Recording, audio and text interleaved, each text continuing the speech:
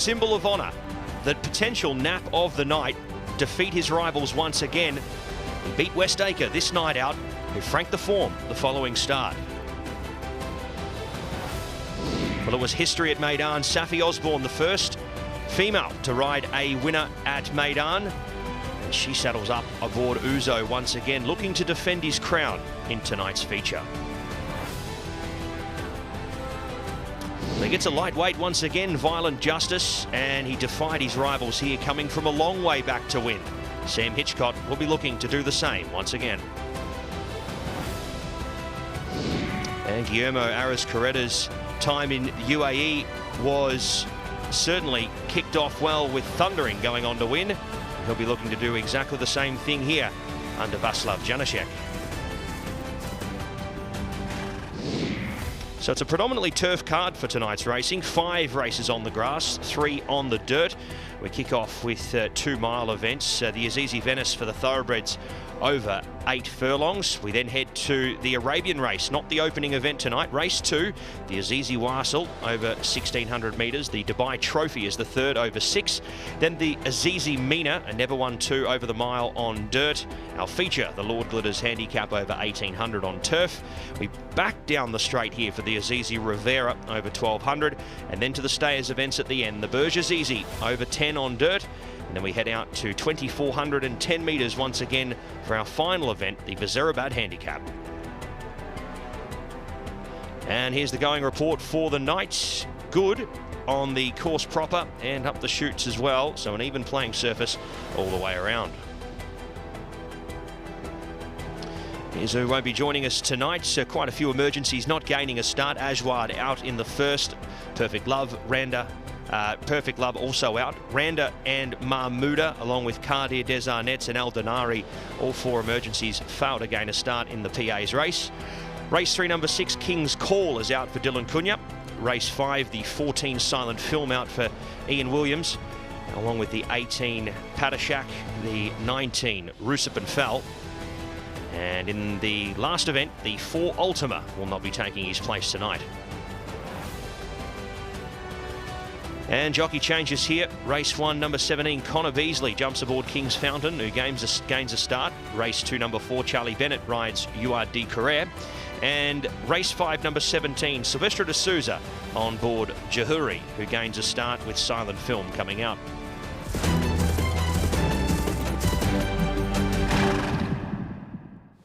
Hello everyone, we are just above the winners enclosure where we're going to hopefully find you 8 winners tonight. That is racecourse commentator Pat Comerford and I. Actually not far away from the area which serves lovely pizza, Pat, Pizza Express area just behind us. Hopefully going to devour some of those after racing, although it won't be with your choice of topping because that's frankly revolting. I don't think I'm going to hear the end of this as well. No. But, do you want to confirm it? Yeah, it's okay, no worries. I'm proud of it too. Ham and pineapple with mushrooms, onion, and extra anchovies. That's extraordinary. But fair enough. Yeah. Each the anchovies, it's just it jars. Love it, love it. Salty and sweet. An Australian friend of mine says there's also like an Australian pizza delicacy is like a seafood pizza. Is that so? Yeah, marinara pizza. Yep. But like all the possible everything, everything. Yeah, just a giant. Yeah, just 2 of everything. Yeah, it's a good job you're a nation that's good at cricket because that's something. What do you make of the car, Pat? Look, it's probably compared to the last few weeks, it's probably not as high class as we've seen. But I mean, we've got some nice races where we've got some okay handicaps. I think this is probably at the back end of the season, sort of one of the last nights where I guess sort of those middle tier horses are probably going to get a chance to pick up some prize money and win. The races are really going to start getting more difficult and stronger as we get into the back end of the year. And yeah, I think there's some horses that have found nice races here to hopefully put their best foot forward. But then the likes of Symbol of Honour, the likes of Arabian Night, and obviously Uzo, last year's winner of that race back, where we've got some quality in there that we're going to hopefully transition and see on through to Super Saturday and World Cup night. And it's pretty competitive stuff. So there's the white flag out already because some races I think are very tricky. Notably race number 1, which is very open. So let's have a closer look at our opening contest. We've got plenty of runners in here for the Azizi Venice Handicap. We don't start with the Poupette Arabian race tonight, which is something slightly out of the ordinary. That's your first page, which included No Retreat in there, who's taking on Folk Festival again. El Bosnia, I thought was an interesting runner. The connections that have done well out here, and then there's the final page with horse 17 and King's Fountain. 18 doesn't go. Okay, let's have a look at Arabic Art, finishing 5th, Honest of Desire back in 10th. This is back in on the 17th of January of a 1200 on the turf. Do you think the winner's going to come out of this? Look, I don't think so. I've sort of gone a bit of a different alley here to this sort of form line. I mean, Arabic Art's got to be given respect. I mean, no disrespect to the yard. I mean, they haven't had a winner for quite some time here in Dubai, so it is hard to, I guess, be tipping Arabic Art with much confidence. And there are other horses in this race who, in this first event, that have coming out of different form lines from other tracks. I speak of, runs from Abu Dhabi, and we've got horses as well that have, done well at Jebel Ali as well coming into this event. So it is a bit of a melting pot of form lines, this, and I mean, I thought the step back up in trip would suit Arabic Art, but it is quite a step up. Yeah, it is. Do you think it'll come out of the No Retreat Folk Festival race? Yeah, look, I mean, no, look, I thought Lucci Body held the key here with her two runners. I thought Thaya and also the Ice Phoenix were two that deserve a fair bit of respect here, and I didn't really have a firm opinion on anything in this race in particular, so I took a chance with a horse that's probably more suited heading into this, especially with a run under its belt now. The Ice Phoenix dropping back to a mile looks a much more suitable trip. I think he's a certain top 3 player, but I mean... so just on that, I wrote in my selections, I wrote the Ice Phoenix, crossed it out, put Thaya, yep, crossed it out. Yeah, there you go. And then went out. So the reason for the Ice Phoenix cross out, if you like, was I just worry that he's actually an all-weather horse. But I completely agree the drop back in trip, and I think he's fairly treated for horses that have, the team have run pretty well, pretty consistently out here. And Thaya showed a bit last time, and again, I think the drop back to a mile is going to be a big plus, and maybe that run under his belt, he'll go pretty close. So I can definitely see it, but. Guillermo Arizcareta and Václav Janasek have had a win out here, a second. They've been running pretty consistently well. He was just a could-be-anything prospect, I thought. So my pin came down there, and then equally No Retreat and Folk Festival are pretty obvious. Yeah. No Retreat, I think, is probably the most talented horse in the race. What did you make of his... He's not straightforward. What did you make of those runs at Redcar before he came? Because I think we certainly flagged him up. The market overseas certainly flagged him up as a winning prospect. I mean, I think he was needing that run last time out, and he was feeling it on the back end. But I think we'll see an improved run from him, especially on a bigger surface. Yeah, I mean, he was the horse that James Doyle received criticism for ride, which he gave the horse and at the line. He is just not a straightforward horse. He hung his head to the left. That's ultimately why he was beaten there. I don't think he makes anybody's life easy. So I couldn't be confident, even though I think he's the best, most talented horse in the race. I echo your sentiments there. I think hard to be tipping him. I think Arabic Art the same. It's hard. There's a few in here that you probably couldn't be diving into with any confidence. But yeah, look, it's the Ice Phoenix for me. Okay. El Bosnia for me. There we are. So a couple of international prices going up in that opening race. Then we have the Azizi Wassel Pribad Arabian race. It's a non-winner of 2, and you've got Majdi in here. You've got a couple for Eric Lamartinel. Al Jabra, the mare. I'll come to her. She's my selection in the race. It's your second page. And I'm not sure who Pat's put up on this. I'm interested to see. We can have a look at Arkan Al Wathba. This was on the 17th of January, so like we just saw a bit of form with Arabic Art there. Arkan Al Wathba finishing 6th on this occasion. This might be a bit more straightforward, back down from handicap company. Yeah, I think it will be. I mean, this is a much easier contest for him to be going out and winning. I mean, the 3 kilo claim is going to see him, obviously in this race a little bit better, and draws a lot more favourably here for this event coming into this. But look, again, it's a melting pot of form lines, this, not especially with this big field. A lot of these horses coming back in, and quite a few coming back into easier contests as well. I mean, sometimes these non-winner of 2 races can shape up to be a little bit easier than some of the maidens when they do run into these horses a little bit earlier on in their career. You know, you'll find that they'll run into a rough one every now and then. I leant towards the Ibrahim Al Hadrami horses, Al Fati and RB Sakar, both coming out of listed company, dropping back here into this event. I know both of them have come from turf races across to the dirt here for tonight's contest. But look, Al Fati's got to deal with a slightly wide draw. I thought on paper was probably the better of the two last start. AB Sakar has got to be given some respect as well, but they just ran into Rasasi, who is a clear class above them. I think he's shaping up to sort of be the new Al Laith for Ahmed Al Mahebi, so that form line should stack up. And look, even though he's drawn a little wide, I'm taking a chance on Al Fati just from gate 14. Hopefully 1,600 metres will see him running and being able to find at least a nice enough position and not being caught 3 deep, but you'll have to take the chance there as well for him to do it. But hopefully those two are putting their best foot forward. Okay, Algebra for me out of stall 4, well drawn to attack, and you know she's rated 92, so I thought this is a more suitable distance than last time. Might be a bit short, but not overly confident to be honest in that. But Algebra hopefully will run pretty well. Race number 3, there's going to be more confidence. The obvious one is going to be Symbol of Honour. We've got two pages here to have a look at, but Symbol of Honour is the obvious one based upon that form from Westacre last time. He's gone out of Frank the Fawn subsequently. Finally, we've got White Gate in there, who completes the lineup for Sylvester de Souza and Ahmed bin Armash. So, Symbol of Honour beating Dark Saffron War Socks, Ours Lebanon Jungle Drums in the Al Wassel Stakes. This is a standout bit of form, and with this 3-year-old, all being well, should go win. Yeah, I mean, Westacre probably arguably showed the following start that he's a better horse over 1,000 metres, but you've got a horse that came out of this running a close second and has gone on over 5 to break the track record the following start. So it just continues to strengthen up that last start as a form line, not only for Symbol of Honour, who went on and won the race, but also a few that were catching the eye in behind. So look, I think he's the clear on topper for the night. Hard to see him getting beat here, and yeah, I thought that there was no other horse that is as confident of a winning chance on the card than Symbol of Honour here tonight. So he's a clear on top. Do you think going forward to an Alcoz,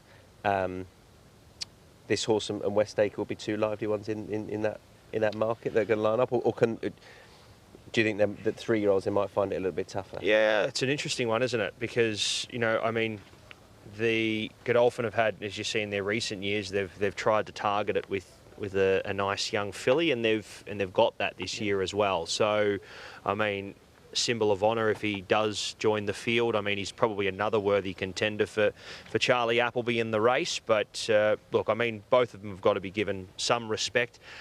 What do you think? I mean, we've seen time and time again in recent Alcozes that if you go back and look at Dania and you go back and look at California Spangle, they're 1,400 metre horses that drop back to 1,200. They run a strong 7.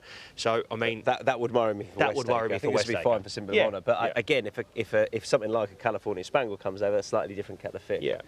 But obviously Westacre proved against the elders last time. I think that these 3-year-olds are more than capable. Race number 4 is the Azizi Mina. It's for thoroughbreds on the dirt, 1,600 metres. Couple of pages to look at here.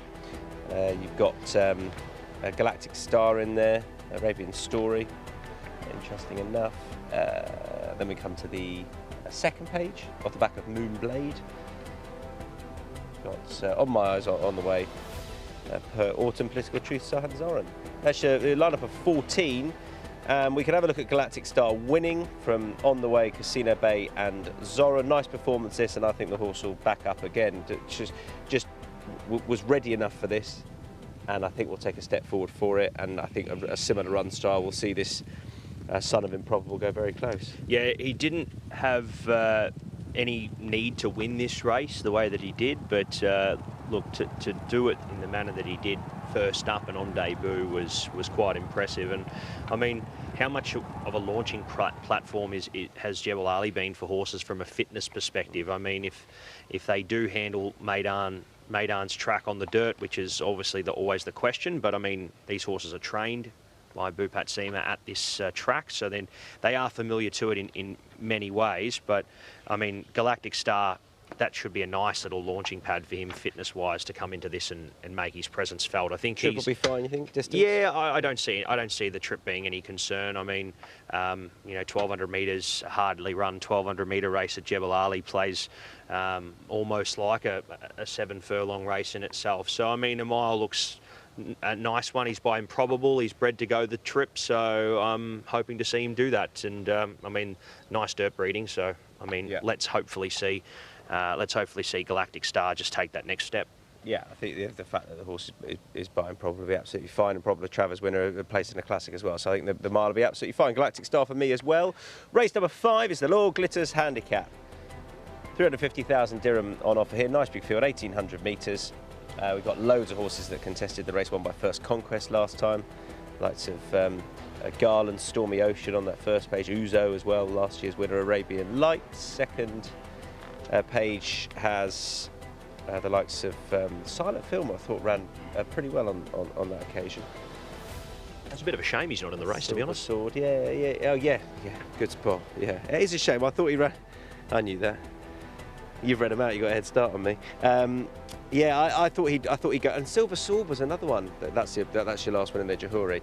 There are loads who I could make a case from coming out of this race. Where Arabian Light was 3rd, Garland was 4th, Silver Sword, Uzo, Lanakash, Silent Defence, Rusman 4. But there were just loads of them who I could have put up. Certainly Garland, certainly Silver Sword. Uzo was unfortunate. But the more I watched it, the more I thought Arabian Light would go and win. Just with a clearer run would have gone close. I don't think would have beaten First Conquest, but take First Conquest out, I think he's the best handicap horse in the race. Yeah, he sticks out, doesn't he, and draws very well.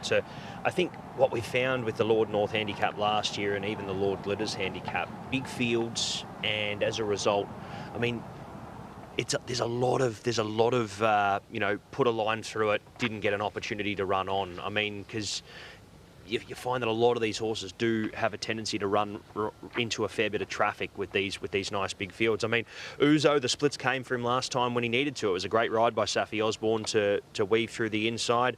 I mean, Silent Film, if he was going to take his place, was going to need the same run. I mean, Uzo's counterpart in Sean is also the same. They get back and they run on, and the worry is that, if you are a horse that gets back, you either have to hope the run appears or take your medicine and go 6 or 7 wide around a capacity field to try and mow them down. But I mean, Arabian Light's going to be close enough, doesn't have to lead, but can find a spot in behind the leading division from 3 and be in a nice spot to hopefully get a winning break on a few of those horses that, if they do take the looping run, are going to have to make up considerable lengths on a horse that's going to get a much more favourable trip. So Arabian Light, I'm in the corner of Arabian Light here as well. Kaladas is interesting, who bumped into Thundering last time under an enterprising ride from Richard Mullen. Obviously, it's a massive drop back in distance. This is beautifully bred Frankel out of Somidar. I guess we know how Kaladas is going to approach this, likely under Makar Barcelona. I mean, you'd say so, and I mean, you've always got to take. How often do we see Makar Barcelona win on a Godolphin second stringer? In the second cap, he has done it at least a half a dozen times in the last 12 to 18 months across last season, and even a couple of times this season already. So always got to give him respect. He draws just as well, and yeah, as you said, although it's a sharp drop back in trip, he's got to be given a lot of respect as well. I think both of Charlie's horses in the race deserve enough respect here in the event. Race number 6 then is 1,200 metres on the turf for thoroughbreds. It's Easy Riviera, 190,000 dirham on the line here, and couple of pages here with plenty of runners. Good old Thunder of Niagara.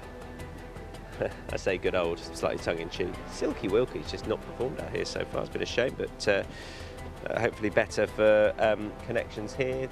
Pen Portraits, worth a mention, I think, off the back of a good win a couple of starts ago. Didn't quite work out last time, and now switches to the turf. So let's have a look first of all. Top of bill finishing 3rd from Batwan, Action Point and Silky Wilkie. I could have put up Top of bill quite easily. Didn't, looked elsewhere, but he's pretty solid.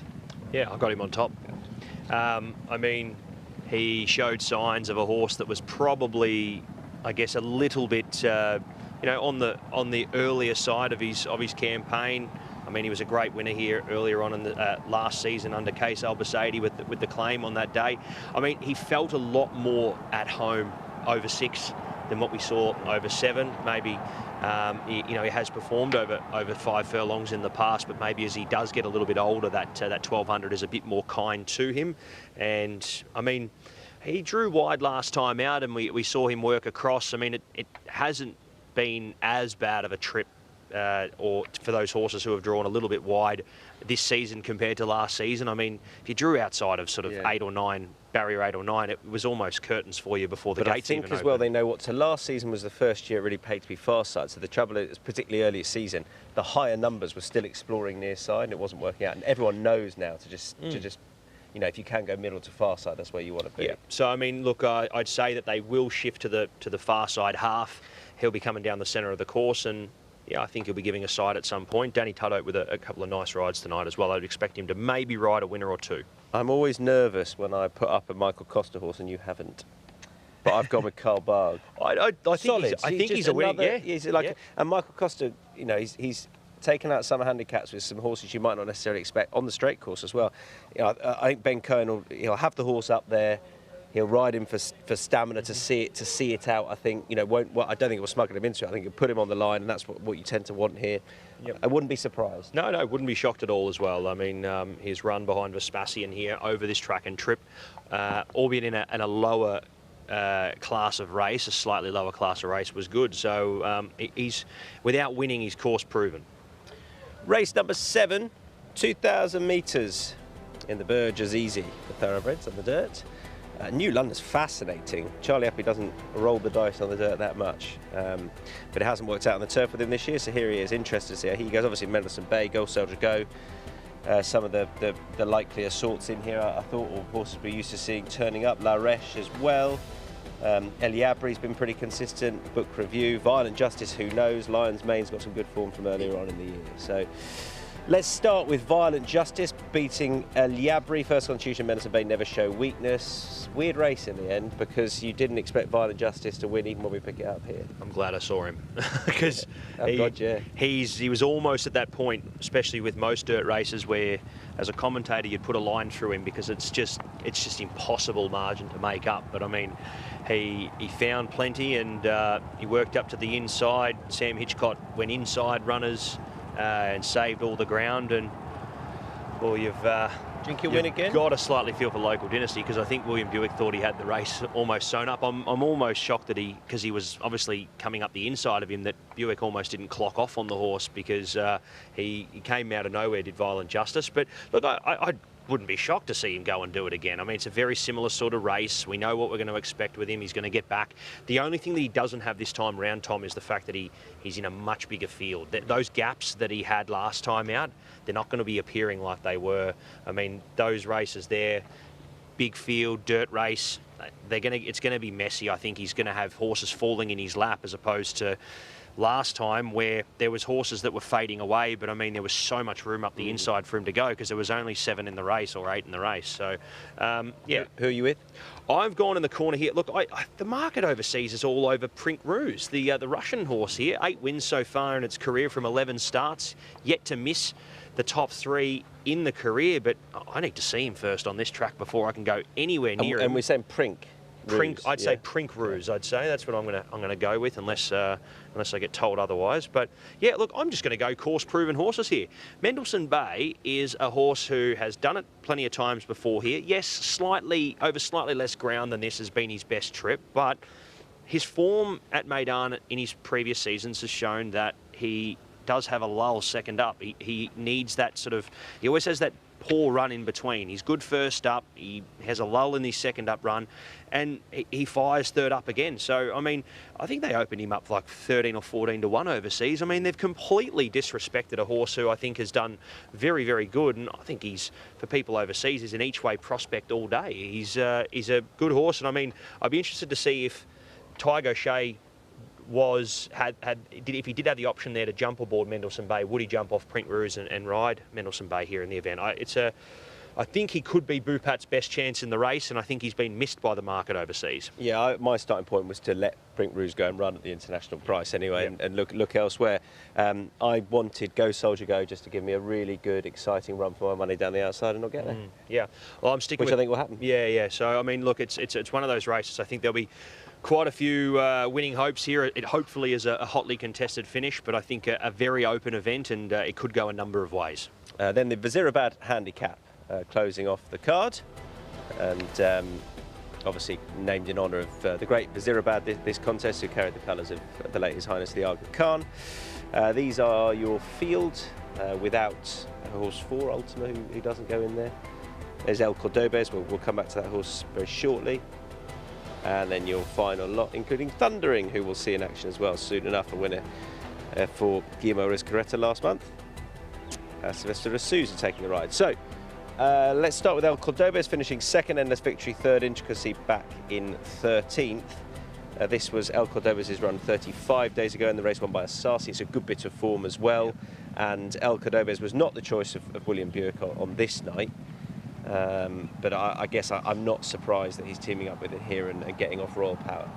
Yeah, I thought it's just the superior form line that steps up. I mean, Asasi has, a few of them have come through that race as well. We've seen that form line hold up with quite a few here. So I think best of the rest behind Asasi. That was enough for me to tip El Cordobes on top. Asasi's been a great horse, and he's continued to hold his strength in form through following starts. So yeah, it's El Cordobes for me. I didn't have too much of an opinion on the race. I stuck with him. I don't think Royal Power saw it out last time. Yeah, he was a bit plain there, especially the sort of, maybe from the last 150, I'd say it was probably not ideal. But for all, that's a really good bit of form. The race won by Kafaf. Thundering, can he do it again, do you think?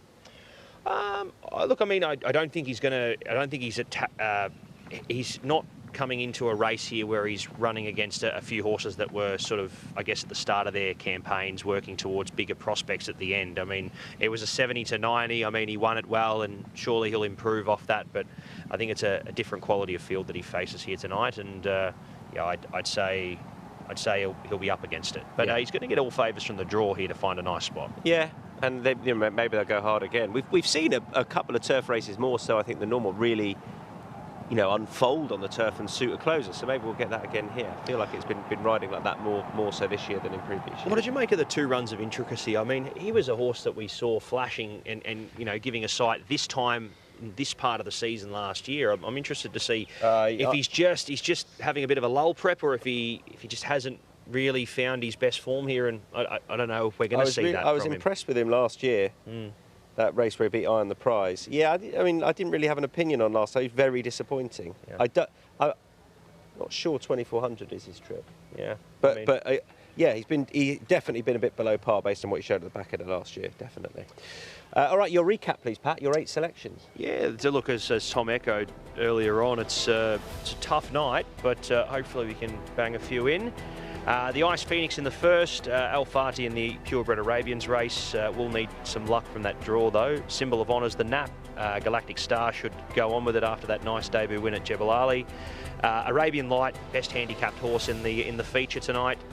Topper Bill hopefully can run a good race. Mendelssohn Bay, I think he's been missed there in that race. He's proven, and hopefully we see him win third up once again, and El Cordobes in the last. And I agree with the 3 Godolphin rules. He's got the sort of Godolphin core in there with Symbol of Honour, Arabian Light, El Cordobes, kicking off with El Bosnia, Al Gabrar in the Arabian race. Galactic Star, I agree with Pat. Carl Barr, Go Soldier Go, complete the lineup. Or my 8. So there we are. I think we're in for it's a bit milder tonight as well. It's quite nice when the sun drops in, and ultimately, as we've seen, we've got quality in there, but it's super competitive tonight. It is. It certainly is. It's going to be hopefully a good night of racing, though. We're excited to get, I guess, these horses another opportunity to sort of hopefully pick up some prize money. As we said, it's going to get very strong over the next few weeks with a lot of these international horses continuing to arrive and coming out. But yeah, look, hopefully great racing, a couple of exciting finishes, and hopefully we've tipped a few winners. And yeah, well, hopefully going off our tips, Charlie Appleby's in for a few tonight as well. Yeah, well, it's been the way, hasn't it? And yeah, fingers crossed between us. We find a few for you. Good luck, whoever you are selecting this evening. If you were here last week, another excellent night of racing. Here are some highlights now.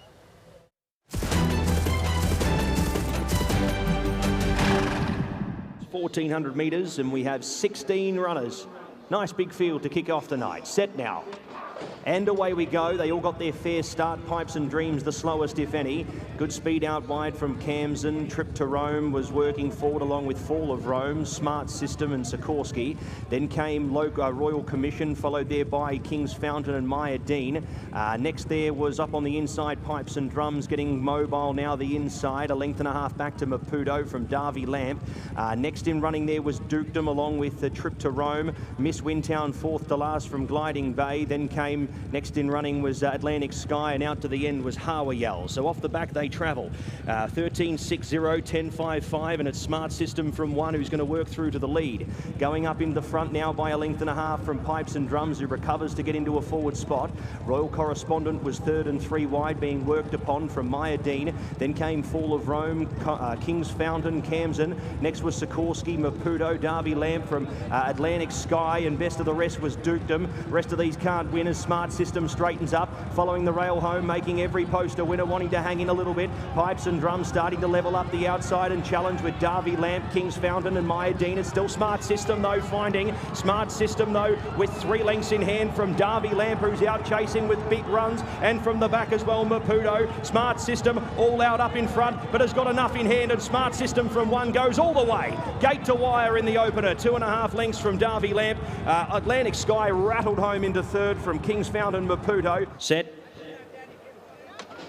And away we go. Well, she was very quick out of the stalls here, Mountain Breeze, and she's going to get it to her own liking up in front here, but she lets the speed go out wider. Luckpa was away fast as well. Nana's Diamond up in that first few, along with the Spaniard in Octans. Then came Parisian Beauty, followed by La Senora, Pocket Phone to its outside, spotting the lead 5 or 6. Next was Secret Combination from Flame of Sunshine, and it was 4 lengths back to Salsaville Princess. Luckpa's eventually going to take the running to its own liking up in front here and tries to slacken the tempo out of the race here though, Ben Cohen, and Nana's Diamond's having none of it. Keeps them rolling here on the outside off the fence. Box seating in third was Mountain Breeze, then came Octans, Parisian Beauty, and 3 back, 1 out was Pocket Phone from La Senora, Secret Combination, Flame of Sunshine, Salsaville Princess. Mountain Breeze is now able to extricate off the fence as a gap opened up, and Buick brings the filly to the outside, but has to run down Nana's Diamond and Luckpa, who lead by a length now. Then came Octans from Parisian Beauty, running on La Senora, along with the deeper route Secret Combination. Look at the filly here in the royal blue. Mountain Breeze cruises up to them. Luckpa cannot do any more. Octans runs on with Nana's Diamond, but she is a different class here. Takes out the inaugural Moors Stakes, does Mountain Breeze, and does it in a hand canter. 6 lengths on the line, easy as you like. Octans second over from Luckpa. Set now, racing. Yuvraj was a little slow, half a stride. Undefeated was fast away today. Unlike last start, will be working forward to the lead, but doesn't have as much pace as a few of these out wider. Honest Moon working up, along with Estem Ra, and Maestro Del Mar is going to be 5 deep into this first bend, with Exculpation working up to its inner, along with Littlefoot. Then came Always Call Me as they work off the front section of the course. Yuvraj second to last, and Shanna Guide is at the end. So they approach the 1400 metre peg, and it is Undefeated who leads a half as they work out onto the course. Honest Moon on his girth in second position. It was a length and a half back to Exculpation, who's going to box seat. Estem Ra the 1-1. It was a length and a half then to Maestro Del Mar, who's still 3 deep. Then came Yuvraj, who's getting a bit of cover deeper out and wants to improve even further. Always Call Me was next. Shanagid, and Littlefoot has dropped the bit and isn't travelling at all. Inside the 5 furlongs they travel. Undefeated's kept them rolling here. 11.44, 11.50, 11.8, 12.22. Just backed it off here as they approach the top bend. And Undefeated still leads by 3/4 of a length. Honest Moon's been there for the outset. Exculpation on the inside sticks on, worked upon from Estem Ra, who travels the best. Then came Maestro Del Mar, Gianni at work already, followed by Shanagid, Yuvraj, Littlefoot, and out to the end, dropping away into last position here now was Always Call Me. It's Undefeated the leader, and Undefeated's found a little bit more here, along with next there was Honest Moon. Estem Ra hasn't travelled into the turn at all here. He's dropped away from the leading division. Undefeated and Honest Moon go to work together. Then came Estem Ra, who's finding a little bit more in the late stages, but could be all over. The same can be said now as well for Exculpation, but undefeated. He stays all day, and he's been able to ride the rail this time around, and Tygo Shage is going to ease him clear for a nice win here in the Valley by Imar. It's going to be undefeated by 5.5, maybe 6 lengths on Honest Moon. Then came Estem Ra. 1,200 metres, the Dubai sprint. And away. Mick Yass won the start, breaking cleanly and going to a clear lead out by a couple of lengths early from Echo Point and Ra Sass down the centre. Tracked by Billy Webster and Emirati Anna, Batwan and Abstract stay to the far side rail. Next came Romantic Style, who's back to third to last from Harsim, who's getting a good genuine clip, and out to the end was Torre Vega. Mick Yass is running them along well. He's now 4 lengths clear of Ra Sass, who's now in second. Echo Point still close enough as he starts to get into his work here from Emirati Anna. Then came Billy Webster, Romantic Style, carving a path through runners to come in between the packs. Then came Batwan from Harsim, Torre Vega second to last, and Abshrek is the last one. It's Ra Sass the leader, but Romantic Style is starting to camp up to them now. Then came Emirati Anna, Harsim working on through the far side, and Billy Webster, Romantic Style hits the lead. Romantic Style from Ra Sass, Echo Point clotted up with Billy Webster. Romantic Style still out clear by 2 lengths. Here comes Harsim and Ra Sass for their runs, but Romantic Style, it's Godolphin again. Romantic Style by 2 lengths. Harsim second over from Ra Sass, Billy Webster. Then came Echo Point. Set to run.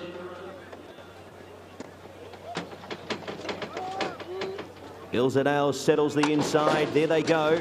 Meshakel was slow, and Courtier even slower. He stood there. He's missed it by half a dozen. He's out of the race. Magic Petition was next from straight and level. Canjar, Ilzadales works up the inside. Then came O Night, followed by Lord Mountbatten and Gamekeeper the Rail. Welcome Dream was next. From deeper out, it's a 10 from Len. Hasn't got in. Meshakel to his inside, keeping him about 6 deep down the back here. Oasis Boy next from Deep Hope. Then came back in the field Excel Power from Street Mood. Nayar's well back, and Courtier's even further back. So they're stretched right out here, but there's good speed up in front as Magic Petition goes up to the outside of Ilzadales. Straight and level ambles out now into the clear from Canjar in 4th. Then came Gamekeeper, who's going to have to take the short way home here and will need the run to open up. Welcome Dream worked upon. Then came, next there was O Night from Meshakel, Deep Hope, Oasis Boy. Then came Excel Power from Lord Mountbatten, Naya and Street Mood. They straighten up into the lane, and it's Ilzadales and Magic Petition. Both of them go to battle here, straight and level, trying to get on level terms. Canjar just wanting to lay in here as well, but making up good ground under Crowley. Deep Hope working through. Magic Petition, no good thing here. Canjar on the scene out deeper, along with straight and level. Then came Deep Hope, but it's Canjar. Canjar inside, past the 16th pole, coming clear, and Shadwell on the board tonight. It is going to be a very nice win for Canjar. Photo second, maybe straight and level from Magic Petition. Deep Hope 4th. Locked and loaded, ready to run. Away now in the Group 3. Highbank and Cairo caught it well the inside. Delaley's pressing the issue out deeper. Mozart works up into a midfield division with Asasi, C. Hector, Hans Anderson wide.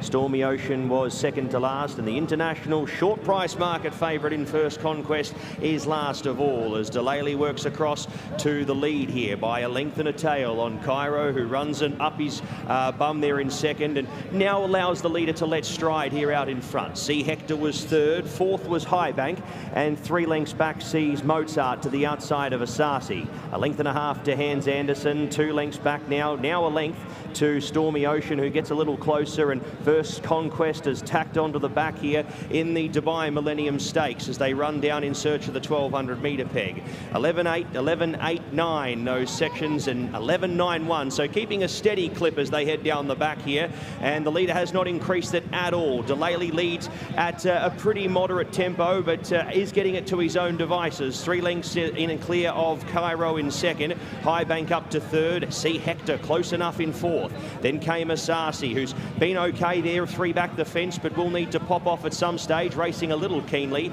Mozart keeping him pocketed in from Hans Anderson, Stormy Ocean and First Conquest, still yet to make the looping run around them as Delaley comes back to Cairo. A length and a half now the margin. See Hector third from High Bank, who travels well, and he's out of trouble at the moment. Asasi now works off into the clear, followed by Mozart. First Conquest having to get mobile, laying over Hans Anderson at the moment, and Stormy Ocean. It's Cairo the leader. Cairo now from High Bank as they start to come from back in the field. Here are the runs. See Hector, Asasi, First Conquest. He's getting there slowly but surely here for the Blue Army. See, it's going to be a very nice performance here by First Conquest. Cairo trying hard. First Conquest, the reign of the Blue Army continues in the Dubai Millennium. A length on the line from Cairo. High Bank fourth over Asasi.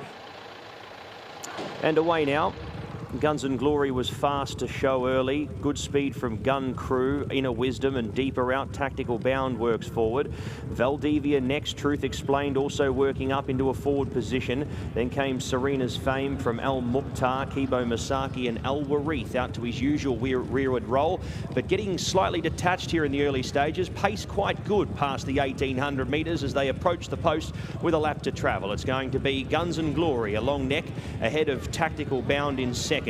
Caught a little deep on the track here, Truth Explained, as he heads into this first bend. Gun Crew, the other Russian counterpart, to the inside with Inner Wisdom. Kibo Masaki's going to work up to 3 back on the fence. Al Mukhtar's deeper out, getting a little cover. Same to be said for Valdivia. Then came Serena's Fame, and Al Warith now 4 lengths detached from second last. It's Guns and Glory, and they're not breaking any records here. 11.68, 11.91, 12.46. O'Shea's been able to back it off here as they swing onto the back section of the course here. 1,200 metres to go. He's a length and a half in advance of Tactical Bound.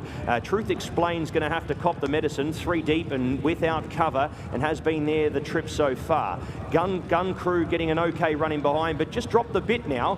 Inner Wisdom was next as Guns and Glory started to click it up a little bit up in front. Al Mukhtar was next from Valdivia, Kibo Masaki. A few of these really labouring at the back of the field here, including Serena's Fame and Al Warith. Guns and Glory is getting it all to his own liking here as O'Shea injects the tempo once again. Next came Tactical Bound from Truth Explained, who's also trying to get into the race here, but being passed now by Valdivia. He'll stay all day here.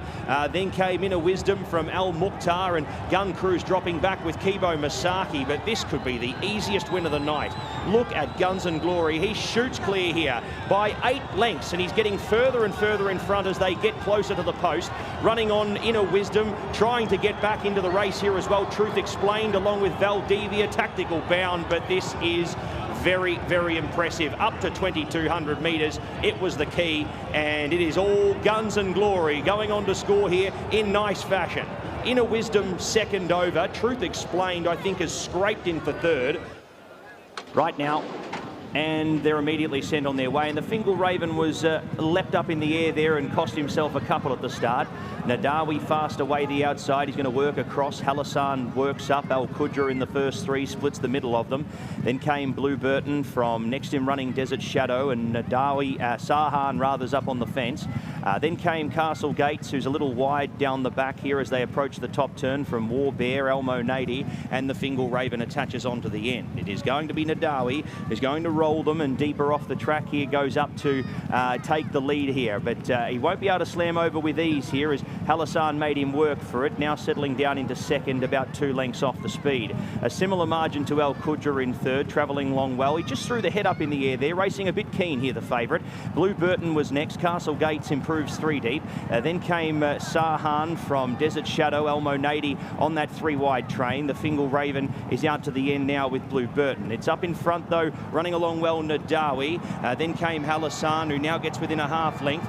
Blue Burton, my apology, actually a lot closer today. That was War Bear. Al Qudra working out here now into the clear, along with Castle Gates. It's Halassan, the one to chase here. He beats off Nadawi. Al Qudra is going to have to chase him down, and Halassan's going to make him fight for it. It's Halassan Halassan and Al Qudra. Al Qudra trying to get on level terms with Halassan, who's very, very game. Halassan staving him off at the moment. Al Qudra trying to get on level terms. Charlie Appleby 1 and 2, but it's going to be the second stringer. Halassan gets a quartet for Charlie Appleby and wraps up a really nice night in the Jumeirah Guineas trial. Al Qudra second. Third over was the Fingal Raven. He's run on very well in the late stages.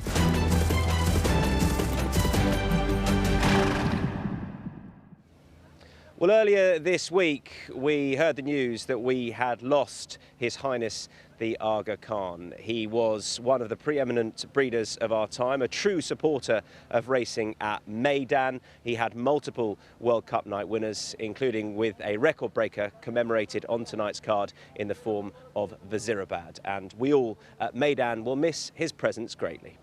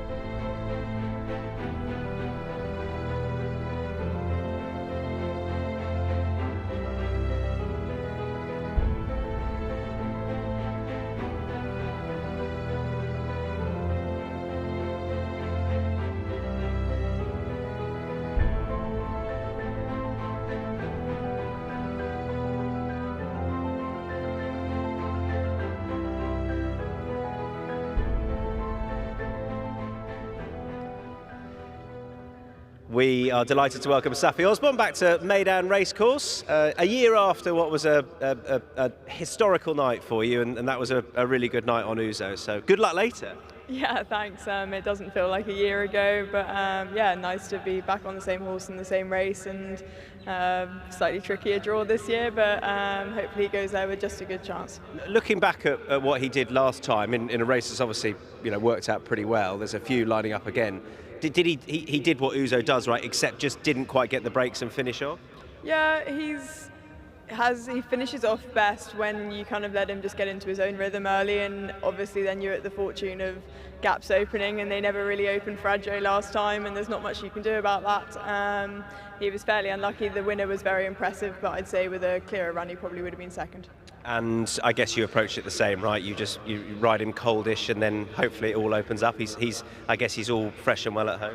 Yeah, Jimmy McCarthy says he feels amazing. Unfortunately, my mother owns a part of him, so she's quite a tricky customer to come into afterwards and to say that I wasn't very lucky. She kind of looks at me with a bit of disgust, but hopefully I can please her this evening. Yeah, you just got to get it right tonight. That's fine. How is he like a real family favourite? Obviously, mum part owned, dad trained. You ride.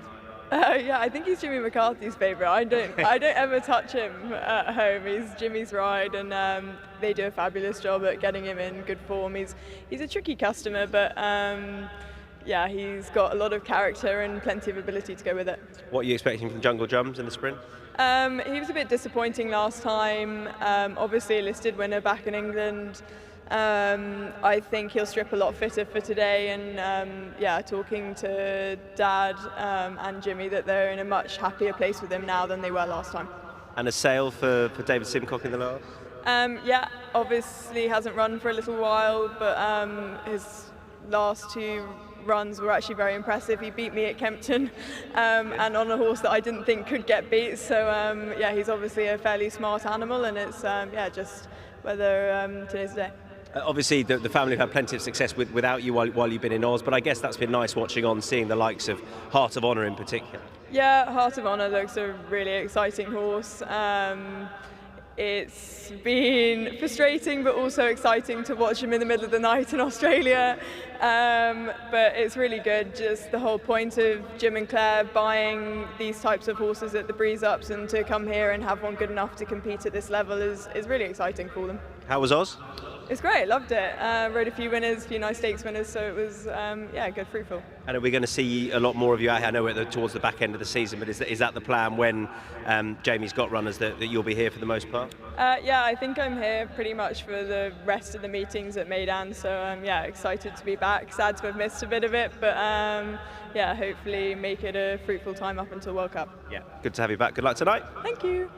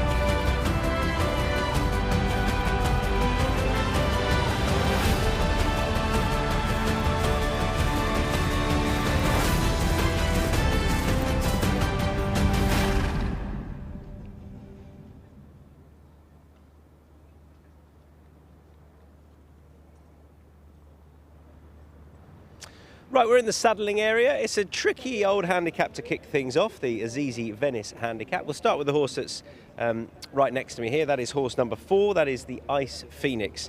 1 and 2 in the race for Luci Botti. Mikhail Barcelona takes the ride. Looks well, stood up close to him. I thought he ran with promise last time. And I think dropping back in distance will be exactly what this horse wants. You could definitely argue he's been better so far on a synthetic surface. That's a possible concern, I think, but otherwise I think he'll go pretty well, and Pat thinks he'll go pretty well too. Here's horse number 6, and that is Folk Festival. This horse ran really well last time. A sort of protracted duel with no retreat, saw him come out on top. Big, powerful son of Blue Point. Sort of looks that as well. Looks as though that big back end, he could be a sprinter, but he stayed really well last time. And I thought that's what won the race as well. Possibly a bit more straightforward than No Retreat 2. Drop back to number 7. This is Arabic, or is that a 1? That's a 7 or a 1? No, that's a 7. Good. Arabic Art, because 1's over there. Interesting distance this for the horse. Up in trip off the back of 1200 last time, where it probably was a little bit sharp. And back away from him. That's not very polite. He is the mount of Tygo Shea for Saib bin Saror. Love to see this horse go well here, but yeah, last time didn't quite work out, I didn't think, and maybe stepping up in distance will suit. I'll take you over the other side and just pick up number 1, who is walking around towards us here. He's got the headgear on, as you can see, and that is Flying Hunter, Saif Abelushi riding for Ahmed bin Hamash. Another one back in distance, came out that Walker Stars race last time and switching to the turf. I mean, he's got to prove himself on it. As far as the rating goes, it's getting more feasible off a mark of 85 here, and he's pretty handily drawn if he wants to go out and attack, which he might do. I think this is probably a bit more his trip than last time. 2's just coming in over to my left, our right. That is In Crowd. Not the biggest, this horse. He's a son of Dubai. He's drawn 16, which isn't going to make life easy. I think you've got a long time to sort yourself out in the straight here, sure, but 16 that wide is never going to be that easy. I think it might just tuck him in and give him a bit of a hold-up ride and see how he goes. What we'll do, we're just going to drop over when we get the chance and make our way round the back of horse number 6 and pick up a couple who are over there. So I'll take you around the back of Folk Festival, and we'll head over to number 3, who's in here. All the lower numbers this side. Number 3 is Taff Reach. He's got the red hood on. I think he's going to make his way out very shortly. Jim Crowley rides. He was behind Tamrat last time. He's pretty well held. I mean, he needs to show a little bit more. He's been dropping down the ratings. I mean, he's just a 5-year-old, but just hasn't shown a huge amount of late. Just 5 days after that last start at Abu Dhabi. And then I'm going to finish up very quickly with horse number 9, Expert Choice. Julio Los Squaga is over just in this stable here, and saddling Expert Choice, who will be the mount of Pat Dobbs. Well held last time in the race won by Creative Story. That was a month ago. Prior to that, showed a little bit at Abu Dhabi, and I think you can expect a little bit better than we saw last time here. Okay, they're making their way out for race number 1. Here's Pat Comerford. Thank you very much there, Tom. Really excited for tonight's racing, and we are about to get sorted for race number 1 very shortly. A bit of a different schedule for tonight's races, with that purebred Arabian race pushed back till race number 2, but a nice big field nevertheless to kick off the racing here tonight. And look, with King's Fountain coming into the race, not only does it give Sky Racing a two-pronged attack in the event, but we've also got a winning chance coming into the race as well in the 17. Nice open contest, runners heading down the tunnel very shortly for the opener.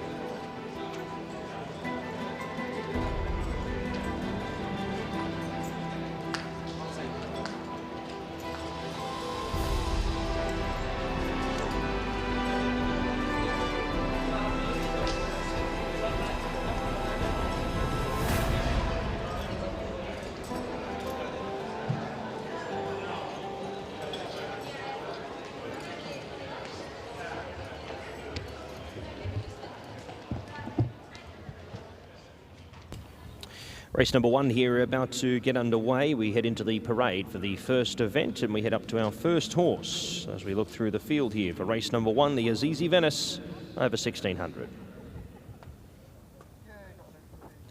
Number 1, Flying Hunter, Saif Al-Balushi, Ahmed bin Hamish, draws 4, the one-time winner, beaten a distance last time out at listed company, drops back in class for today's assignment, up in weight.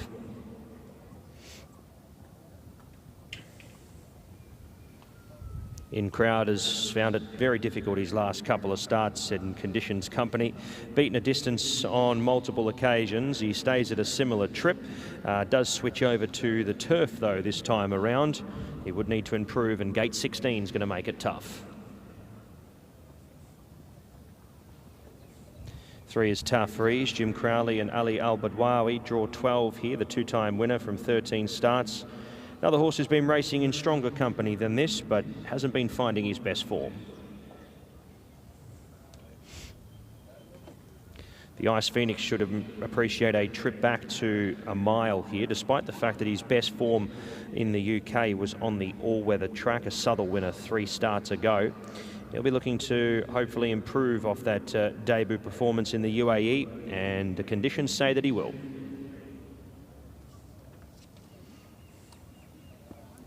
Thigh has also drawn a little wide on the course here. Dylan McMonigal jumps back aboard again. He drops back in trip 2 from 1900 metres. He has got a better turf resume than his stable counterparts, and with the run under his belt, we should see an improved run from him also, the son of Glen Eagles.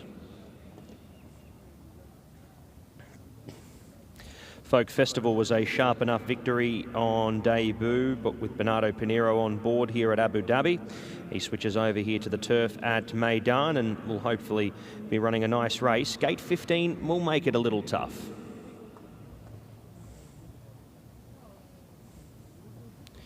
Arabic Art turns a corner this time around, a 5th placing last start behind Harsim at Meydan here down the straight. Up to a more suitable trip this time around and will be fitter for that last run.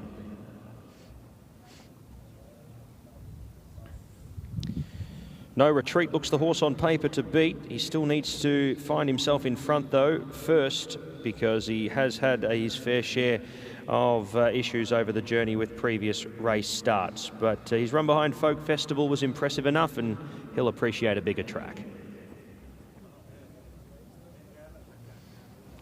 Expert Choice is out in distance here, last seen on the 10th of January over 1400 metres. A tougher race. He drops slightly in grade and out in trip.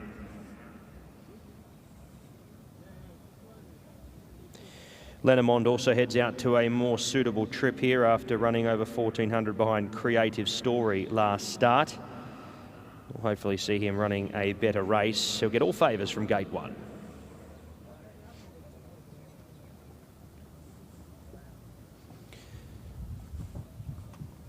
Al Bosnia brings in some interesting form lines here. The two-time winner from 9 starts. He's been running around in some okay races back home. He steps out here out of a good gate, the son of Karadec, and he looks one of the winning contenders in the event. A mile will be the shortest trip Momarasa has seen for quite some time. Hasn't been seen to the races since August 22, but was running over longer distances than this. A mile looks a starting point for him.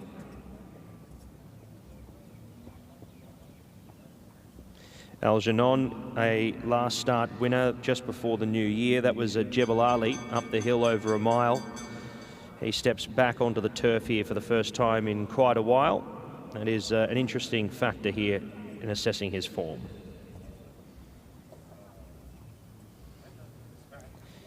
Castle Bar is up in distance as well here. Last time out at Meydan was unsuccessful, beaten a distance behind Creative Story. Would need to improve dramatically here to figure.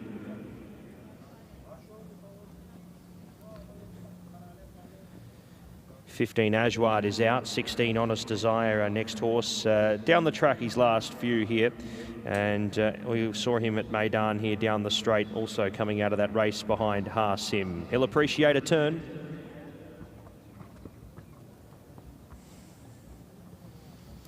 King's Fountain comes into the race. He is a maidener, yet to win, but his last run was impressive enough. Hopefully we see him running up to the task here off the rating of 74.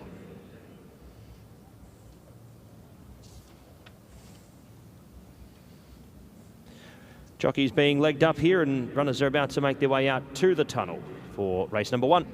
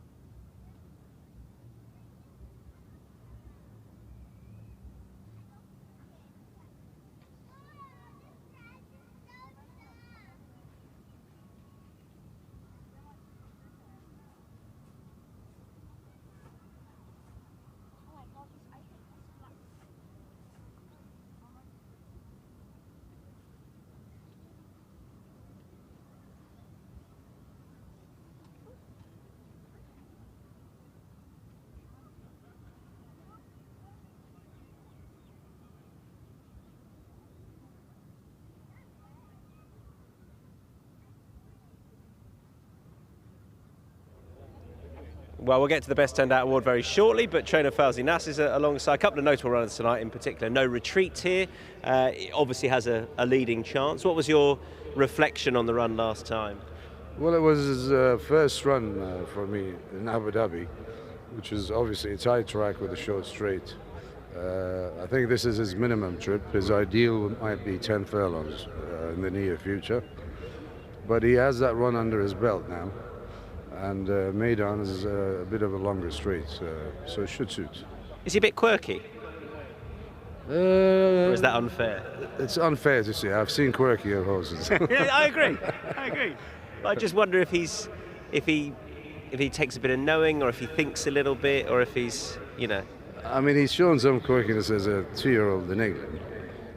I wouldn't call it quirkiness, to be honest. Maybe a bit immature, immature and things. But he has no excuse today. He's obviously fully matured and seems straightforward enough. You'll be pleased to know that I think Go Soldier Go will run pretty well later on, but I guess well, you sort of do know what you're going to get, but I guess will he get there in time? That's the whole point with Go Soldier Go. We know he breaks slow, falls out of the gates, and then finishes his races very well, but whether he's going to get there in time or not is unknown. He's got a lot of back class. He has, and he looks like $1 million horse. I mean, he's always looked that. But for some reason, he does everything in a slow pace. Some of us do. Some of us do. Thanks, Fawzi. Good luck. Thank you. Cheers.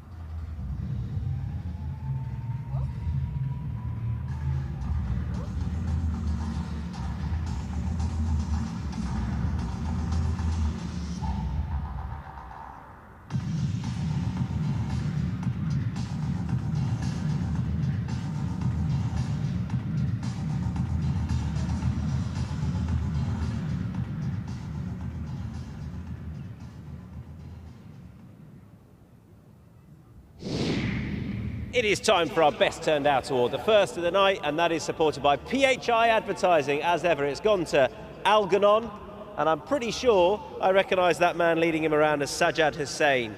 Well done to Sajjad, and well done to Algernon, looking really well. Must have a good chance here, switching back to the turf. And that Best Turned Out award is being presented brilliantly, faultlessly, as ever, by the CEO of PHI Advertising, Mr. Ali Essa. Ali, thank you. And well done to Sajjad Hussain, the best turned out winner.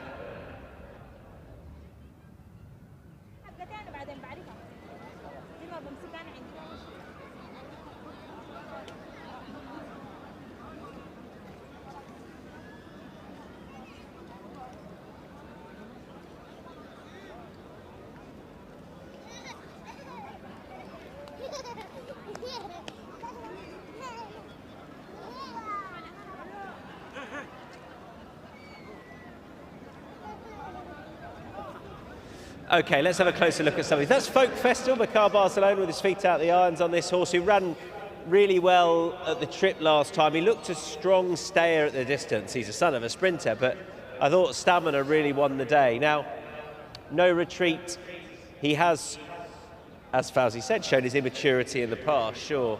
I thought he had his chance to go and win last time, but it might have just been the length of the straight, as his trainer was saying there, that meant he didn't quite get there, and this will help. This horse, though, I guess he's got to compete with a wide draw here.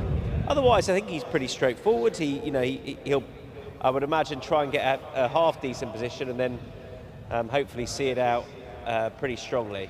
He's got, I think, a good bit of ability, this horse, but I think No Retreat's got loads of it as well, and I feel like today might be the day now, although I've looked elsewhere. There's the Godolphin horse we saw up in the saddling area, Arabic Art. He's stepping up in distance. I think that's going to suit this son of Dark Angel. He comes out of stall 10, and if he does get the mile, then he's likely to be there or thereabouts, I think, on what he's shown on a couple of starts, particularly on that debut at York, although there was a big gap between those two runs, so he may well take a step forward for it.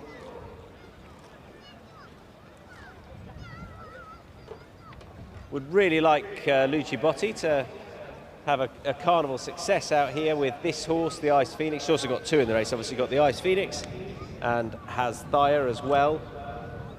This horse will appreciate stepping back in distance, I think, as will the stable companion, but ran well last time in a race where the pace was pretty strong, and I think this will suit a little bit better. Just needs to prove it on turf. Okay, loading process well underway. Pat, having chatted to the trainer, if I could change my selection, I would. No Retreat. Yeah, look, he's very confident, isn't he? And look, you can understand why. The horse has got great form. He's just got to do it, and that's the thing. I mean, he's been awfully close a number of times, but best of luck to the team here as well, as they hope to bang it out of the park here with No Retreat. Draws a good gate too as well. The Ice Phoenix coming up into line. Honest Desire's been brought forward along with Extreme Choice. There's Folk Festival. Big task from that wide draw, but he has been a very good on debut, obviously beating No Retreat on that occasion. In crowd, Castle Bar will be the last two to be brought forward here for the opening race from Meydan. Bit of a different schedule tonight here with the purebred Arabians set to go in the second event. Only 3 races tonight on the dirt, so they've spread those races right through the card. Castle Bar's in reverse here at the moment. He's not wanting to come forward. Momarasa also waiting patiently in the line, has been off the scene for over 900 days.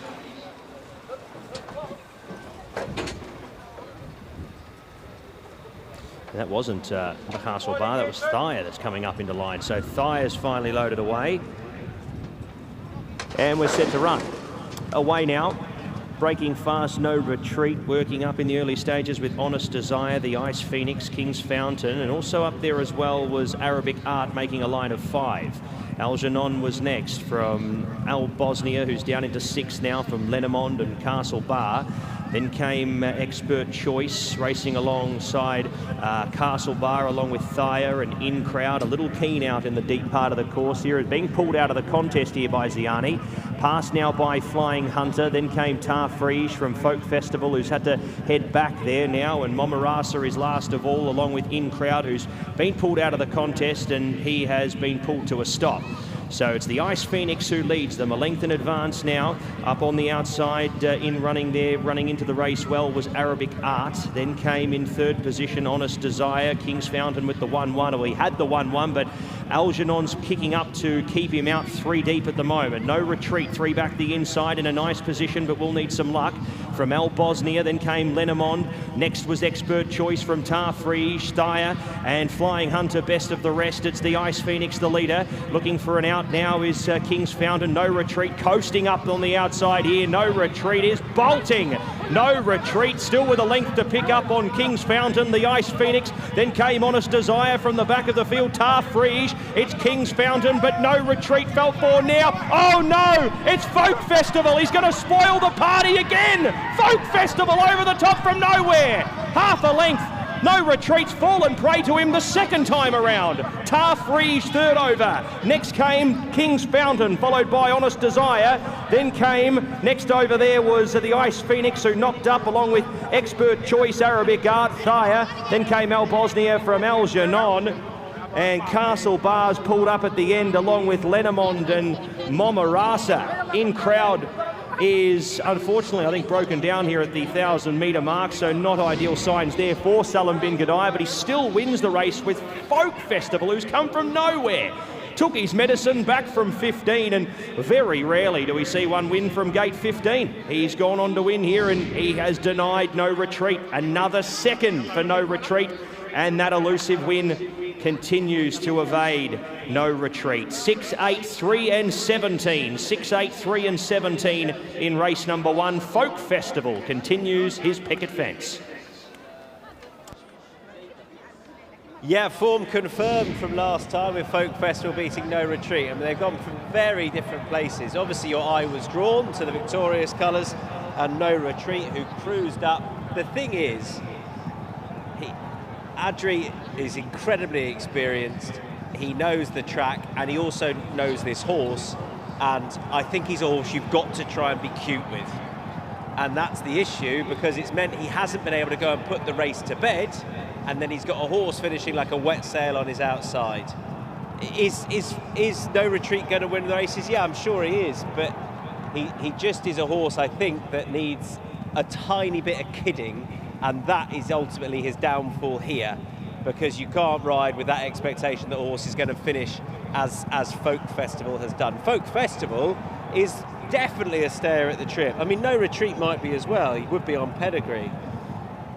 He just doesn't make your life easy, whereas Folk Festival does, really. You can switch him off out the back, and then you can ride him for a finish as a strong stayer, and that's exactly what's happened.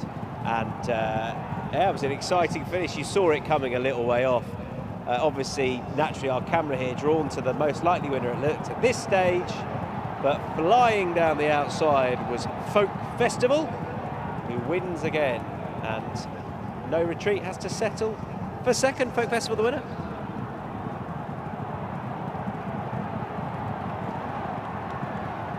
And the numbers there in the first event: 5, 13, 1 and 10. 5, 13, 1 and 10. My apologies. Numbers now 6, 8, 3, 17. 6, 8, 3 and 17. 6, 8, 3 and 17, those numbers there in race number 1. And it is Folk Festival who goes on to win. 6, 8, 3 and 17, your numbers in race 1.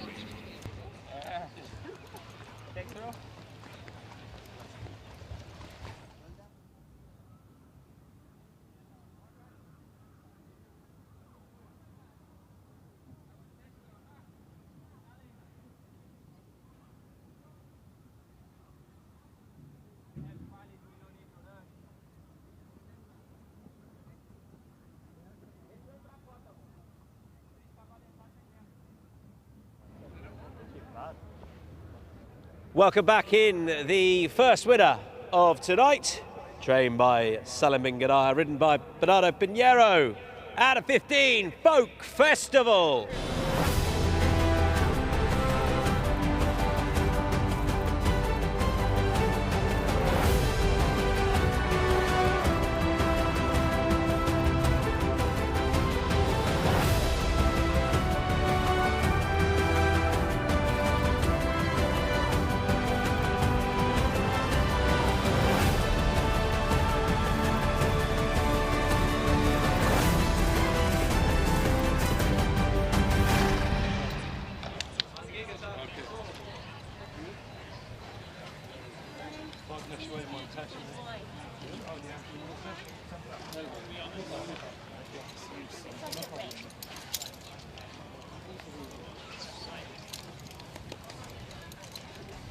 Thank you. Patient, as we said, I jumped from 15, no rush, so I just jumped straight away. I took a seat because if I click, I knew he would be fresh, and fresh, so I just make him to sleep. Sorry for the crowd, 200 after the start, he lay inside. I was just beside him, and then when he touched my horse, I think he lamed very bad or broke. And then I just took my time from there, sleep. On the turn, I saw that I have plenty of horse.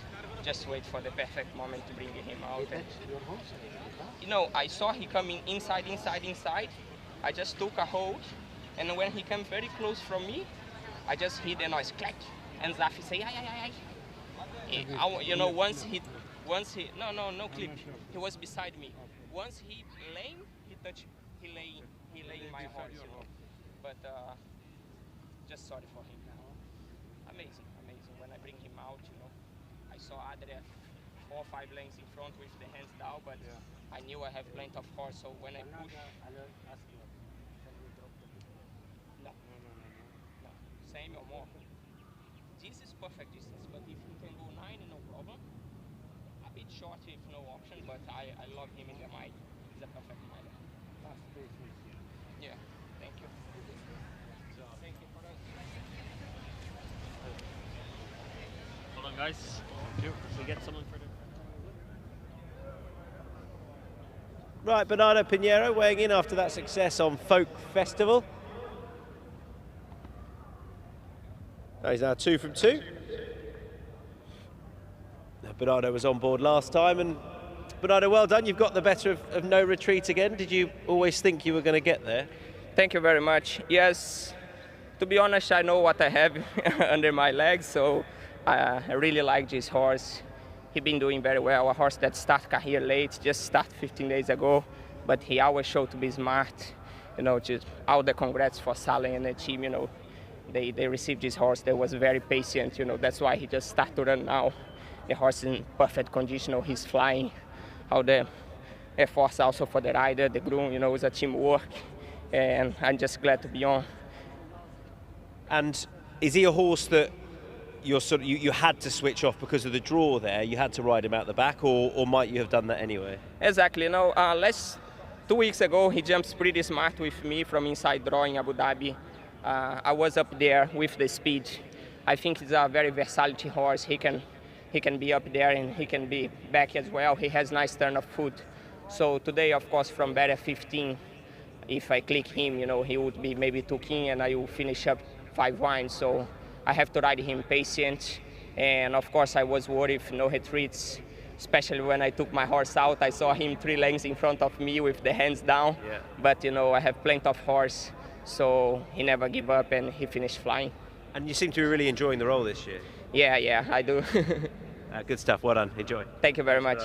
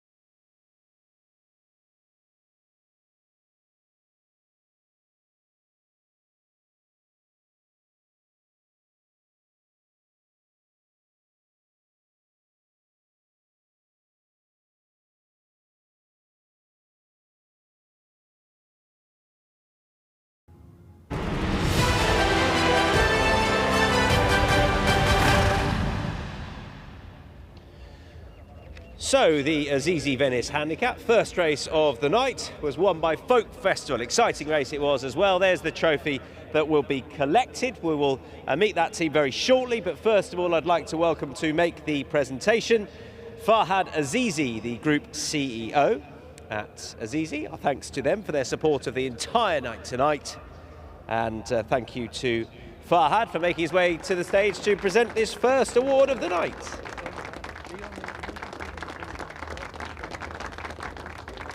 And he will be presenting to the individual collecting on behalf of His Highness Sheikh Hamdan bin Mohammed Al Maktoum. Please welcome to the stage His Highness Sheikh Sultan.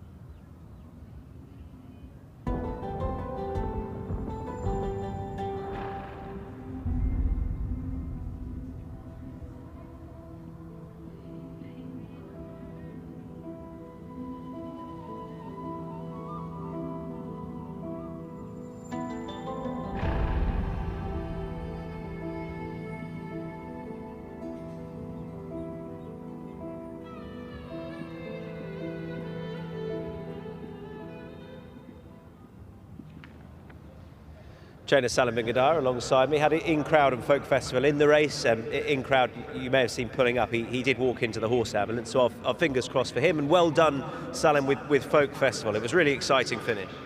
Thanks so much, and even in-crowd, I hope he's fine. They will take him to the hospital, so I think so far everything all right. Regarding Folk Festival, I mean, to be honest, I'm glad about them. You know, just I received them end of last season, you know, with 0 mile. We start 2 weeks ago in Abu Dhabi. To be honest, he won most of them fine. End of the day, his blue point, it was like a question mark for me, you know, just how he was gonna deal with long straight here and then over a mile, because I believe that he have speed, but what he showed tonight, you know, just I think, you know, just even I spoke with Bernardo after the race, and he thought like the mile will be like his best distance, no doubt, to drop him 7 or even to go a little bit farther. So to race to win. So I think, you know, just there is some doors in front of us, you know, just we should open it. Yeah, he's obviously a son of a sprinter. He looks, you know, like his back end is strong. He looks like he should be pretty speedy, but he obviously really enjoyed every bit of that distance. He's good in his mind, so he could sleep behind the field. So this is the important thing, you know. Just is not keen, you know. Just even with less experience, he don't have anything, you know. Just to races, but he could follow the base. He could relax behind the field. So that point it helped him, you know, just even to do the distance. But I think he have a quality, and we could dream with him. And just on some of the other horses that we're looking forward to seeing again. So some of the younger team, are you excited about anything we might see? I mean, Arigato Gosimasu, for example, is she a filly we're going to see again pretty soon? For sure, you know, just she have 2 options. She have the Oaks and she have the 1,000 guineas on a turf. I have my own turf course there, so she will have a couple of gallops on a turf, so we could judge her there. We will choose one of these races because just it's week different between these 2 races, so she will be one in that race. We have on the way, we'll see him tonight, but I think, you know, just with further distance, he will be our horse, you know, just to play with. Well done here, and good luck for the rest of the night. Thanks, Seven. Thanks so much, sir. Thank you. Thank you.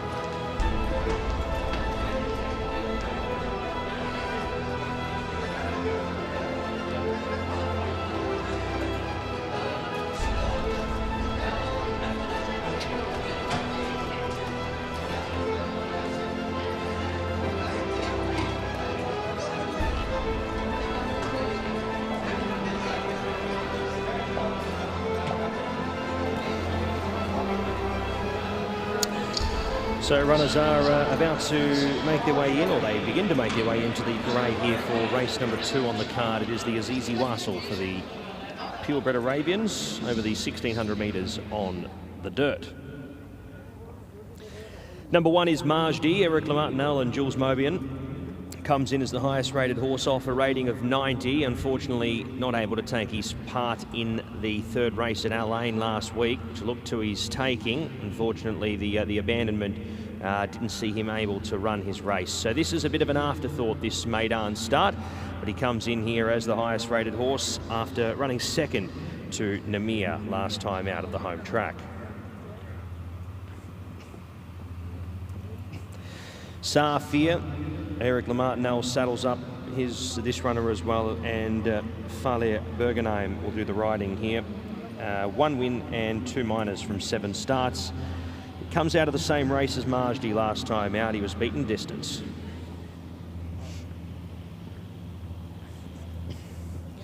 Three is Karambar. He's got gate 15 to overcome for Athbar Racing and Abdulaziz Al Wassel. Richard Mullen will do the riding here off the rating of 87.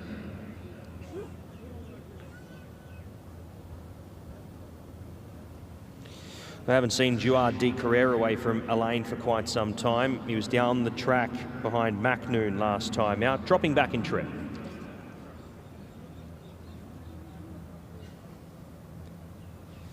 Five is Kasar Hyperlight, Case Al Basaidi for Hamza Ahmed Al Hamida.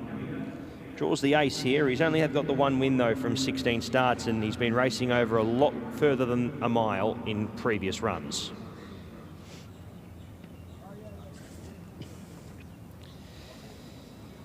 Ahmed El Meherbi saddles up Caliph D. Carrere as well.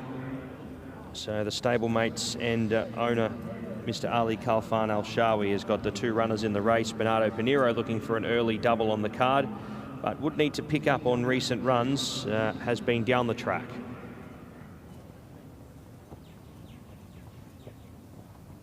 Algabra drops sharply in class here. Danny Tudhope for Masaba El Meheri. The mare's only had the 1 win, but faces the easiest field that she's contested against in quite some time.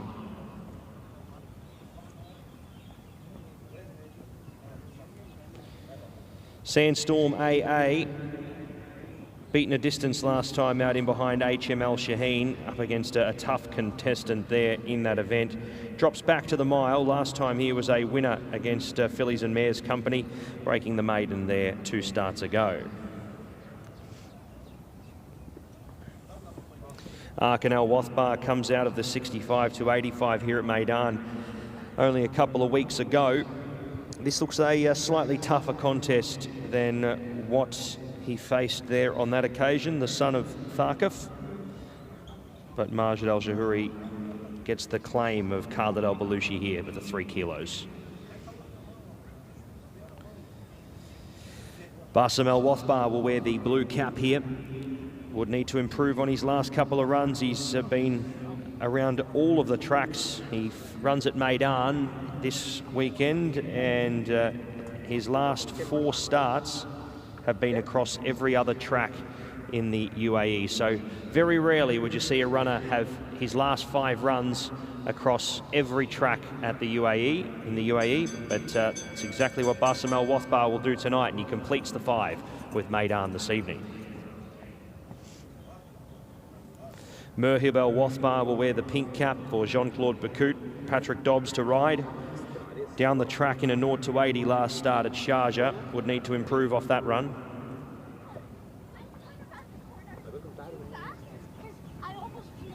Alia was beaten a distance in its UAE debut. Going off previous form, could run well, but the UAE debut was not impressive at all. AB Sakar, Ray Dawson and Ibrahim El Hadrami combined. He was down the track behind Rasasi, but ran a 3rd placing on that occasion. That was enlisted company. We'll find this race a tad easier.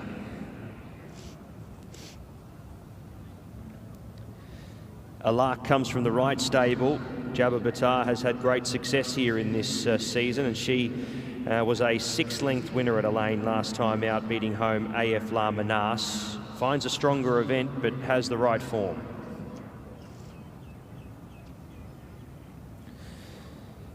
Gate 14 is going to be a struggle for Al Fati, but probably has the best form lines out of any horse heading into this race. If it can overcome the draw, it's a winning contender.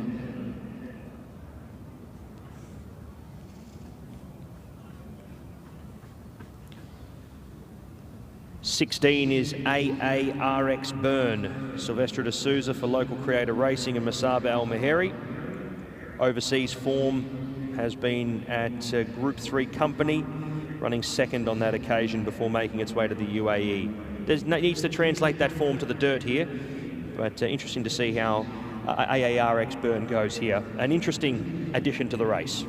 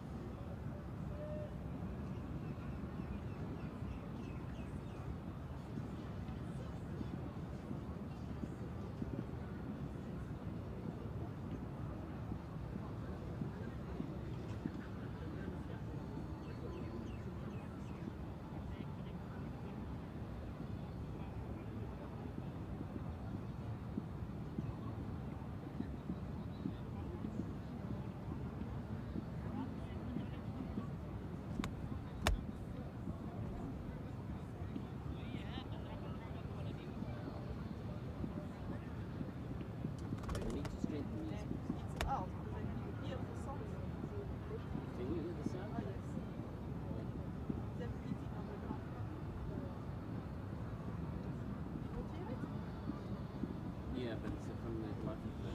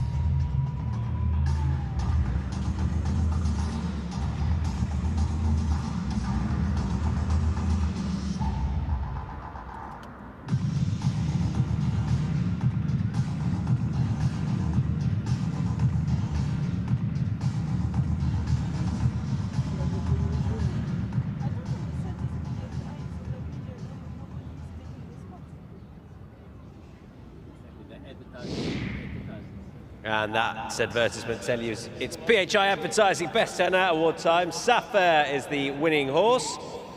And well done to Fayez Alam, who is the winning groom. He takes home 650 dirham. And that is being presented by Mr. Ali Essa, the CEO of PHI Advertising. And congratulations to Fayez, all smiles, 650 dirham.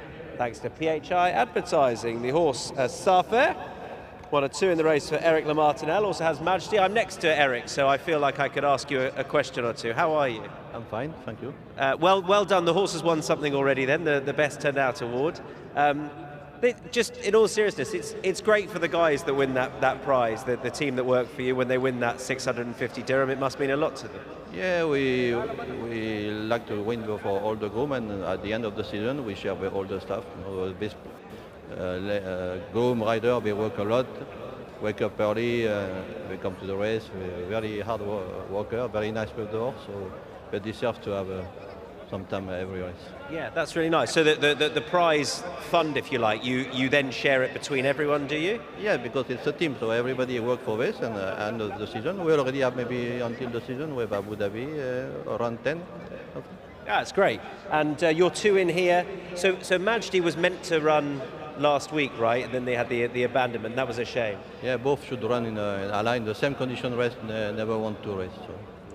How do you assess their chances here? What do you think is going to happen? It's quite a very open race, you know, with the rating, you don't know exactly with the horse, but Magdi ran already 2-3 times here, so he knows the track. Safir arrived from France in November, so he don't know much experience on the sun, but I think he will do Meydan. And is it the same purebred Arabians as with thoroughbreds surface-wise? You just don't know until you try it in race conditions? Yeah, we try them in the morning, but race is totally different. Yeah. Good luck, Eric. Thank you. Thank you. Thanks to Eric Lamartinelle there. Good luck to his 2 runners.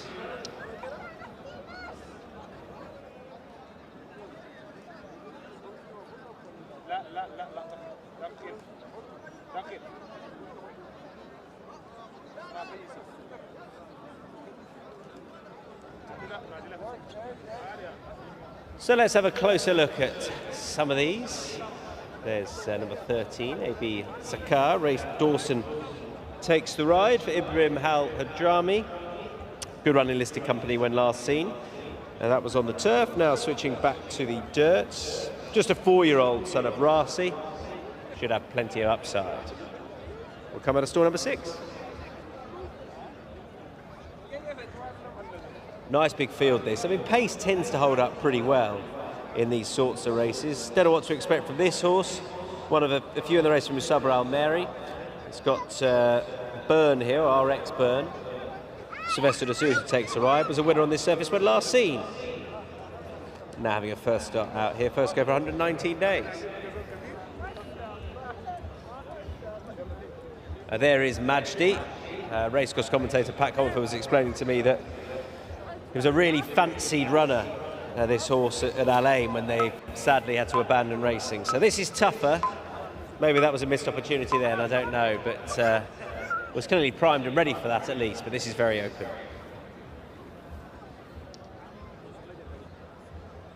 See them all circling round at the back. This is Fatih, who I think is Pat's selection.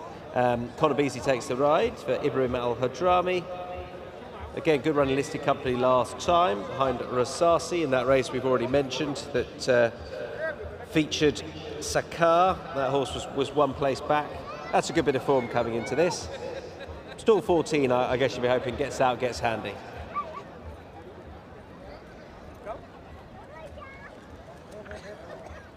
And this is Al Gabra, the mount of Danny Tadhek for Musabram Harry. I've taken a punt on this horse. We'll see. I mean, this is easier than he's been contesting, but that said, because she's been contesting, but she's been beaten a long way on her last few efforts. More realistic distance as well. Hopefully she gets a nice prominent attacking ride out of 4 under Danny Tadhek. He's enjoying a great season out here.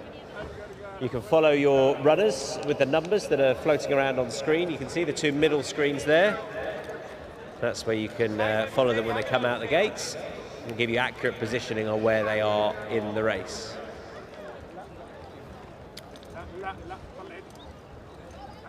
Let's have a look at Sandstorm.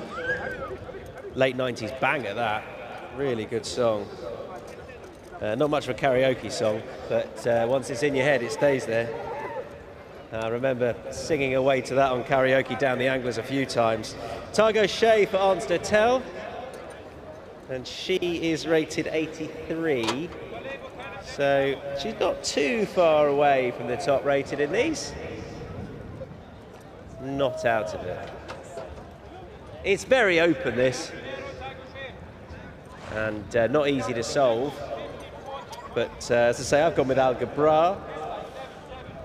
Pat with Al Fatih. I would trust him and his more in-depth knowledge of the purebred Arabian scene out here, if I'm completely honest. So obviously I edge it with the form knowledge on the thoroughbreds, but Pat's your purebred Arabian man, Pat. Yeah, thank you, Tom. Look, it's no clear-cut race here. I mean, Al Fatih and AB Sakar I saw as the clear 2 in the race, coming out of a nice listed event behind, I think, a really smart horse in a Horseracing. But I mean, they are coming across from grass at Abu Dhabi to the dirt here at Meydan, so it does make it a little more difficult to assess whether or not these form lines will match up. But Al Fatih's also got to deal with gate 14 and comes into line now. AB Sakar probably a little better drawn, but it is a very open event here with a broad range of form. Here's RX Byrne loading away, Juard Carrere, AB Sakar up into line here for Ray Dawson. It seems like Alak will be loaded riderless. Sandro Paiva heading up into the side partition. Has he done that? Alak has lurched back and thrown him up into the side of the gate. So he seems to be A-OK at the moment. We haven't heard anything more. He's sorted now. Tell you what, he's a tough jock, is Sandro Paiva. Loaded, and Alak, after all that, has dropped the rider, and he is out of the contest here. Mentally not in a very good space there was the runner, and well, unfortunately the riderless horse now making his way up through the field here, where it's Safir the leader. Al Fatih's going to work across to sit outside the leader from 14 after all that. A beautiful position here for the runner. Sandstorm AA was next. AB Sakar's going to get onto the back of his stable compatriot. Then came Majdi. It was 2 lengths back there to Barsam Al Wathbar, who works alongside Alia. 2 lengths to RX Byrne, Arkan Al Wathbar. It's inside. Next on the outside, working forward, Karambar, 3 wide without cover, followed by Murhib Al Wathbar in the pink cap. Then came deeper out on the course, Al Gabra from Khalif D. Carrere, Juard D. Carrere. Out to the end, Kasu Hyperlight, and that riderless horse has stayed out of the way at the moment. Alak out of the contest. It's Al-Fati who's got the race and win in his sights here. Has had to overcome the first challenge of the wide draw, is a half a length clear and has the ability to kick on here. Sandstorm AA now up to second. Third in running Safir. Fourth Majdi. Fifth was AB Sakar going back through the field. RX Burn starts to make ground. Karambar next, and Ali is the best of the rest that can win. Up in front, Al-Fati now challenged by Sandstorm AA the outside. RX Burn finding plenty the outside here in the late stages. Then came Safir. Al-Fati's thrown up the white flag. It's Sandstorm AA. RX Burn. RX Burn, the one to chase along with Safir. Sandstorm AA, the mare continuing on with it. Sandstorm AA still with an advantage and goes on to win. Sandstorm AA from a photo finish. Safir, look at Casal Hyperlight. He's come from 50 lengths back. Then came RX Burn from Majdi. Next over, Al-Fati got tired. Alia was next over from Jouar Di Carrere, Al Gabra, Karambar. Next over there was Arkan Al Wathbar, crossing over at the back of the field along with Bursam Al Wathbar and also Murhib Al Wathbar. And at the back of the field joining them as well was Caliph Di Carrere. We lost a lark at the gates, and it seems that the riderless horse has been caught. Sandstorm AA, great winner back over a mile, 2 starts ago, stepped up in trip, ran into HML Shaheen. Wasn't expected to be winning there against a very classy contender. Back here to a never won 2, and this was right up her alley. She's a temperamental mare. She rarely sometimes can put her best foot forward, but tonight she has put it all out there, and Tygo O'Shea has guided Sandstorm AA home to victory. A big congratulations to Team Gillis, and I'm sure they will be thrilled with that result. The American Connections victorious here in race number 2.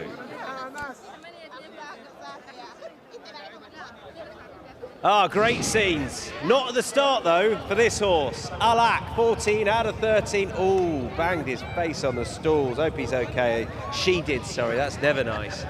And that was that, I'm afraid. Sandro Pava had no chance, and he was left in the gates. But up on the front end, Sandstorm goes on to score. Really grounded out. She's a daughter of Burning Sand. And yeah, she was just gradually on top at the finish, and nothing could go and reel her in. That was a really tough performance. They were finishing slowly. They were tired, all except the one rattling on the outside, who's going to come into shot shortly. But that was too little, too late, I'm afraid. And Sandstorm AA has gone on to score. She's back in distance off the back of the run at Abu Dhabi when well had. I mean, prior to that, there was a lot of promise there. It was just a listed race. It was too tall an order, I'm afraid, last time.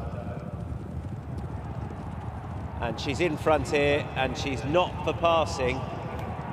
Kasu Hippolyte absolutely rattling home, but too little too late, I'm afraid. And Sandstorm AA goes on to score. I wish we could play the music.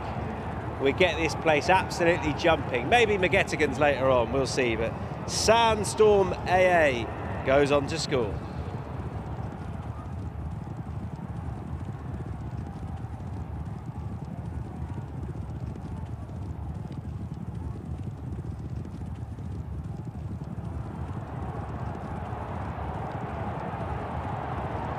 And the numbers here in race number 2, 8, 2, 5 and 16. 8, 2, 5 and 16. Sandstorm AA stops the clock in 1:49.04. Margins are 1 by a neck in race number 2 here. 8, 2, 5 and 16, your numbers.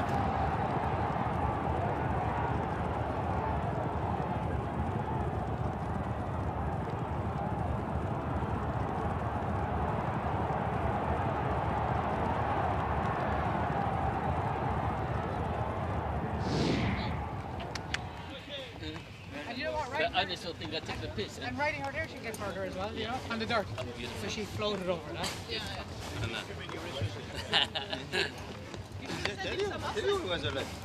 I know. It's like I just bought it. Oh, yeah. Excuse me. Fucking, I was praying she won. Well done, Ted. I call it good. Oh, I'll buy it.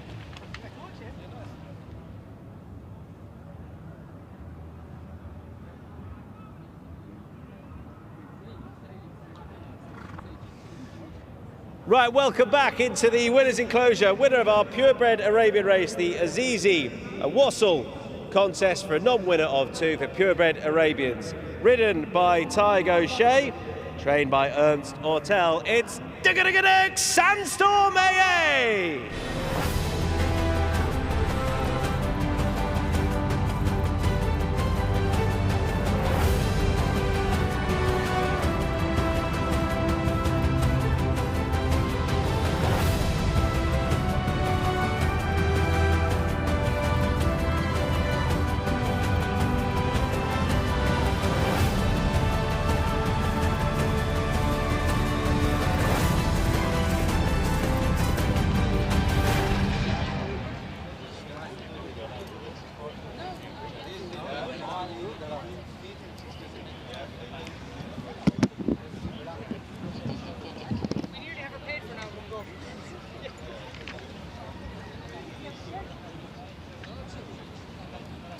I better wait.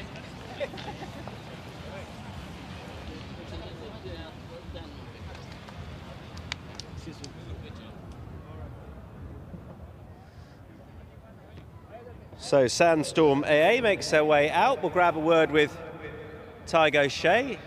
It'd be rude not to. Tig, congratulations. Well done. That always confident she was going to hang on? Yeah, she travels super. She gallops very, very good in the morning, and we've won one race with her, but on her gallop she should be winning plenty more. And you know, she's ran in her old owner's colours tonight, but she's just changed ownership, so it's good for the new owners. Have a winner at Meydan, and I think there's more to come from her. She was parking when she got to the front. She thought she'd enough done, and she was gearing down herself, so she was valued for a bit more than the winning margin, I thought. Wasn't sure if it was just sort of a slow motion finish, perhaps you'd gone hard, or whether or not, as you say, she was just gearing down a touch.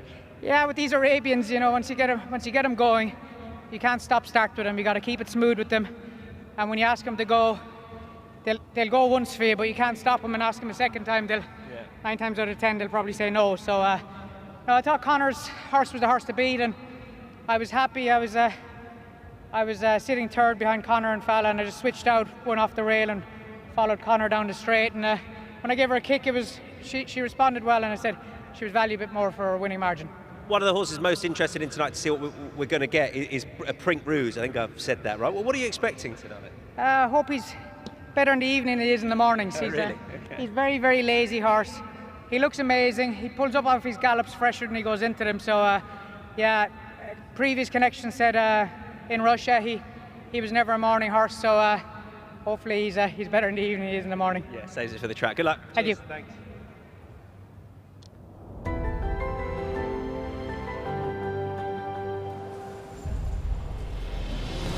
And correct weight is given, 825.16. 825 and 16, correct weight, race 2, Meydan.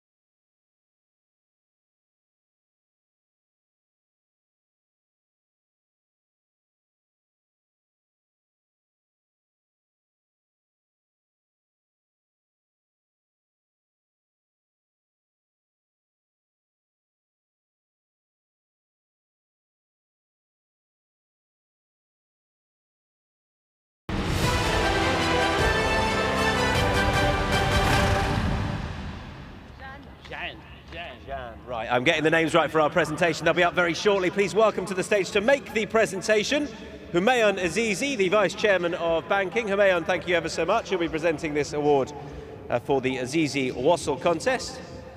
And it was won by Sandstorm AA. Thank you, Meydan.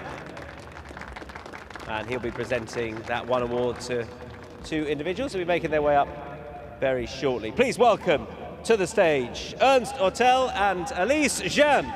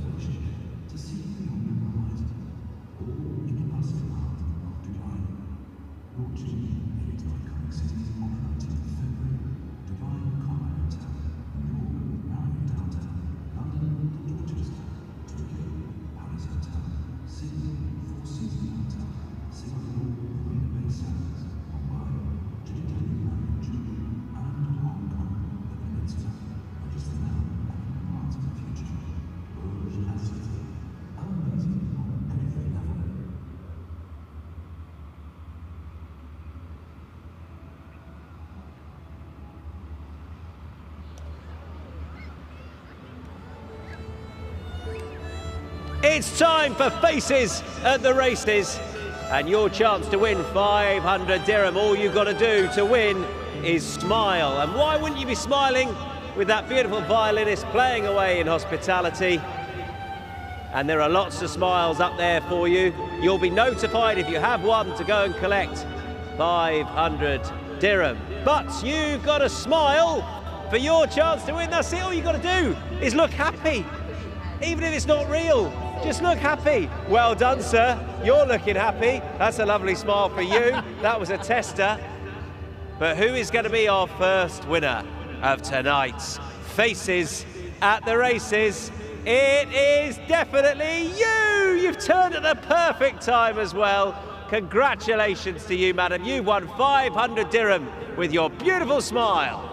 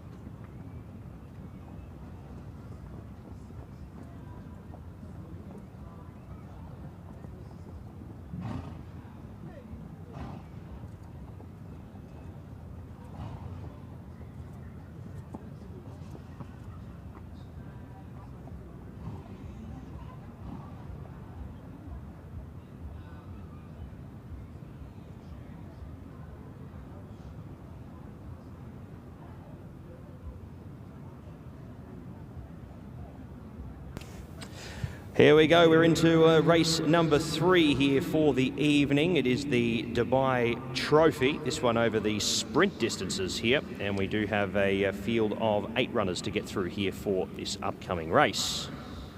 Number 1, Jungle Drums, Jamie Osborne and Safi Osborne combined here. We welcome back Safi Osborne to the races here at Meydan.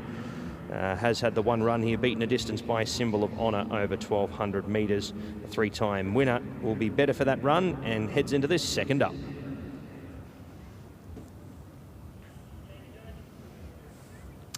Two is Rebel Diamond, comes across here from Qatar. Last seen at the races there in Doha, beaten 4 lengths on that occasion in behind Phoebus. Drops back to a sprint trip here. Last time over this distance was a winner.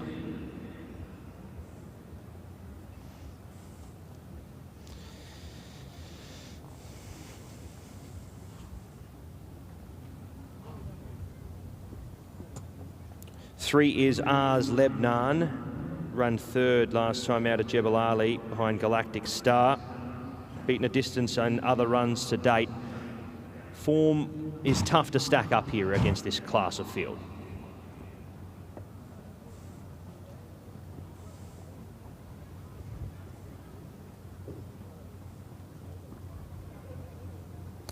Number 4, Dark Saffron, Connor Beasley and Ahmed bin Hamish off the rating of 89 here for tonight's assignment. The son of Flame Away. Beaten 5 3/4 lengths by Symbol of Honour, and he will be hoping to improve off that performance where he caught the eye.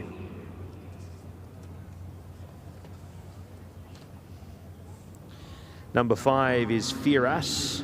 Jebel Ali was the place of his last run. That was back on the 1st of February. So he's had a quick turnaround here. That was behind African Candy. He drops back in trip here to a sprint, but stays down the straight here, switching surfaces to the turf. Symbol of Honour on the way out early. Horse who caught the eye, beating home West Acre, who came out the following start, breaking the track record.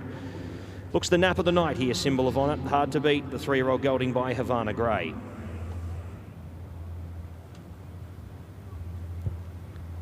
War Sox was down the track behind Symbol of Honour on that occasion, and the only run here to date. 3-year-old colt by Kamiko would need to improve on that last start run.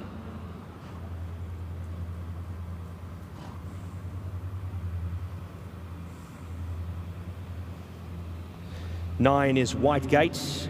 New element to the races here, and a bit of an unknown quantity here. Has had 1 run in maiden company. Silvestre de Souza does the riding here from the number 1 draw for Ahmed bin Hamish and spots the black cap.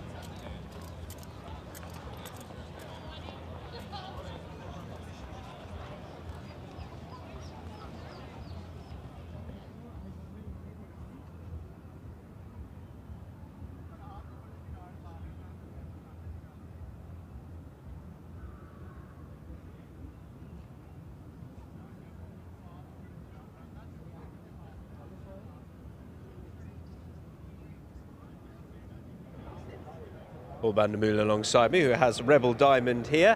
Good to see you back at Meydan. Why this horse, Alban, to be campaigned at this race?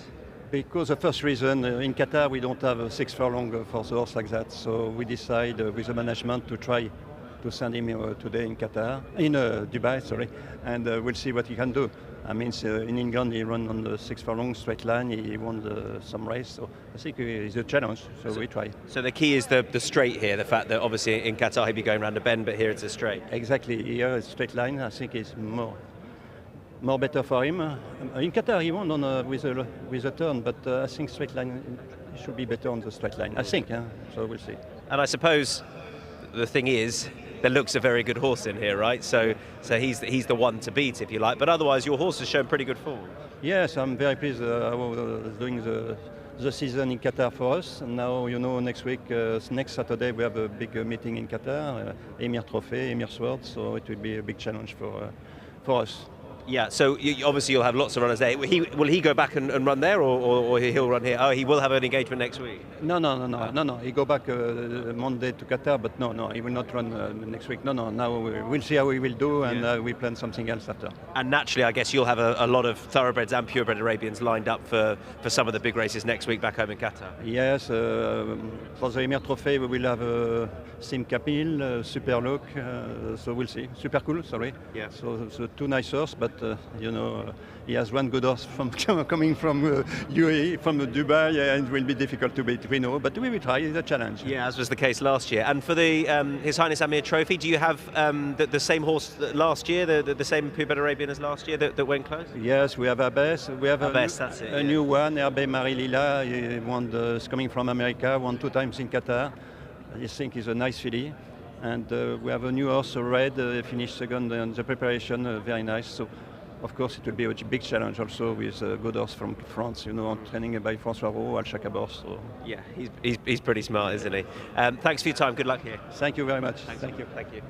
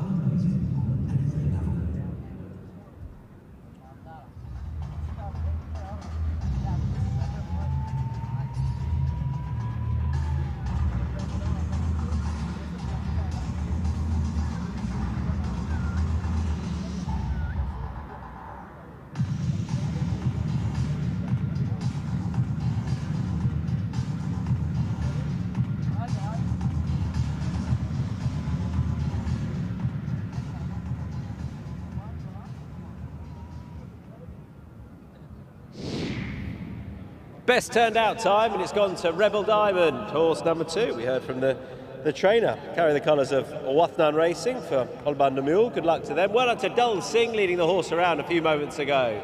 And he is now the other side of Romano and Carlo. There they are, the backbone of the PHI advertising board. And they have handed that beautifully to the man in charge, the CEO, Mr. Ali Essa, once again presenting the PHI advertising best turned out award to your winner, Dul Singh.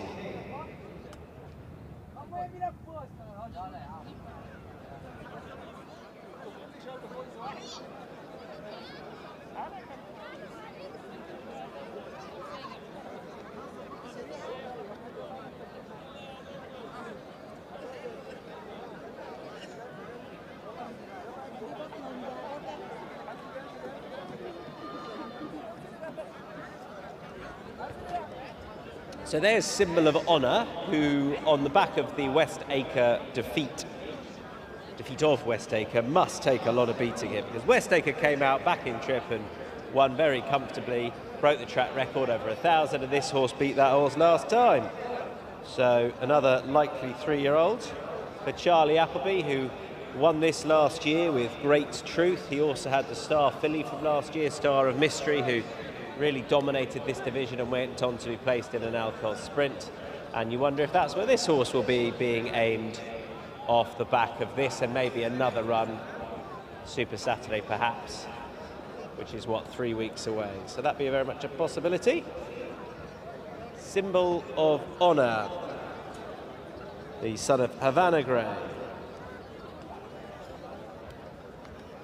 So there's the rail out. You can see it's 4 metres, I think, today. So not that they wouldn't necessarily explore over the near side, because it hasn't been the place to be. It has in the past, as I've said a few times, but not so much now. It's a big, wide open expanse, middle to far side, so right of shot, I think, is probably where you want to be. There is Jungle Drums. Jamie and Safi Osborne combining. Jamie's here. Rather than me talk about your horse, Jamie, I wonder if you could just give us a line on what you're expecting tonight. Were you disappointed last time? Yeah, a bit disappointed, and he's got a bit of ground to make up on some of these, so we need a much better performance tonight. He's been training well, but look, it's only his second run for us, so we're still learning about him.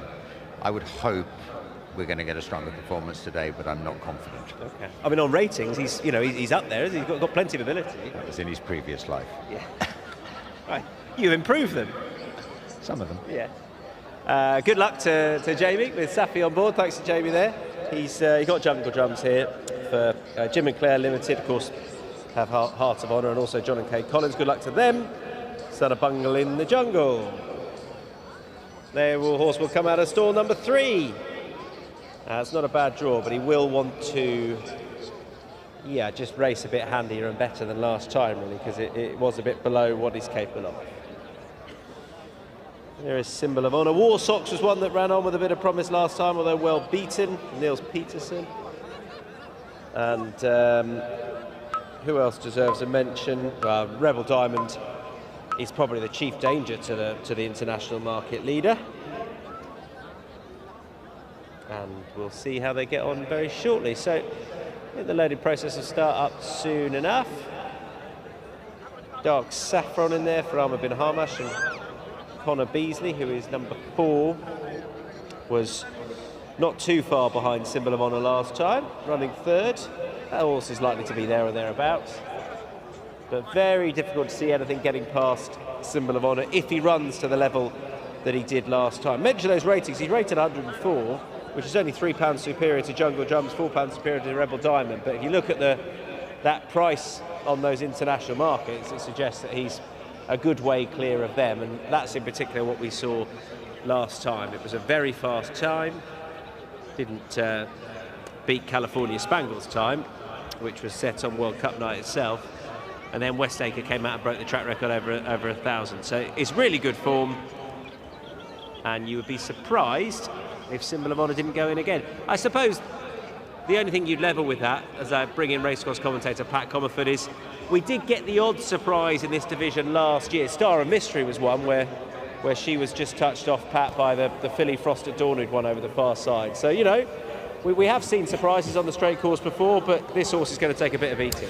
Yeah, certainly will, Tom. Thank you very much. Yeah, Frost at Dawn benefited there on the by that sort of very hot far side rail there on that occasion, and just followed the fence home in a full field of 13 to 16 runners, I believe. So, look, Star of Mystery, look, it does go to show that at these straight races anything can happen, but going off what we saw last start, you'd say he'll justify his short quote in Symbol of Honour. Firas coming up into line, and we will have War Socks loading away also. Dark Saffron, Whitegate wearing the black cap. As Dark Saffron loads away, and the field are set here at the Alcoz sprint distance. We go 6. Gates are away. Now, Symbol of Honour, he sort of had a half a think there as the gates opened, and he's found himself in about 5th on settling down. Jungle Drums and Firas, the initial leaders, along with Dark Saffron. Then came Ars Lebnan from Symbol of Honour, who spots the lead 3 early. Next was Rebel Diamond from Whitegate, and War Socks out to his rearward roll as we saw him do last start. It's Jungle Drums setting a nice tempo up in front. Leading the way from in second, Dark Saffron. Then came Firas. Buick just angling getting Symbol of Honour out into clear running room here. Next was Ars Lebnan. James Doyle getting on the back of the international market favourite with Rebel Diamond. Then came White Gate, followed there next by War Socks. It's Dark Saffron, the leader, who comes into the straight and claims Jungle Drums. Up on the outside, presenting with a challenge here, Symbol of Honour. It's Dark Saffron. Symbol of Honour now starting to level up. Not getting there as quick as you'd hope so, but Symbol of Honour now takes the lead from Dark Saffron. Rebel Diamond. Symbol of Honour, very, very raw here in the late stages of the race, but goes on to take out the Dubai Trophy. Symbol of Honour coming clear to win by 2.5. Did enough to win. Dark Saffron second over from Rebel Diamond and Firas fourth. Ars Lebnar next from Jungle Drums, who dropped away. War Socks second to last, and White Gate is the last one home. Well, showed signs of a horse that's very much still learning what to do. Didn't want to really attack the line and savage it as much there, but no headgear on tonight, so plenty of opportunities to potentially sharpen this son of Havana Grey up a little bit more.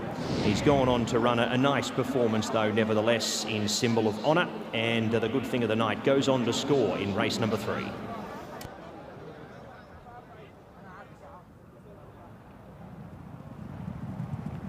Very straightforward, not flashy, bit slowly away.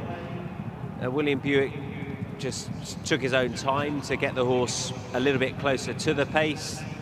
Seemed James Doyle's modus operandi to just follow that horse as much as possible. He was a touched out pace early. He's run on pretty well. I can see why the trainer Alban Namula was talking about this horse wanting a straight 6 without the bend. Obviously you tend to go a bit harder and more flat out without steadying around the bend, and this horse, he looks a horse who wants a probably even stiffer 6 here.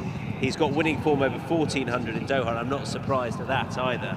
So he stayed on well, but just lacked the early boot, really, I think, that some of the other horses have. Jungle Drums has definitely run better, having set the pace. Dark Saffron has run, I'd say, to a similar level, to be honest, than last time. He was beaten best part of 6 lengths last time, not dissimilar here, but he's definitely got closer, so he has stepped forward. And yeah, Rebel Diamond, I think they'll be pleased with that. He's run on, he just doesn't have the boot for it, I don't think, compared to a horse like Symbol of Honour, who is straightforward, who is very talented. He sees out this distance well. I wouldn't, you wouldn't necessarily be in a hurry to drop him back. No reason he won't go for an Alcoz, I don't think, or why he shouldn't. We'll just see how he matches up against the older horses when we get there. But remember last time he edged over to his left as well, went towards Westacre. He's done that a little bit again there. He just edges over to his, lugs over to his right, our left as we're looking at it. And he's done that again. But yeah, pretty straightforward, as expected, Symbol of Honour. And those numbers there in the Dubai Trophy, 7, 4, 2 and 5, 7, 4, 2, 5, 108.27 winners time, 1 3/4 by 1 length, 7, 4, 2 and 5, race 3.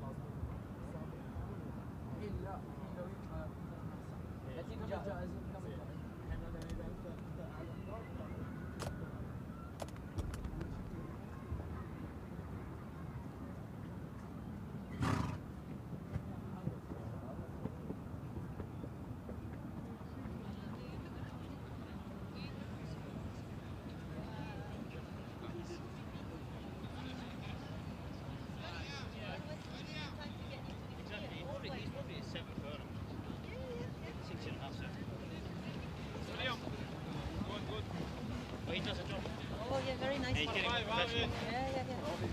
In England? Better than last time, no? Yeah, he was good last time. Yeah, he was not too bad. Well done, sir. Thank you so much. Well done.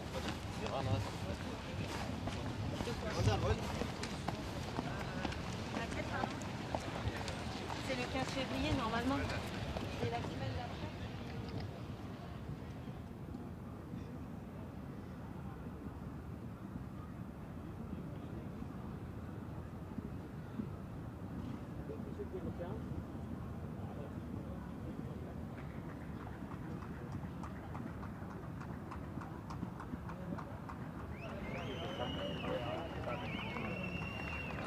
First winner of the night then in the Godolphin Blue. Might be a few more. We'll see. Ridden by William Buick, trained by Charlie Appleby. Put your hands together for Symbol of Honour.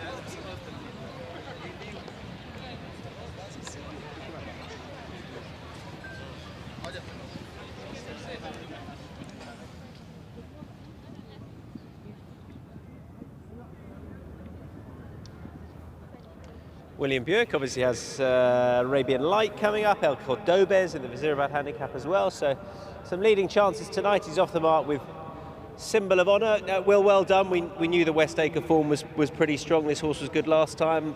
Similar sort of feel today? Yeah, exactly. Obviously the form of his last win really worked out well, obviously, so through West Acre, so I'm delighted with him again today.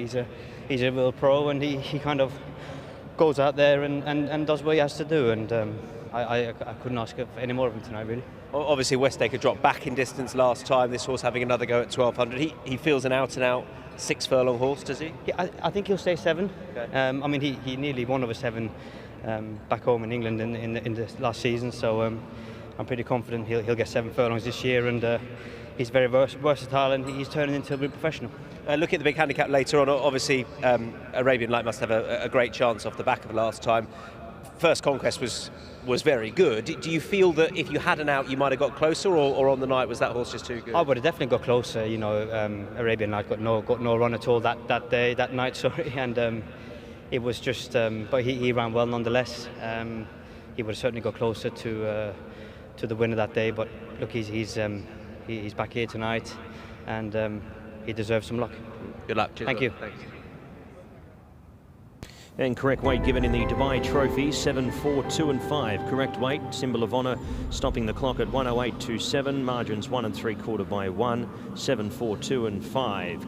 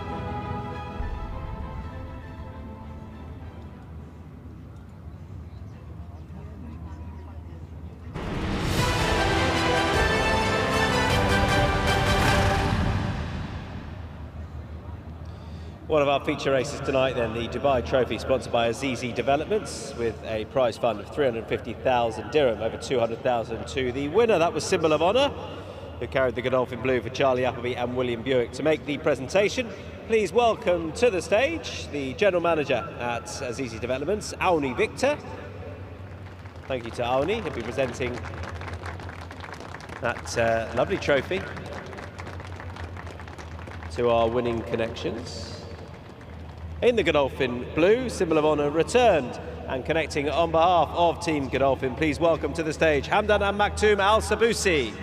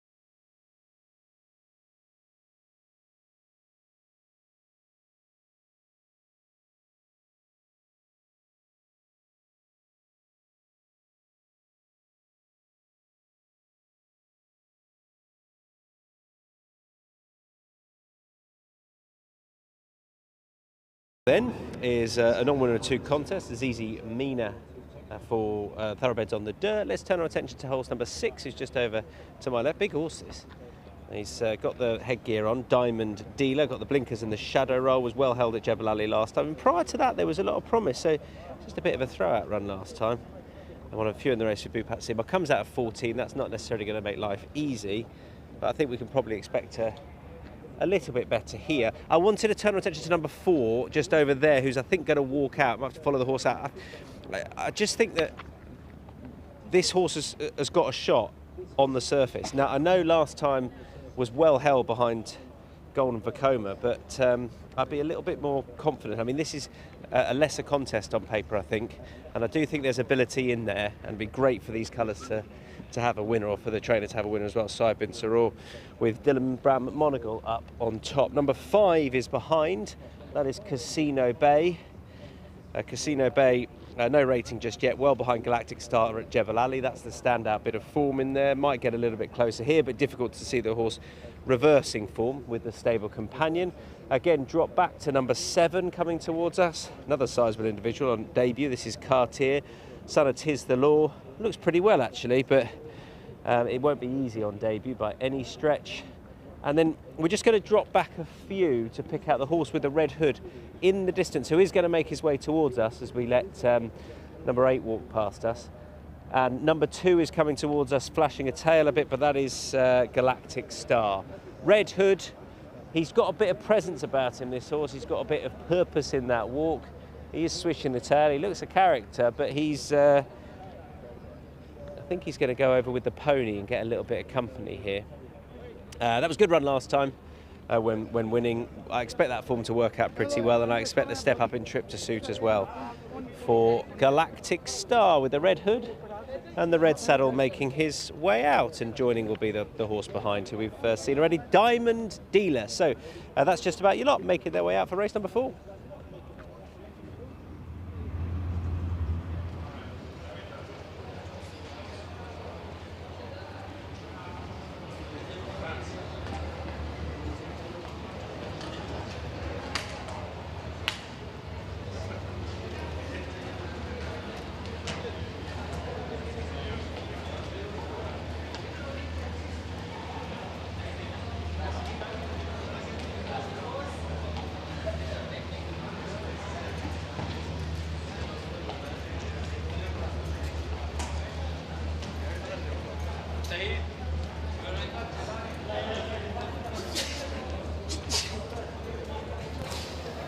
Race number 4 is our next event on the program. We head to the 4th race, which is the Azizi Mina for 175,000 over the mile on the dirt.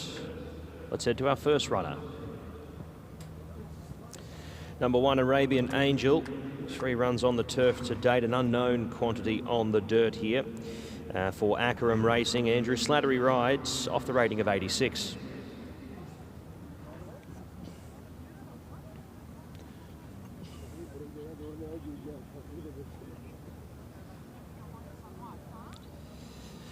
Number 4, Arabian Stories, had the 1 run here, beaten a distance behind Golden Vacoma, and that was on the dirt here over 1,400 metres. Would need to improve on that performance to be figuring here, but gets all favours from gate 2.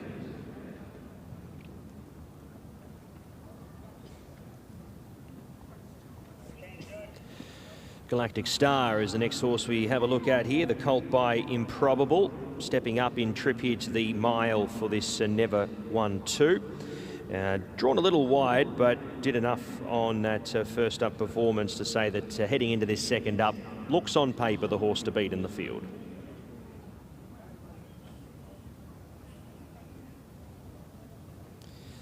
Number 3 is Al Farik, has had the 1 run on the dirt here behind Heart of Honour. It was up against the 3-year-old company there. No Heart of Honour in the field here today, but would have to improve on what we saw there on debut. Certainly a horse still trying to figure out what it's all about.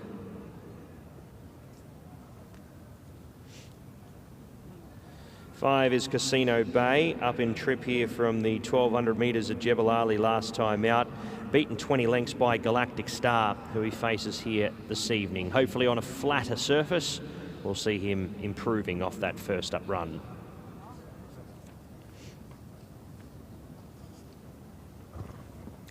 Seven is Cartier, a debutant here for Green Valley. Ismail Muhammad, Sandro Paiva doing the riding here on the son of Tiz the Law.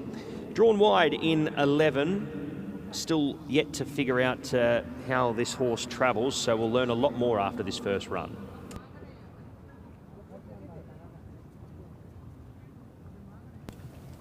Number 8 is On My Eyes, another one here for Green Valley. Ismail Muhammad, Charlie Bennett to ride here. Another debutant, spotting the yellow cap here, the son of Honor P.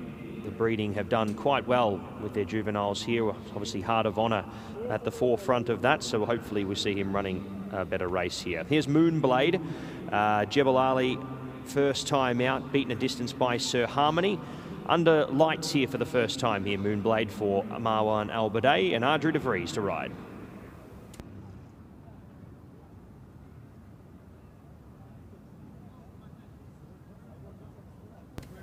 Here is On My Eyes, the yellow cap here, Charlie Bennett riding.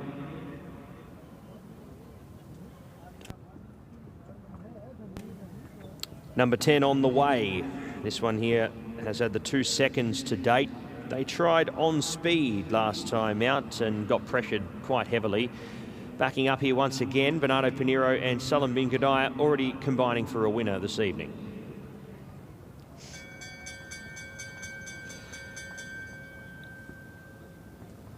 Number 11, Poet Orton, the son of Zelzal for Ingrid Koplikova. Silvestre de Souza riding here. 3 starts and last start there on the turf over 2,000 metres. An unknown on the dirt here this evening, trying it out.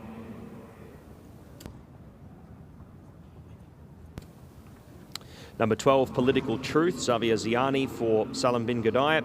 Drawn wide, the son of Liam's Map, but bred to travel on this surface.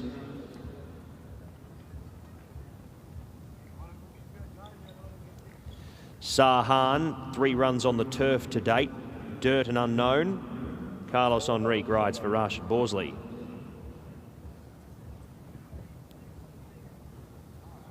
(14) Zoran, Saif Al Balushi for Ahmed bin Hamish, and Mr. Hamdan Hamish has had the 1 run. That was behind Galactic Star, so coming out of that same form line, but was very much down the track on that day.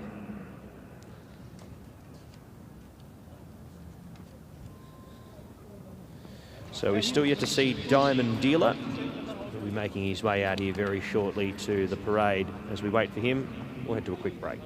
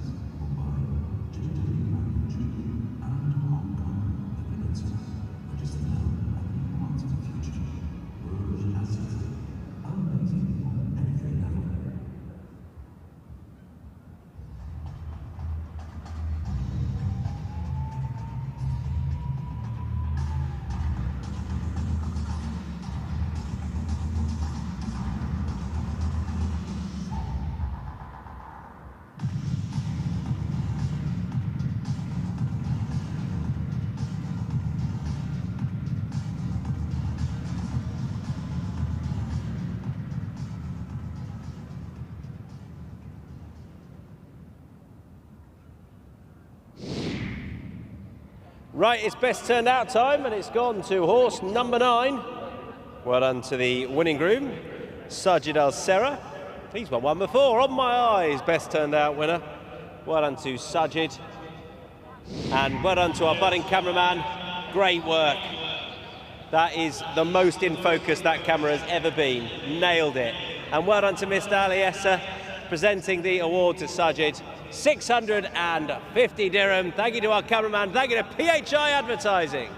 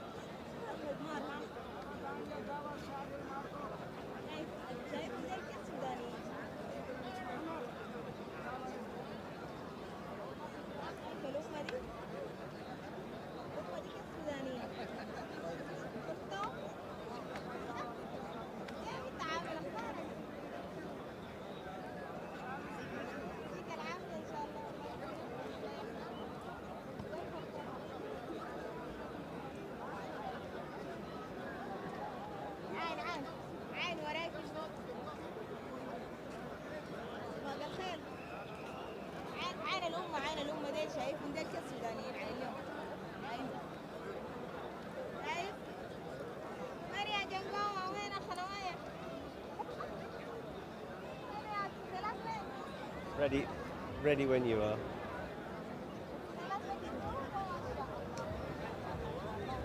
All right, it's time to have a closer look at our runners for our next race, and that is Galactic Star being ponied down, son of Improbable. We were talking about the distance. Stepping up in trip, I think, will suit. Improbable was a Chavez winner, placed in a classic. He's stayed every bit of the 10.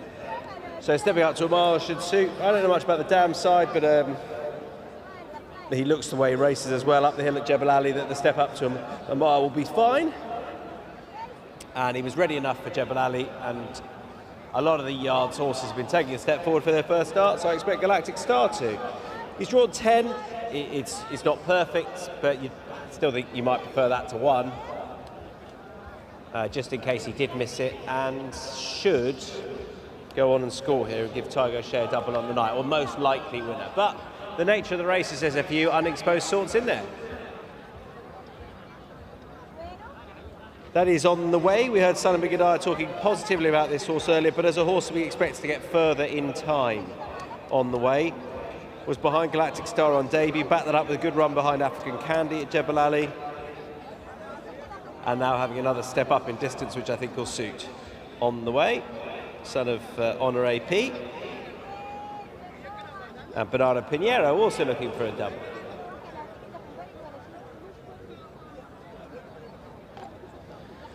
That's Andrew Slattery's mount, was a winner at Redcar when last seen, son of Dark Angel out of a Shambadal mare. I mean, it's not an obvious dirt pedigree necessarily. Dark Angels do get it. Has shown plenty of pace in the past. That'll stand him in good stead if he can get out of 8 and get handy. That's probably his best chance. Rated 86, so you know, something of a standard setter with those that we've seen more than a couple of times to have a rating. Top of those with a rating, but a bit off what Galactic Star showed on debut, you'd have thought.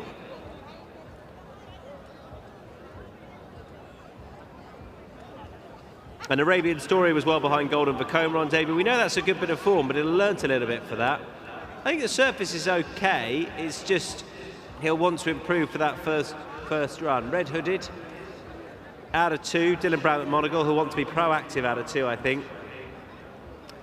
And he's up in distance.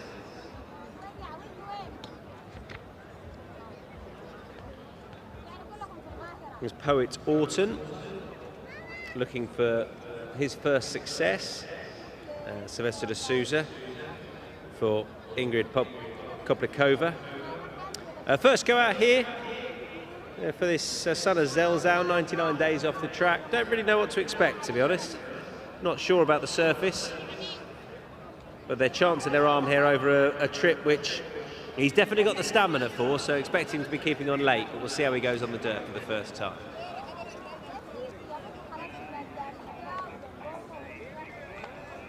There's another one for Bupat Sima, Casino Bay.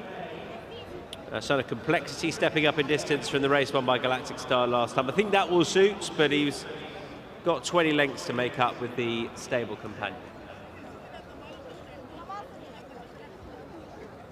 The mount of Pat Cosgrave. Connor Beasley rides Al Farik, well behind Heart of Honour on debut. I think I put that horse up in that race. It was disappointing, really. He was well beaten.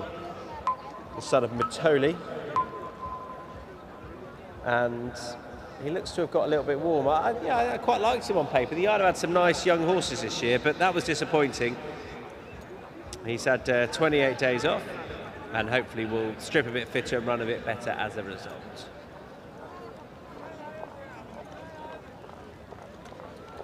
And Diamond Dealer, number 6, is another one for Bhupat Seema, in colours of Vaibhav Shah. Richie Mullen takes the ride. Thought he looked well this horse. He'd come out of 14, that's not ideal.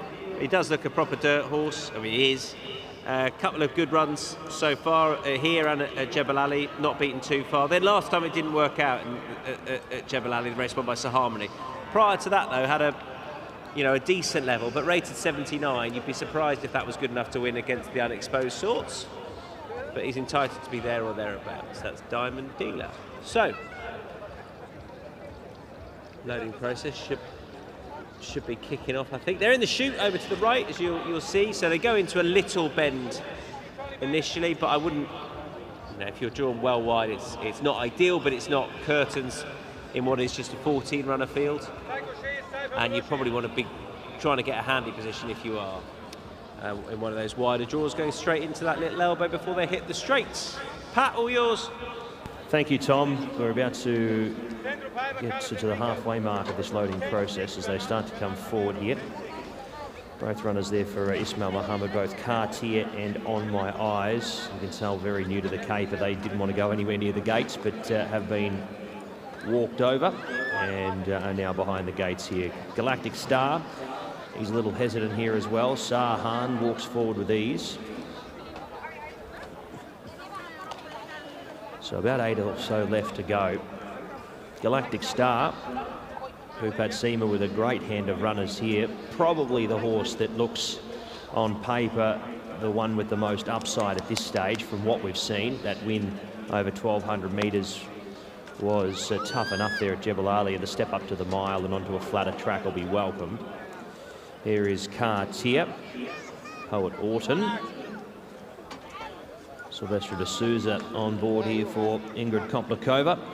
Political Truth floating away for Ziani in the black cap. Here's Diamond Dealer. He'll also appreciate the switch here back to Meydan. Casino Bay, Moonblade coming up into line. And that'll complete them. Locked and loaded here, 14 ahead for the Azizi Mina. Away at the mile, Casino Bay was fast away the outside with Galactic Star. Sahan broke well with Zoran, working forward On My Eyes, Arabian Angel, and deeper out Galactic Star continuing to press on. Pace good here as they head out of the chute. And onto the course proper. Moonblade is either going to have to boot through here or snick back here very shortly as they start to cross over. Then came Casino Bay, Diamond Dealer deeper. Next was Al Farik from On My Eyes, back to fourth to last now from Political Truth, Cartier. And last of all in the Royal Blue is Arabian Story. It is On the Way who's going to go up to the lead once again here. This didn't work last time out, but they're continuing on. A length and a half in advance of Galactic Star. Then came Poet Orton from Moonblade, who's worked through in behind the leader. Then came deeper out Diamond Dealer, who's been 3 wide, but getting some cover now as they come off the back. Next running was Casino Bay, 2 lengths back to Al Farik, a length and a half to Zoran. They've stretched right out here. Political Truth next from Sahan, Arabian Story, Arabian Angel, and Cartier and On My Eyes have each other for company at the back. Pace has been slick here. They've gone under 12 here for the last 4 furlongs, and it's up in front here. Poet Orton, who tries to steal it up in front here from with de Souza. Galactic Star running on with Moonblade. It's Poet Orton, though, continuing on with it up the fence. Poet Orton getting a winning break here in the late stages. Moonblade trying ever so hard to eat into the margin, cutting into the margin now in the late stages. Poet Orton getting very, very tired. Here's Moonblade over the top Right there in a nick of time, beats home Poet Orton. Third over, Galactic Star. Sahan's run into fourth, but was a long way from the winner. Next over was Diamond Dealer on the way, followed by Casino Bay, Political Truth, Al Farik. Next over, Arabian Story from Zoran, On My Eyes, Arabian Angel. The last one home was Cartier, did not handle it. Moonblade had to work through there, and Adri de Vries had to make that decision about 600 metres into the race. Was he going to press on there and potentially use the horse up a little bit too much to keep that spot up on the fence? And that proved to be a winning result. He's got in behind the hot tempo there and hasn't gone around a horse in the entire run to go on and score. The only time he went around a horse was to get past Poet Orton in the final stages, and goes on to get the win in the Azizi Mina. Moonblade for Marwan Al Badai, 8, 11, 2 and 13 in race 4.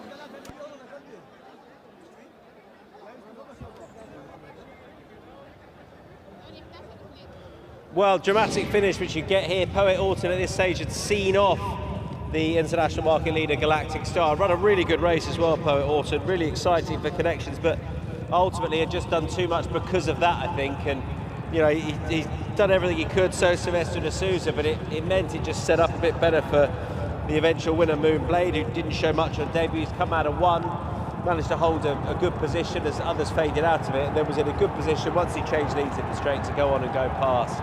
It felt sort of inevitable, really, as we were watching it unfold in the straight. Poet Orton's run really well, got good stamina for the trip, but it was those exertions seeing off the horse who won at Jebel Ali last time, Galactic Star, who was just a bit wide out of 10. He couldn't dominate, and that's probably told late on. I thought Arabian Story just couldn't get a pitch. He's better than that, as proved in the Guineas trial, but couldn't get anywhere near them here.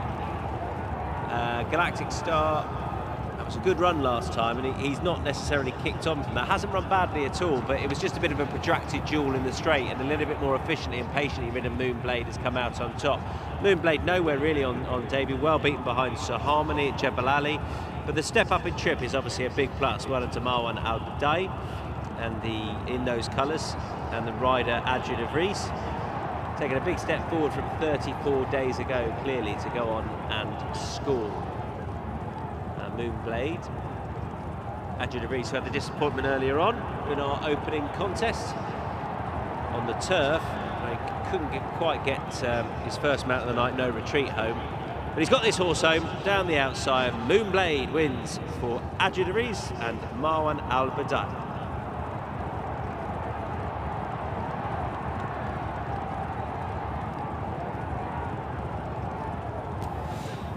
Numbers here for race number 4, 8, 11, 2 and 13. 8, 11, 2 and 13 in race number 4, the Azizi Mina. Winner's time 1:38.45, margins won by 4.5.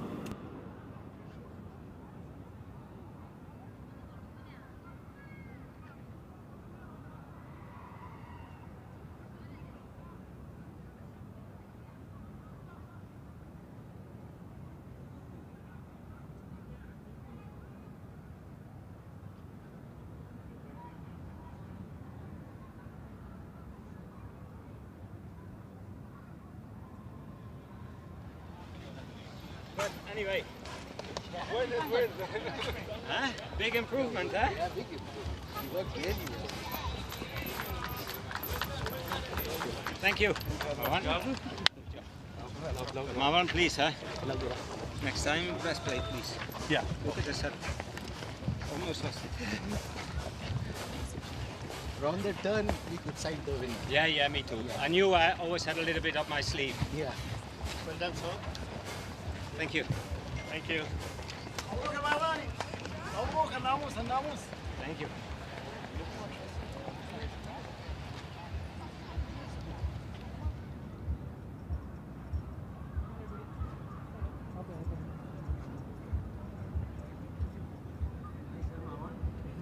Hey, what a job, guys. Big improvement.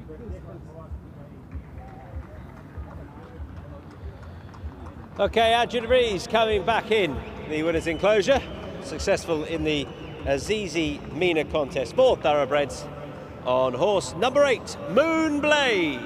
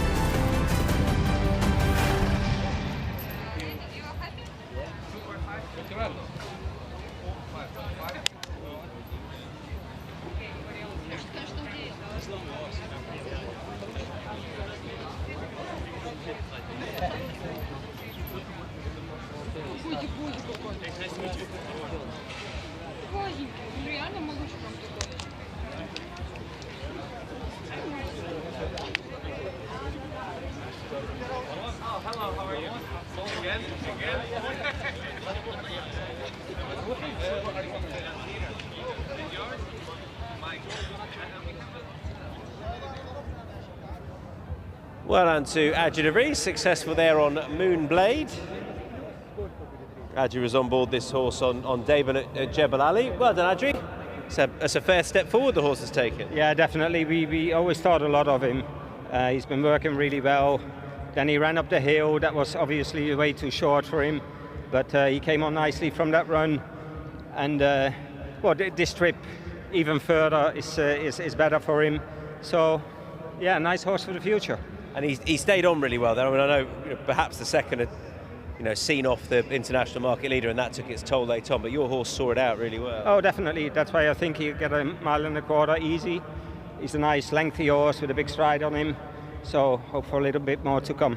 What did you make of No Retreat in our opener? Oh, he's very frustrated. I tried to wait as long as I could because twice he hit the front and he stopped. So today I thought I had the race in the pocket. Wanted to wait as long as I could. But to be honest, the winner came from a fair way back and came flying to me. So, I mean, you just got to try and kid him, if you can. Yes. He's not the most straightforward, and he will find his race soon. Go Soldier Go, what are you expecting? Always a good run from him, expected. He's in good form. Competitive field, but he always never runs a bad race, so hopefully he do that again today. Thanks, Adju. Good luck. Thank you.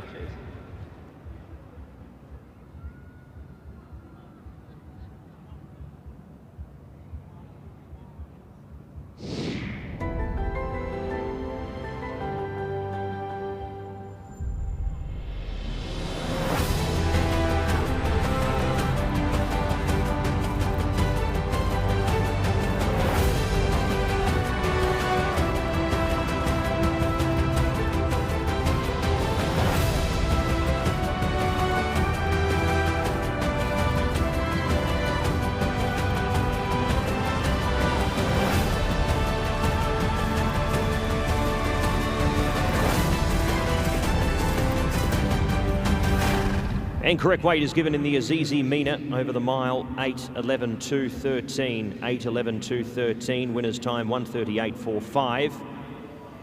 8:11.213. Correct weight, race 4.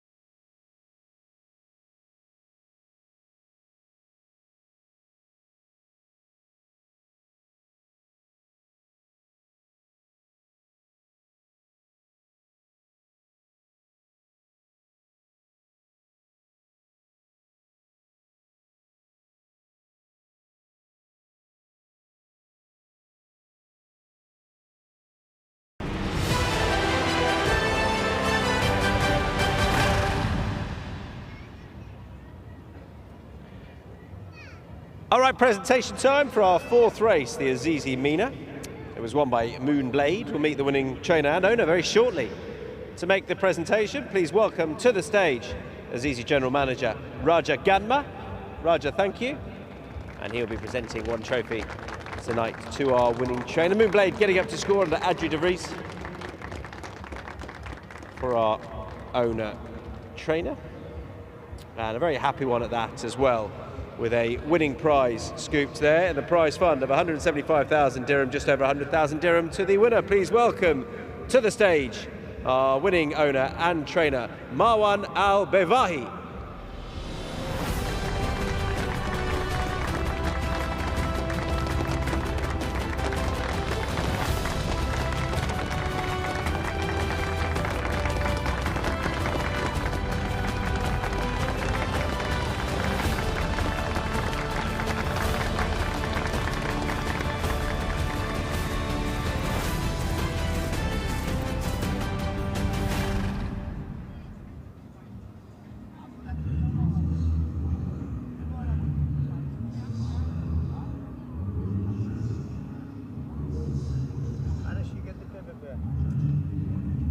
चले के करा बोलता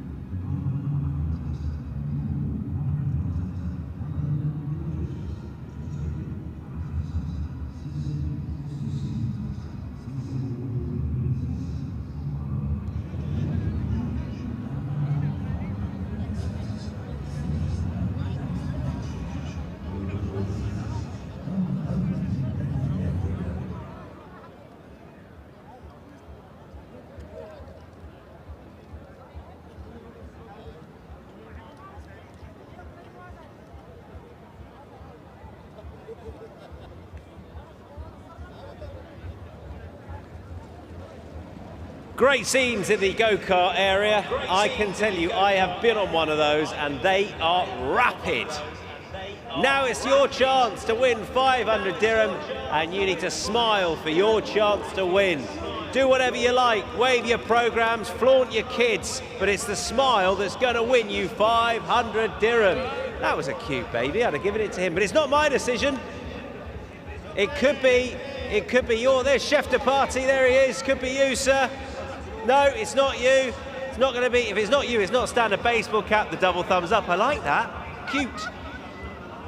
But who is going to be our second winner of tonight's Faces at the Races? We're going to pick a smile. It is you. Agreed. Should definitely be you. A nice, subtle smile. Beautifully ironed collar. You have won 500 dirham. Go to the concourse to collect your prize. Thank you.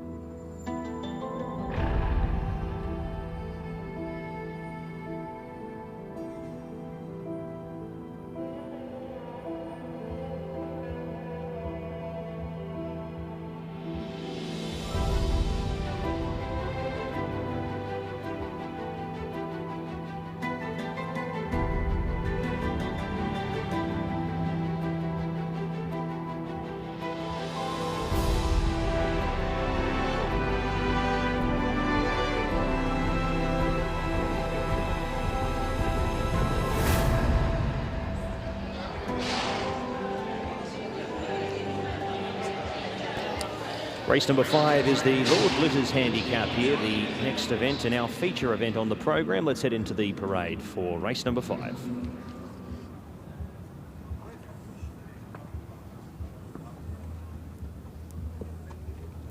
Number 2 is Jeff Coons, our first horse to have a look at, the entire by Frankel for Wathnan Racing. Hamad Al-Jahani and Farley Bergenheim is over from Qatar to ride here off the rating of 103. He's a Group 1 winner in Qatar, and that was back in December of 2023. He's been lightly raced through 2024, hasn't been seen at the races since February of 2024. So 12 months off the scene, almost to the day. And he returns to the races here looking for success in the Lord Glitters Handicap. Number 3 is Sean, one of the multiple runners here for Jamie Osborne in the event, this one for Barrett Racing. He's a get-back run on horse. We haven't seen Sean come to the fore in recent times, scratched last week due to a elevated temperature and fever. So he has made his way here to the Lord Glitters Handicap for a 3rd run for the campaign over here in the UAE.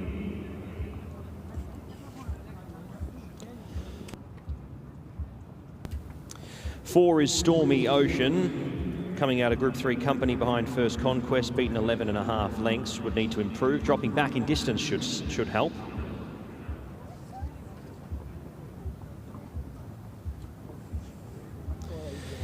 Five is Arabian Light for Charlie Appleby and William Buick, beaten 8 lengths by First Conquest last time out to the races. Should be better for the run and tackles the 9 furlongs once again.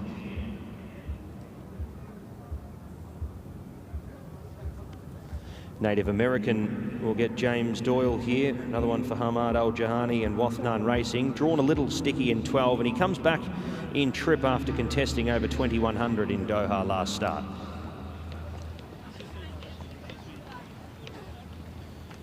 Seven is the defending champion in Ouzo, the 9-year-old by Charm Spirit. Gate 15 shouldn't be too much of a concern, considering we'll see him getting back to the tail of the field. And he'll be looking to defend his crown here and reunites with Safi Osborne, who was on board last year for the win in this race.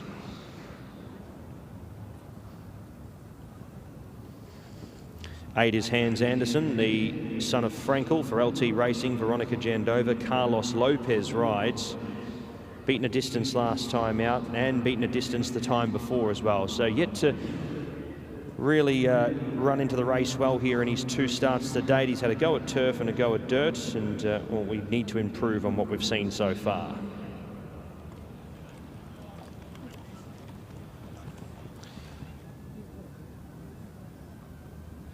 Number 1 is Gallen, the son of Glen Eagles. Dylan McMonigal rides for Joseph O'Brien, who we have joining us on course this evening. Great to see Joseph here for the run in the Lord Glitters Handicap here. Gallen beaten 12.5 by First Conquest last time out. A bit of a feeler run, did catch the eye at particular stages of the Lord North Handicap. Expect an improved run.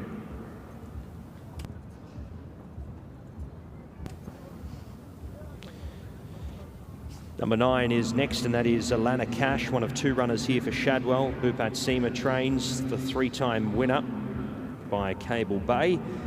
Also down the track in the Lord North Handicap, and that was a little bit of a disappointing run, but you'd say that he'd be improved as a result of that performance. His run 2 starts before that was impressive enough.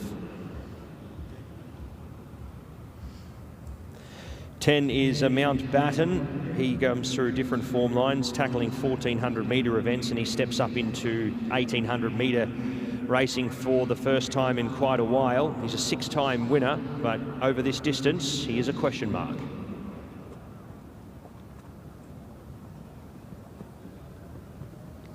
Monada's out early. Andrew Slattery does the riding here. He has won on this horse at Abu Dhabi back in November of last year, early in the season. He has been tackling races of a lesser distance than 1800 metres as well. So up in trip to his longest distance for quite some time.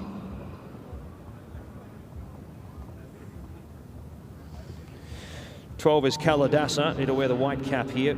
Mikhail Barcelona for Charlie Appleby. Draws the ace and looks at another winning contender in the event. Length and a half off Thundering last time out just getting swallowed up in the late stages of the race. 13, Movie Maker for Saeed bin Saror, Tygo Shea to ride. He's up to 1,800 metres for the first time in his career. He's been contesting over 7 furlongs for a good chunk of his 6 starts so far. Those have included 2 wins, both overseas, yet to break through here in the Middle East.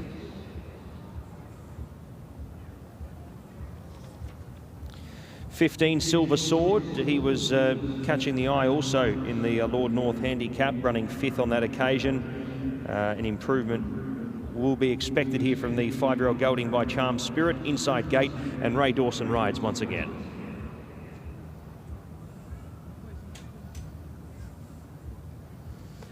They're trying the Sprinter in silent defence over a longer trip here. He has contested this distance before. That was only a few weeks ago. That was 3 starts ago here in the Lord North Handicap. He's run twice since then over sprint trips, so he's done plenty of racing, has silent defence, and he's drawn wide here for tonight's assignment. And Jahuri gains a start here, the son of Nathaniel for Mr. Abu Bakar Kadora. Saber Omaheri, Silvestre de Souza is booked on board to rejoin Jahuri, who he has partnered for the last 4 starts. Runners heading out onto the track here for tonight's feature. It is the Lord Glitters Handicap, race number 5 on the card. We race for 350,000.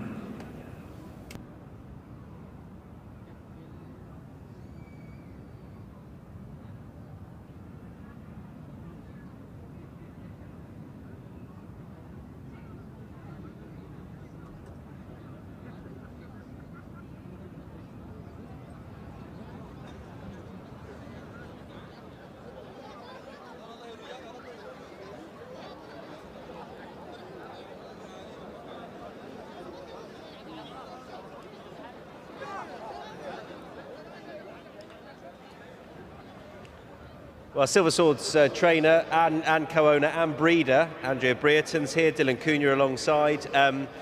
This horse has been fantastic for you, and I suppose something like this would be the icing on the cake, wouldn't it? How is he?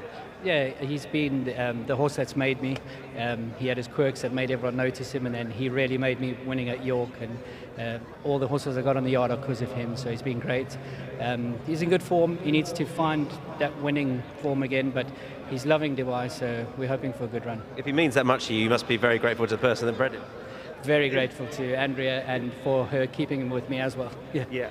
Just tell me about your story with this horse and what he means to you.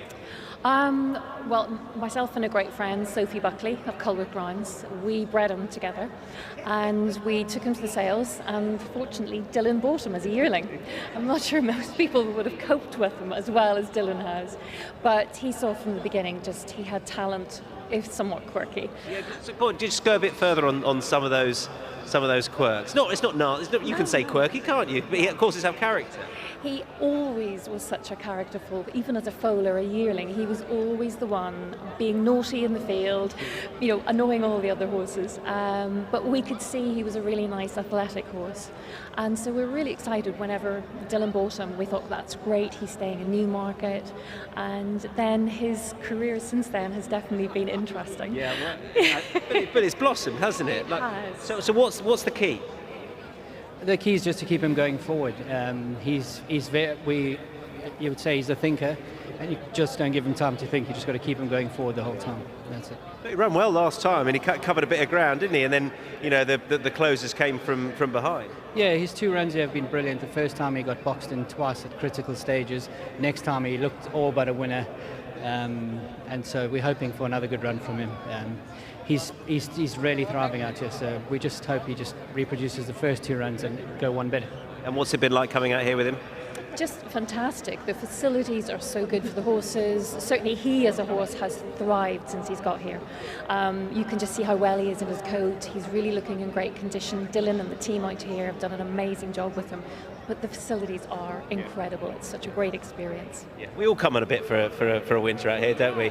Great to talk to you both. Good luck. Thank you. Thank you.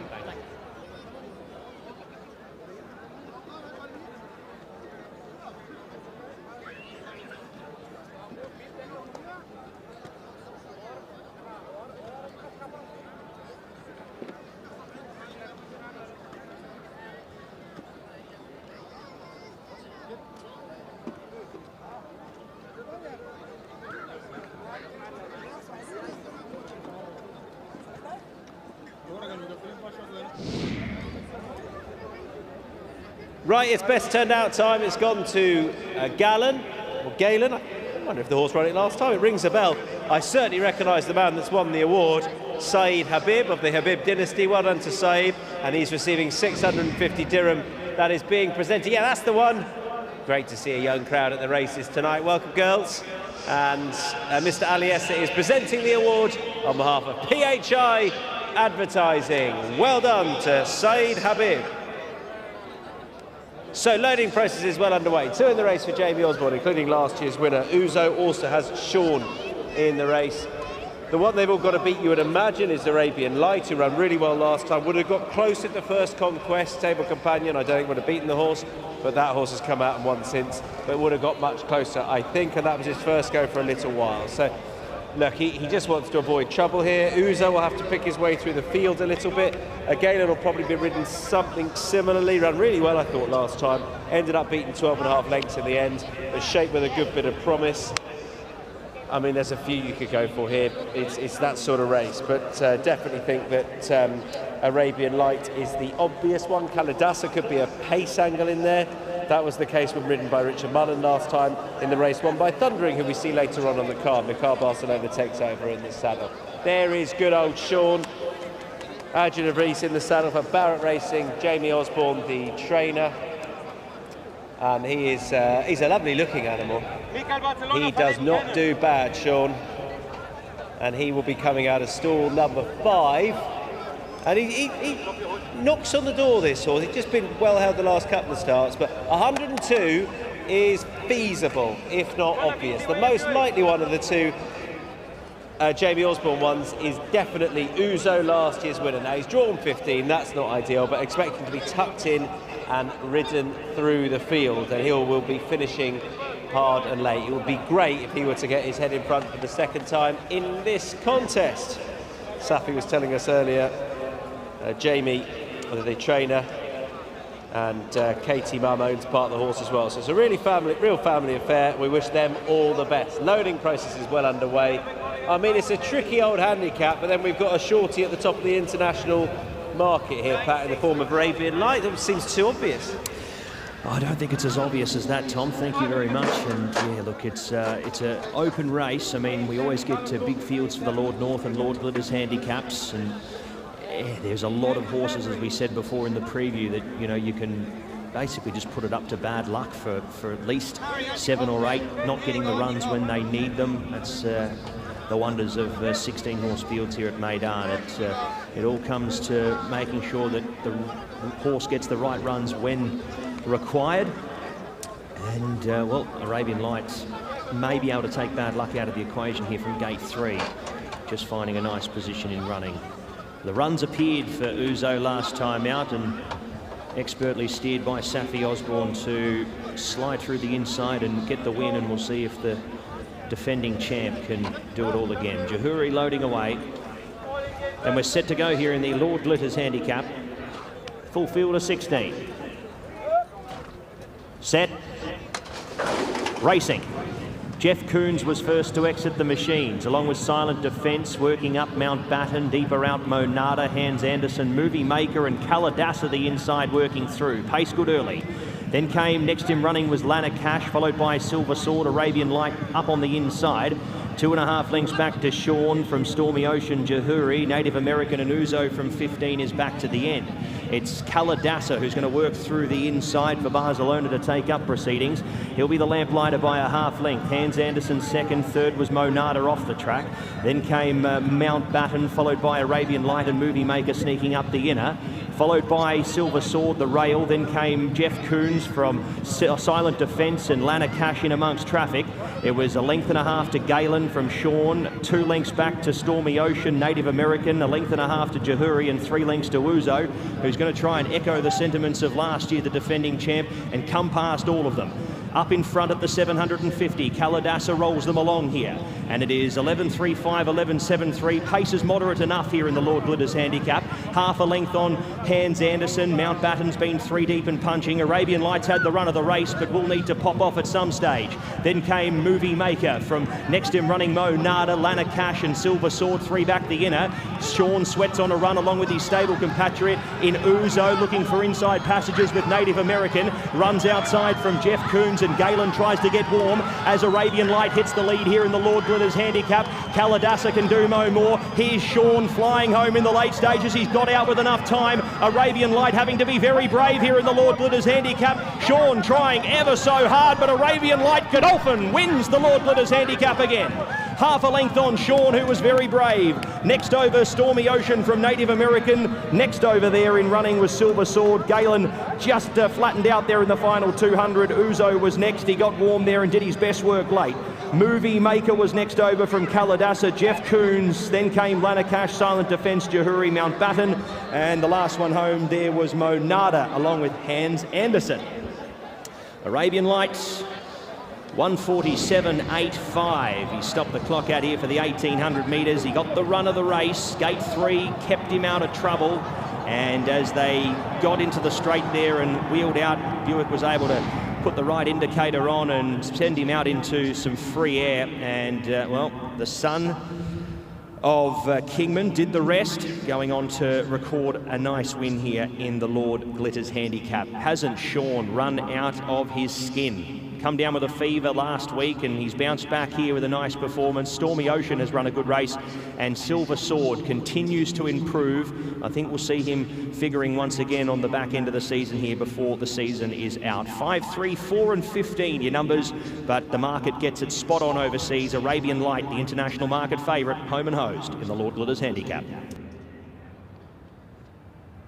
It was more straightforward than last time for Arabian Light, who's got his out. He's sat in a slightly handier position and closer to the rail as well. Still had some coming back on top of him, but the key is he's followed a stable companion. Then there was a gap as Hans Anderson edged off, and it was all pretty straightforward there. I thought it was race over here, but some horses have run great. Right? I mean, Silver Sword's run really well, never too far away. He did keep going forward, but some passed him late on, including Sean and Stormy Ocean. Sean's run a great race. He is capable of this sort of mark, and I think this is form that will stack up and work out pretty well too. Some of those didn't quite get the run that they did last time. I mean, Galen's finished a bit too little, too late. Uzo ran on as well, but it just didn't shape up as he'd have wanted. It's a big field out of 15 tucking in there when you're last. You've got so many horses to come through, so it's really hard.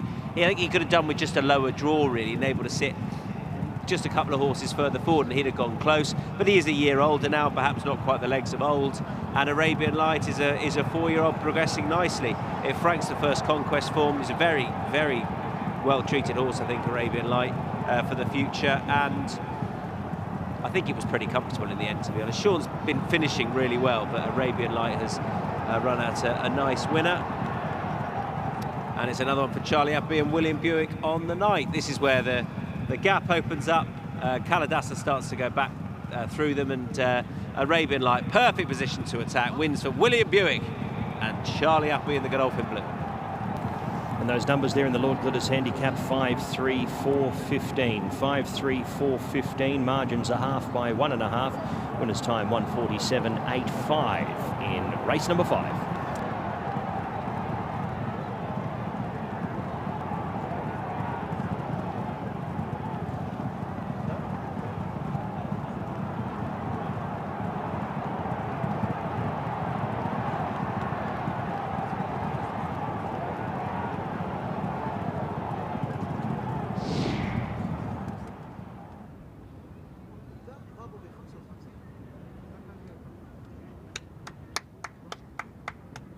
Well done.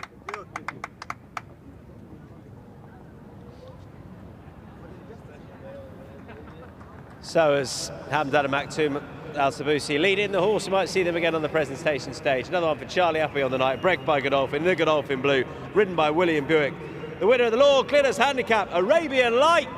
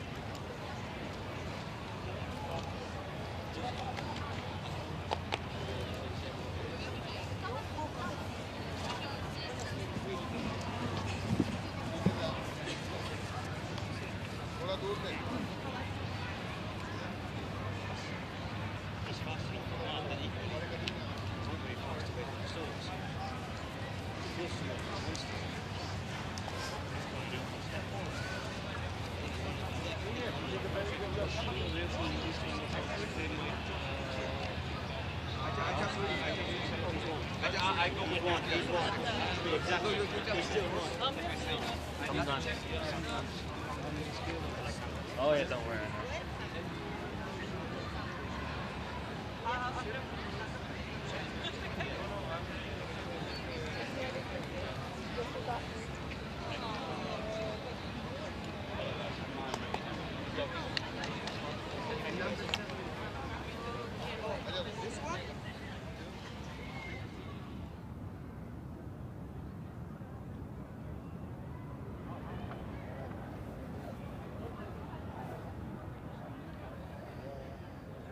So Arabian Light wins under William Buick, over 1,800.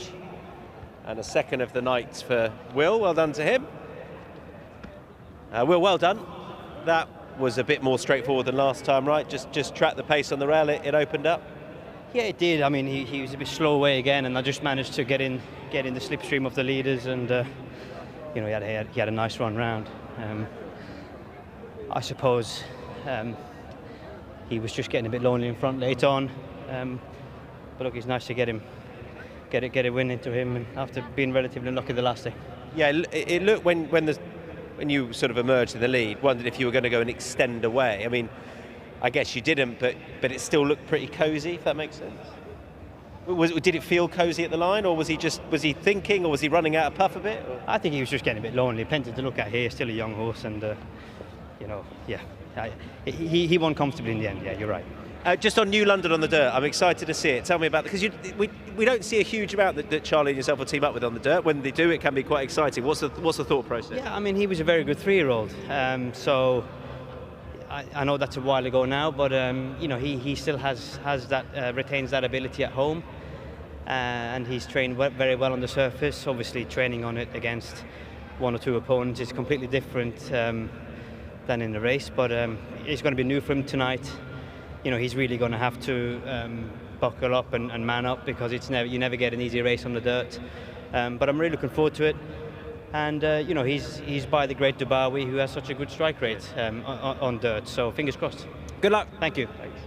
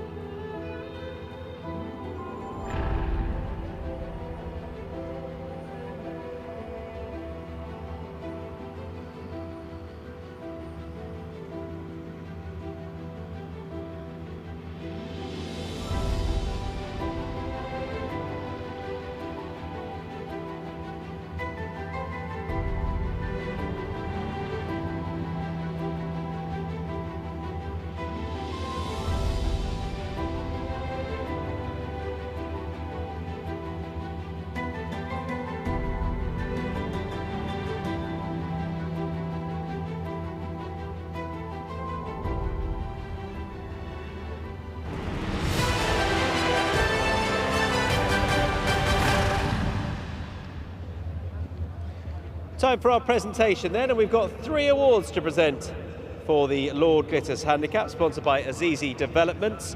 And to make the presentation, making his way to the stage now is the Deputy Group CEO, Fawad Azizi. Fawad, thank you very much. 3 awards to present and indeed to be collected. Well done to the winning horse, first of all, Arabian Light, bred by Godolphin, carrying the Godolphin blue. And to receive on behalf of the winners, Team Godolphin, please welcome once again to the stage Hamdan and Maktoum Al Sabusi.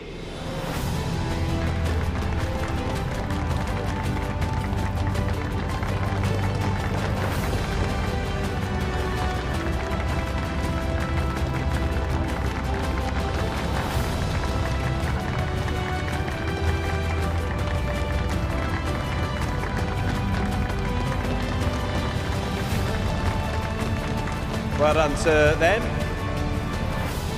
And thanks for collecting the award. And now, on behalf of the winning trainer, Charlie Appy, please welcome Sophie Chrétien.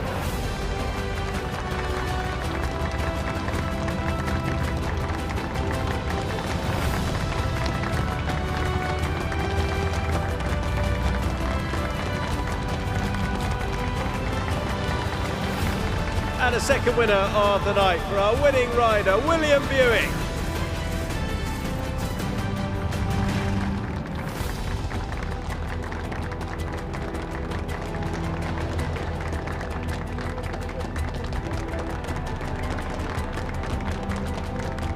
So well done to Will, he can stay there. Sophie will come back in, as will Hamdan and Maktoum, our resident cameraman.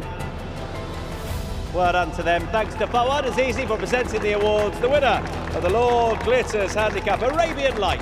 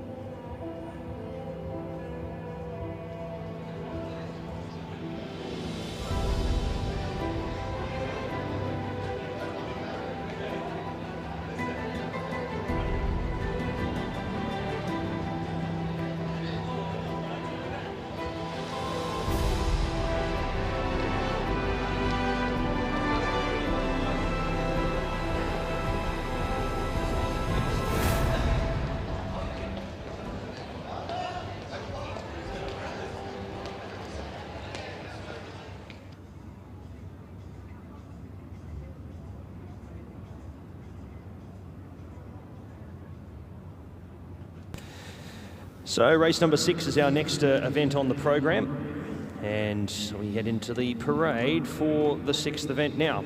Let's head to our first horse. First horse we have a look at is number 2, and that is Topper Bill. Danny Tudhope and Masaba El Maheri combine here. I've tipped him on top here, the son of Intrinsic. I thought his last performance over the 1200 was sharp enough in behind Rasas. He's gone on to run a great race there, and looking forward to seeing him hopefully improve off that run and make his way into the top few and be contesting here at some stage of the race.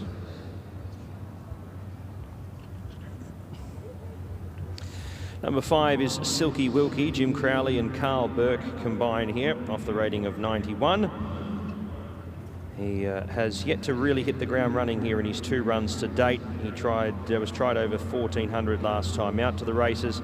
He heads back to the straight here, which was arguably a slightly better performance for him, only being beaten 13.31 lengths in that first run. Expect an improved run.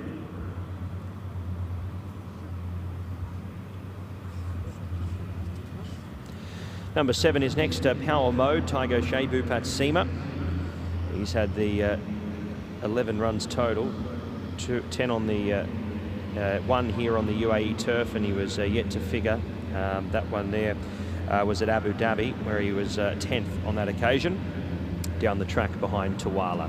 He heads back to the straight here, and we'll see if that improves his run, the son of Speightstown.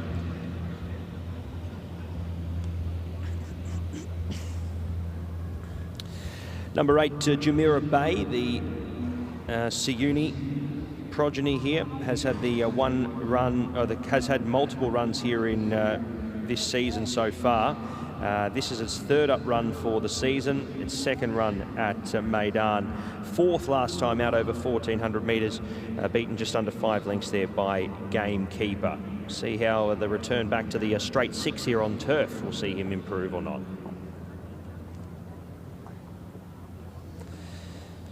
Here's the Qatari and Mr. Sketch, James Doyle and Hamad El Jahani. He's had the 8 runs to date for a win and 3 minor placings.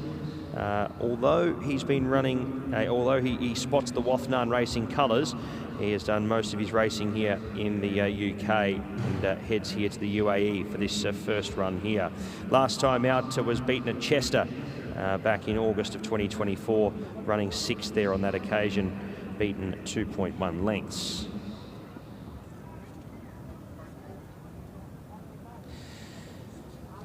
Number 9 is our next horse, Jungle Mac, the gelding by Bungle in the Jungle. Pat Cosgrave and Bupat Seema combine. He's had the 1 run in the UAE for a 4th, coming out of that race there as well in behind Tawala.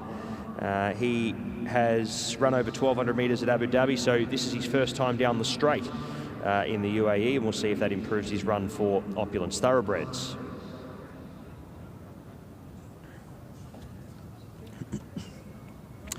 Well, Batwan's on the quick turnaround here, last racing on the 31st of January. He was down the track there, but comes into a slightly easier race, won't be running into Romantic Style this time around, and we'll see how he fares here. He draws a favourable gate too.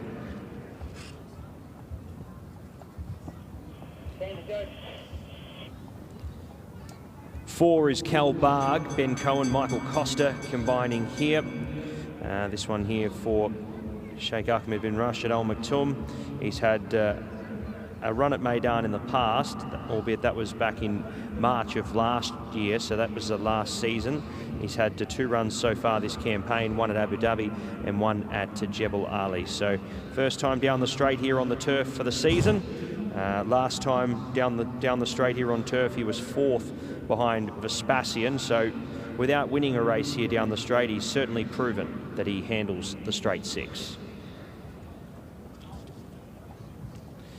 Thunder of Niagara, Connor Beasley and Ahmed bin Hamish, last seen at Abu Dhabi, beaten just under a length by Tawala there, so also coming up there, and he was held up at a crucial stage, rounding for home there in that event. He's done the straight 6 at Meydan plenty of times before, and one could say he may be working his way towards a win.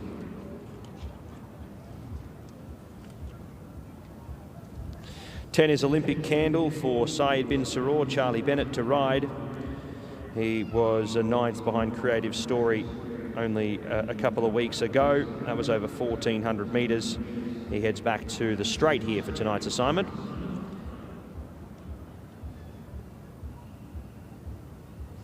Desert Safari also contested here at Meydan last time out. That was back in last season, so he's first up for the season for Sheikh Hamdan bin Mohammed Al Maktoum, and Javier Ziani will do the riding here for Salam bin Gadaya.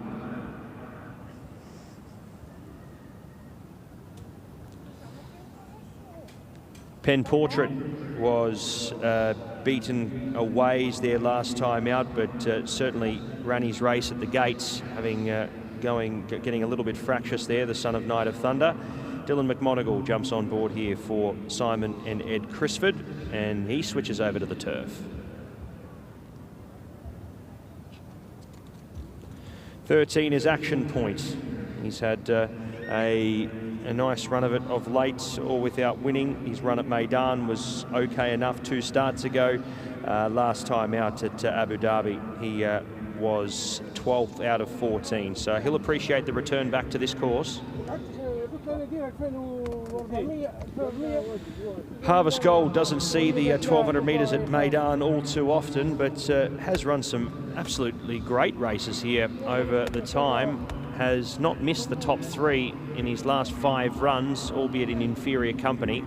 He comes into this race a potentially long shot chance in this race, Harvest Gold. Don't count him out completely.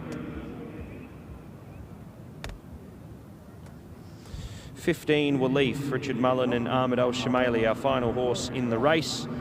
He's had the 1 run here on the dirt over 1,200 metres and switches to grass here, but would need to improve on recent performances. Runners heading to the gates here and out onto the course for race number 6, the Aziza Riviera, over 1,200 metres.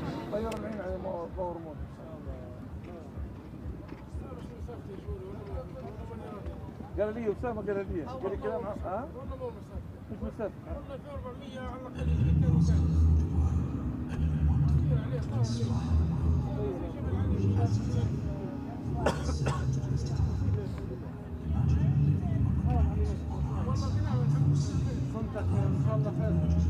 عندها بعد هذا صرنا فازا اليوم جاي ان شاء الله جاي عم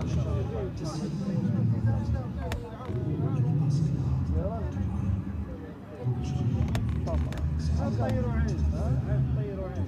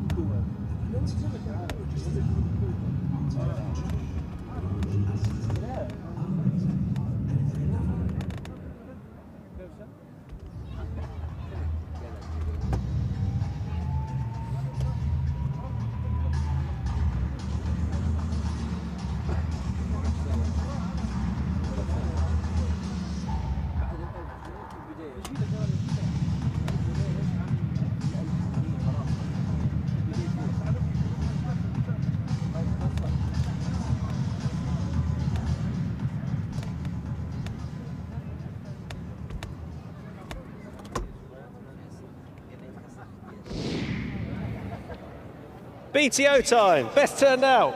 And who is it? It's gone to Silky Wilkie.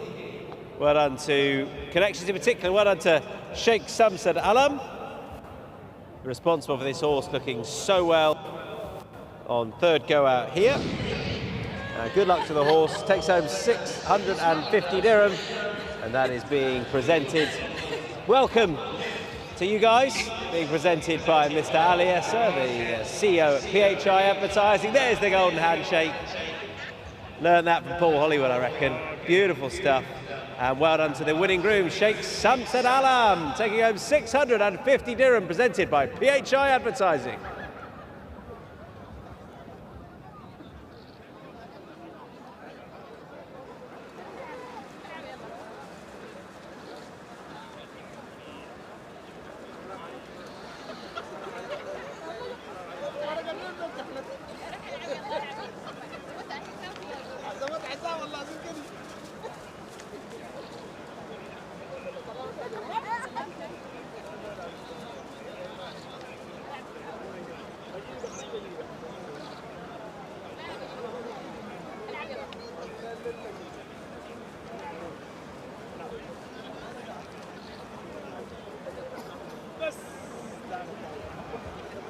All right, let's have a closer look at some of these. That is the Godolphin Blue of Olympic Candle. Charlie Bennett on board. Olympic Candle back in distance off the back of a run last time where he was well held 28 days ago. Prior to that, there's some form in there which would be encouraging. We want to test at this trip. This Sunner Sprinter profitable. Good luck to the team. This horse rated 86. We're over the 6 here, you can see on the straight. There's one just a little way away from them making his way down, which I think is action point for Sullen Bingadar and Bernardo Pinheiro. He's got his feet out the irons just to keep a lid on this horse. He's taking towards the rail as well. So he will make his way down there to join the rest of them. A nice big field we've got here. Might have a wander and see if I can find someone to chat to.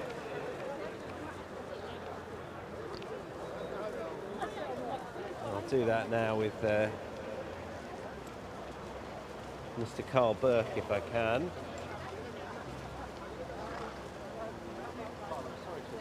Can I grab you for a quick chat? One, apologies. I'll tell you if I have. Carl Burke is alongside. He's got Silky Wilkie here, and we'll see how he goes. Carl, sorry to interrupt. We're just waiting for one of them to join them down at the start. How's the horse? Because I guess he's better than he's been showing, isn't he? Is that fair? Oh, 100%. You know, he ran some cracking races last year in defeats, particularly the Air Gold Cup. Probably ground conditions are a little bit quick for him here. I'll give him that excuse. Didn't stay drawn wide, didn't over 7 here last time, and was drawn out middle to outer on his first run here over 6. He's got a better draw today. I'd have to say he's in great form at home. Lucy's out here with him. She, says he's absolutely bouncing, which he probably hasn't been. So if he doesn't run well today, he never will. Yeah, okay. But a bit more hope for that. I mean, is it his style just to get out, do you think, and try and be handy? That'd be plan A. But he's a horse that can jump quick, and then after a furlong, as I was saying to Jim, he can start backing off. So. And then other days, like in the Air Gold Cup, he jumped and led them to inside the last half furlong. He's a funny little horse, but. He's been grand horse for the owners, and I'm sure he'll win again. If he's not here, he'll be back in England. Yeah, and you always enjoy bringing a team, however big or small, out here, don't you? For the right horse, it can be a great opportunity. Oh, for the right horse, yeah. I mean, it hasn't worked for him. It's worked good for Holloway Boy, and he'll go for Super Saturday now, so hopefully he'll run a big one there. Well, that now, because they've changed the programme slightly, obviously the Jebel Hatter used to be on Super Saturday, it's now back there, so what's he going to run in? Okay. Which is over the 9 again. Exactly. So it'll be interesting to see what turns up there, and hopefully he can put up a good shot. Yeah, well, no Romantic Warrior, so there you go, that's the start. Exactly. Yeah. Good luck, Carl. Thank you. Cheers.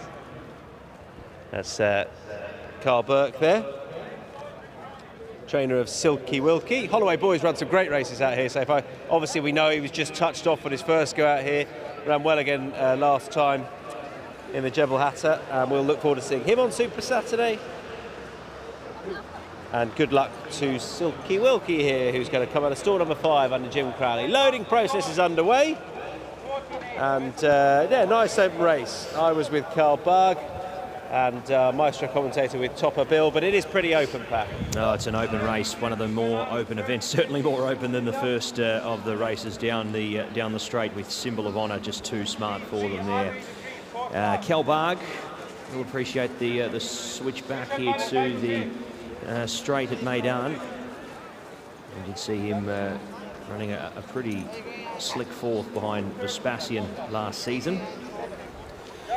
Waleef about to be brought forward. He'd need to be at his absolute best to be figuring here. But stranger things have happened. Pen Portrait, all eyes will be locked onto him to see whether or not he jumps with them.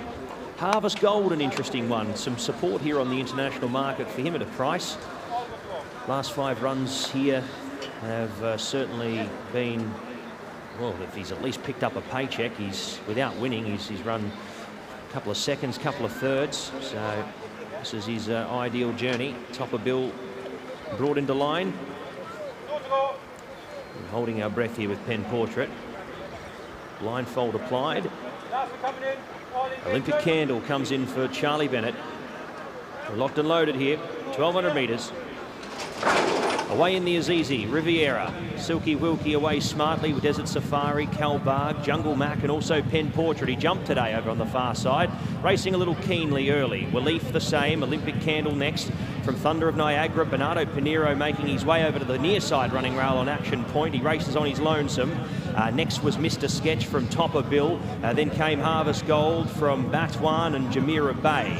It's Jungle Mac who works through to the lead along with Silky Wilkie. Then came Desert Safari, Waleef in fourth. Next in running there was Olympic Candle, tracked in turn by Thunder of Niagara, working through with Mr. Sketch. Topper Bill also running well into the event here in the late stages, along with Jamira Bay. Then came Batwan, Pen Portrait getting laid all over. Harvest Gold out the back with Action Point. Taking over the running Power Mode from Topper Bill. Action Point stays on the near side. Jungle Mac next from Calbarg. Thunder of Niagara, it's Power Mode though. Power Mode out by 3 lengths here in the final part of the race. Jungle Mac stays on with Calbarg. Topper Bill trying to find a spot in the minor placings, but they will not catch Power Mode. Power Mode away and gone in the Azizi Riviera. 3 lengths on Jungle Mac, photo third, Thunder of Niagara, Calbarg. Next over Olympic Candle from Topper Bill, Jamira Bay, Pen Portrait, Desert Safari, Silky Wilkie, Batwan, Action Point. Next over there was Waleef, Harvest Gold along last. Power Mode, some win. Tell you what, he almost looked like he was never getting beat from about 500 metres out. He travelled strongly all the way through the race off the mark of 87. He's done well here tonight for Mr. Abu Bakar Kadora. And Tygo Shane Bupat-Sema combined here with the 4-year-old by Speightstown. He looked very, very confident in the run, and it's paid off. 3 1/4, around 3 lengths, I'd say, 3 to 3.5 lengths. He's gone on to win there, stopping the clock at 1:09.04. 75 to 95, nothing slick on the clock, but as to be expected for the grade. But he was a bit better than the lot here tonight, especially on the night. And Power Mode streams away for a very nice win in the Azizi Riviera. He would have been confident a long way from home if he were aboard the 7. Yes, and you'll see there that confirmation Calbarg was 4th, Thunder of Niagara was 3rd, but no doubt about the winner down the centre of the track as Action Point ploughed a lone furrow towards the near side. I don't think that's worked out necessarily, but we talked about wanting to be middle to far side, but I mean, I don't think it mattered where you were if you were this horse, albeit not up the stands rail. He's absolutely blitzed them. It was that sort of race, to be honest, a race where you could not necessarily put a line through any, and this horse is having a second go out here. First go was beating the distance at Abu Dhabi, but that was much more like it. On Irish form, you know, he showed some green shoots and had won a handicap a few starts back over 1200, probably not stayed 1400 subsequently, but that was comfortable. It was absolutely bolted in the end. We'll take it back to the centre, and you can see that they're down the centre of the track. Power Mode had come out of stall number 14, but has raced down the centre. The eventual second out of 2, Jungle Max. I don't think it's mattered a huge amount as long as you're in that main group. Thunder of Niagara has run a good race. He's very consistent. He doesn't win too often, but he's finished placed again. So well done to him. More place money. Silky Wilkie, I think, showed a bit more there, definitely, having raced over towards the far side on the front end. But they weren't stopping this horse. He was hitting top stride here, centre of the track, and he's run on really nicely. That is a first success out here for Power Mode, and that's a fair way to get it.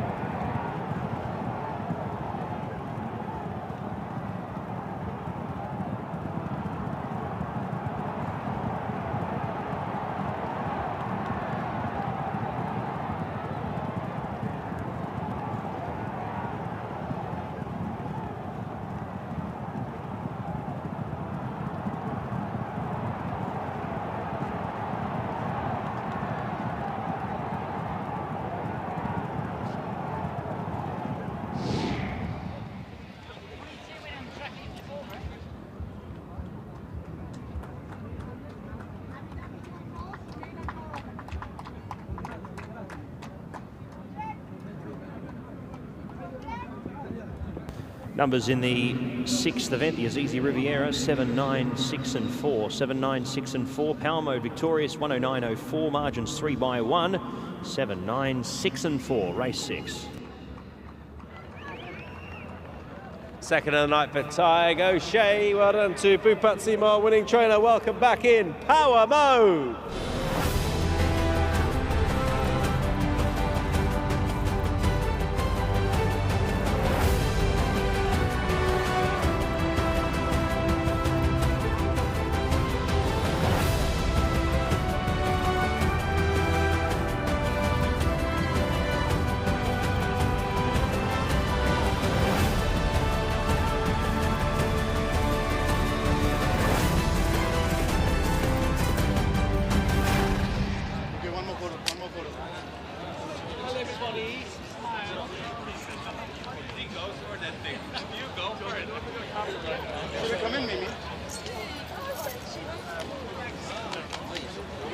Yeah, I've got some people who are going to go up there.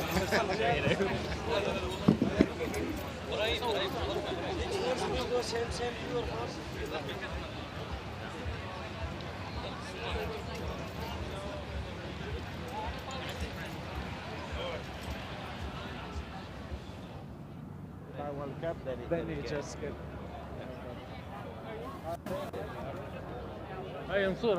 Tig O'Shea making his way back. Well done to him. It's the second of the night. And, oh, I don't know, was that a surprise? Was to a few of us?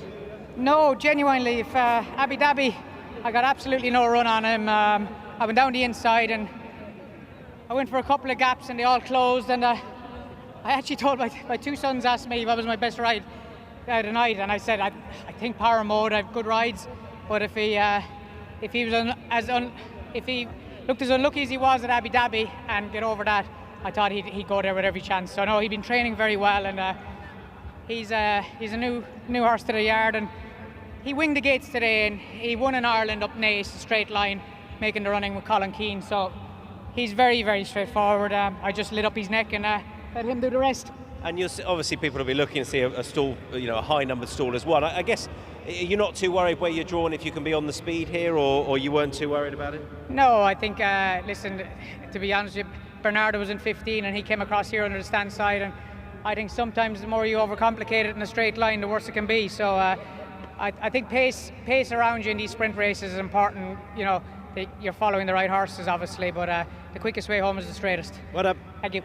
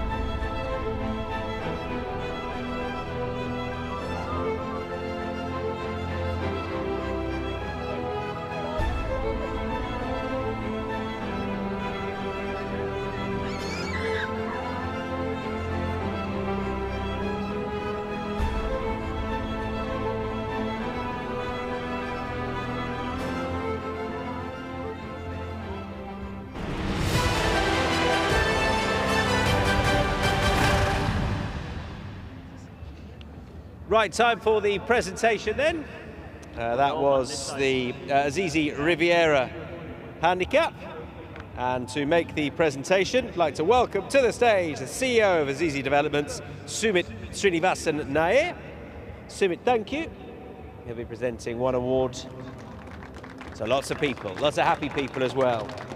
Well done to the winning owner, which is Abubakar Kadora, and he's not the only person going up either. So welcome to the stage, winning connections of Power Mode, Abubakar Kadora, Anas Kadora, Kaheri Barada, Hussam Twati, Michael Sheffin and Masalam Gatani.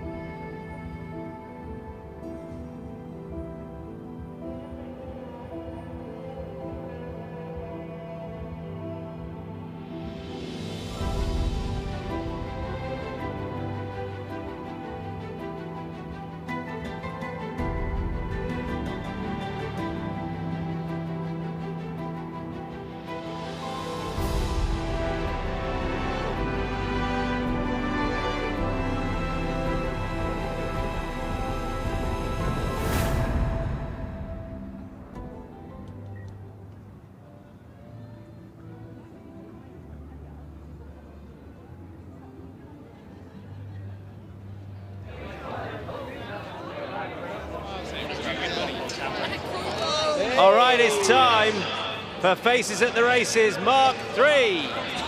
500 dirham just for smiling. It's very simple. Dishing it out here. That's a lovely smile. Good wave as well. Who else have we got? Yeah, I like it. T-shirt, jacket combo, bow tie. That's exceptional. Really good. You would be my winner. Yeah, I tell you what, I love that. Well played. Fashion Friday was a few weeks ago. But who's going to win? 500 dirham. And tonight's third installment of Faces at the Races. It is going to be bow tie! And a great smile as well. Well done to you. The question is it a self-tied bow tie? Have you tied it yourself? That's got clip-on written all over it. 500 dirham all the way to you.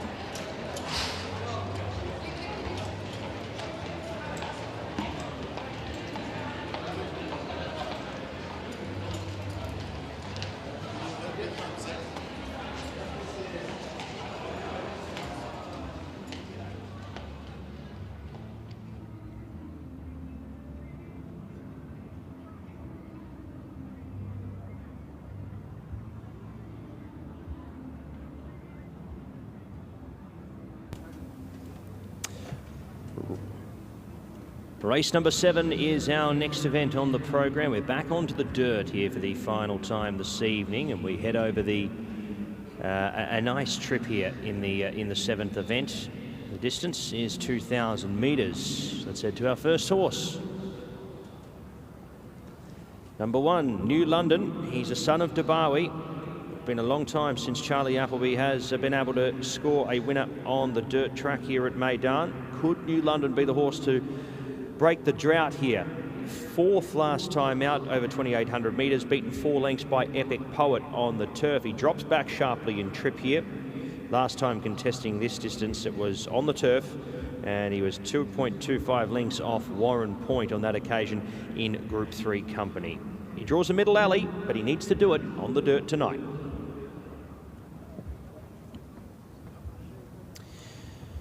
Number 3 is Base Note, the son of Shamadal, for Simon and Ed Crisford, Mikhail Barcelona to ride. He's a bit of an unknown quantity here on the dirt as he makes his way across. He's had some all-weather performances, but nothing that will correctly prepare him for this. So he's an unknown quantity. We'll see how he fares in this performance, but we'll know a lot about him once we do see him on the dirt here this evening. 4 is Go Soldier Go. He's contested on the dirt here a number of times, albeit in slightly lesser company than this. Has yet to find his footing in his 3 runs so far this campaign. His best run, though, would have been over this track and trip, just in behind Al Yabri on that occasion. So not without a hope here, Go Soldier Go. Fitness should be no concern. He's 4th up for the campaign. 5 is Never Show Weakness. Beaten a distance last time out behind Violent Justice. Couldn't go with them there. Provided he's on his best behaviour here at the gates, he should be hopefully running a better race than last time.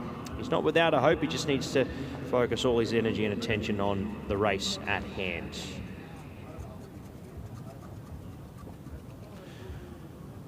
This horse could be the most interesting runner of the night, because we just don't know whether or not he's going to bring that form across from Russia. That's Prince Ruse, the son of Cherny Prince, Tygo Shea and Bupat Seema for these very, very familiar colours. The Daki stable, 8 wins from 11 starts, 3 minor placings. Rarely runs a bad race.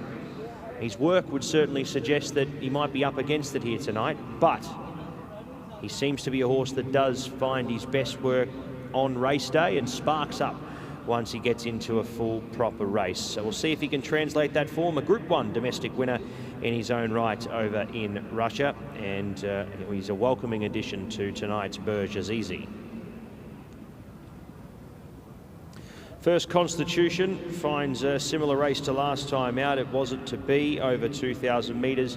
Found it a little bit testing. He's a one race fitter into his campaign. We'll hopefully see him run a good race, but I think he'll be up against it here tonight, First Constitution. La Resh was beaten a short head in Sharjah last time out over 1,700, back to Meydan. He's a 1,900 metre winner on the dirt. 2,000 metres, he'll have to step back up in trip here for tonight's race.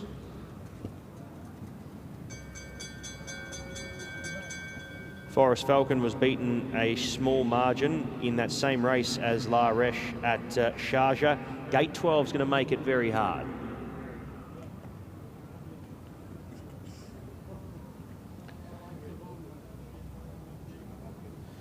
Al Yabri's already a winner at this track and trip. A good performance from him would not shock, and he's got plenty of fitness on his side now with the 3 runs already this campaign.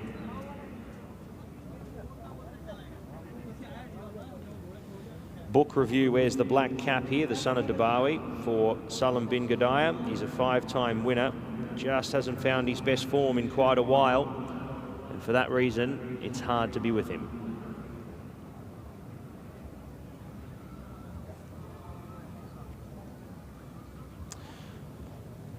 '13 is Lion's Mane, a winner 2 starts ago. That was here at Meydan over the 1900. He was beaten a distance last time out on that occasion, so he'll need to improve off that last start performance. The wide draw will make it a little tougher as well.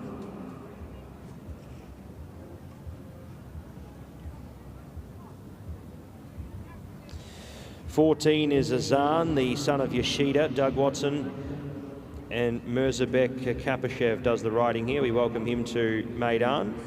A one-time winner from 12 starts. He was beaten a distance in his first up run at Jebel Ali. We'll see how he fares here with one of the home country riders coming across to partner him here for tonight's race.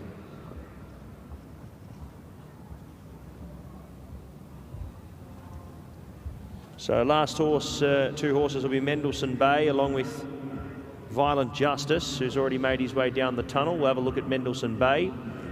I think he's grossly overvalued, to be fair, in his overseas market price. He's a proven horse. He has shown on his form that he does have a bit of a lull second up, and he is a 3rd up winner in the past. Expect him to be firing back again here. Mendelssohn Bay, he has done plenty of good work on this track before, and he looks a likely winning hope in the event.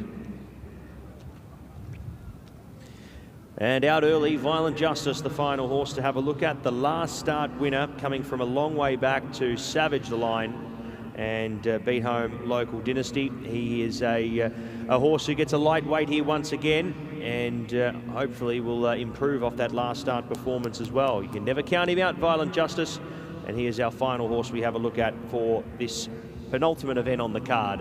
It is the Burj Azizi for 300,000.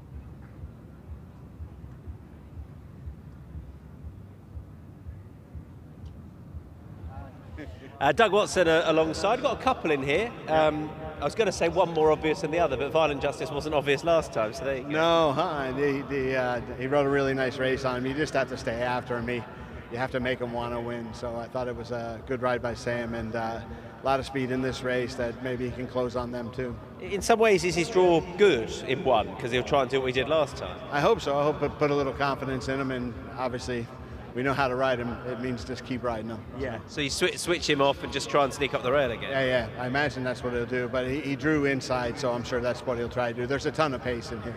What's he like? We're looking at him on the big screen now. He's got a pony with him. He looks... is he tricky? He's tricky at home, yeah. He's been very good lately.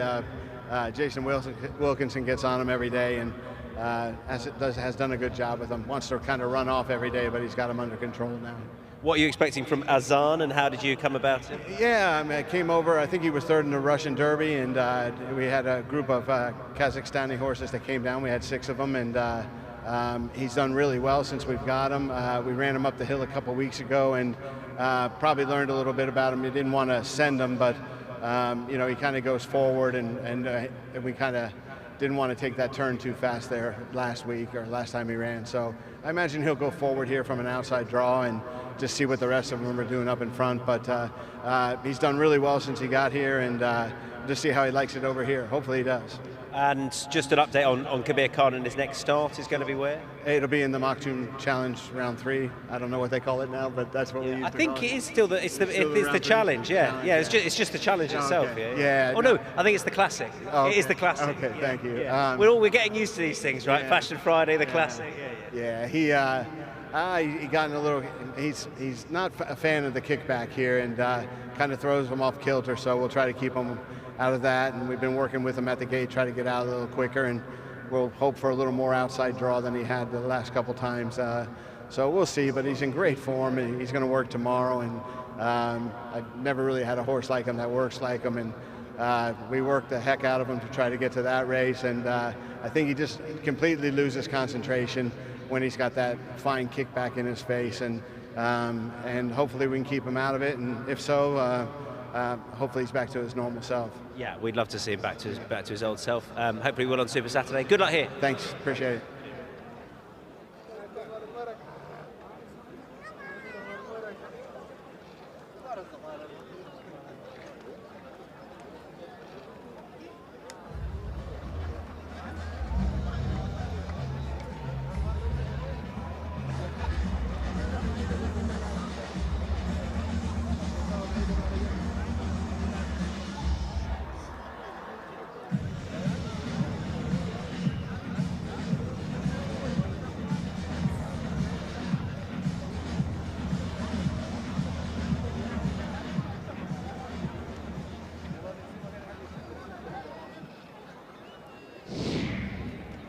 Best Turned Out Award, sponsored by PHI Advertising, and it's gone to Prink Ruse, the newcomer.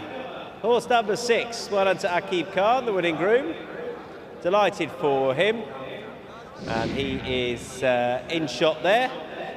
It's very different Akib Khan to the one that was leading the horse around. But well done to him. He takes home 650 dirham, being presented by Mr. Aliessa, the CEO of PHI Advertising.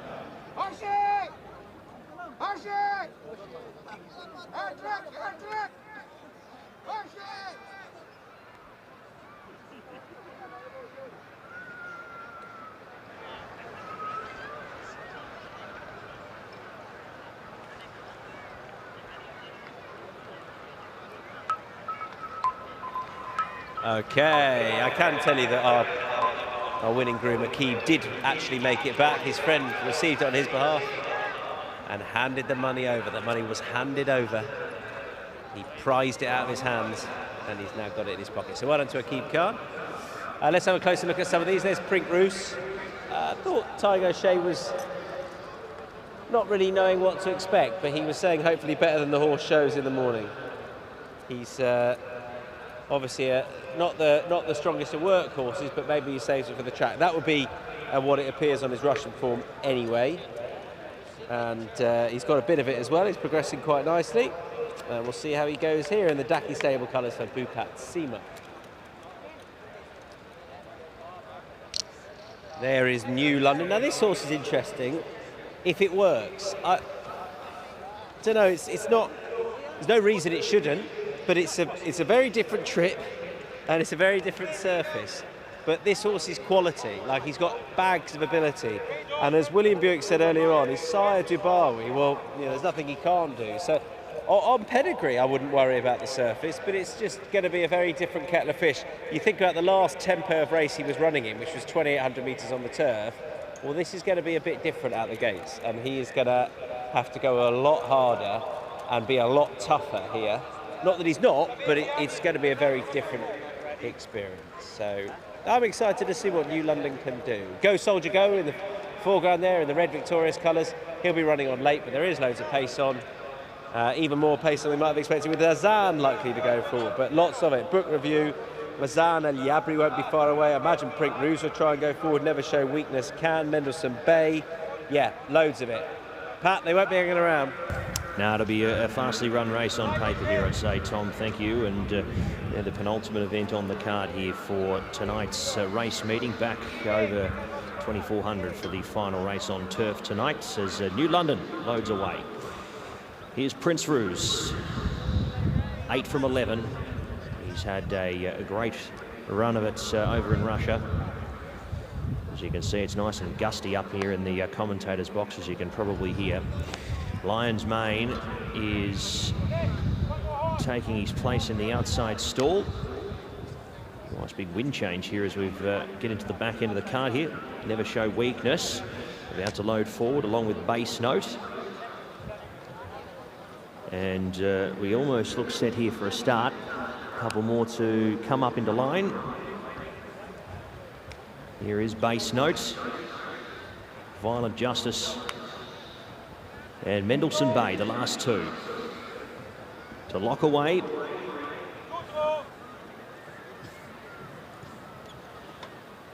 And away they go as the fireworks at Global Village are set off. You know, it's that time of the night, 9 o'clock on a Friday.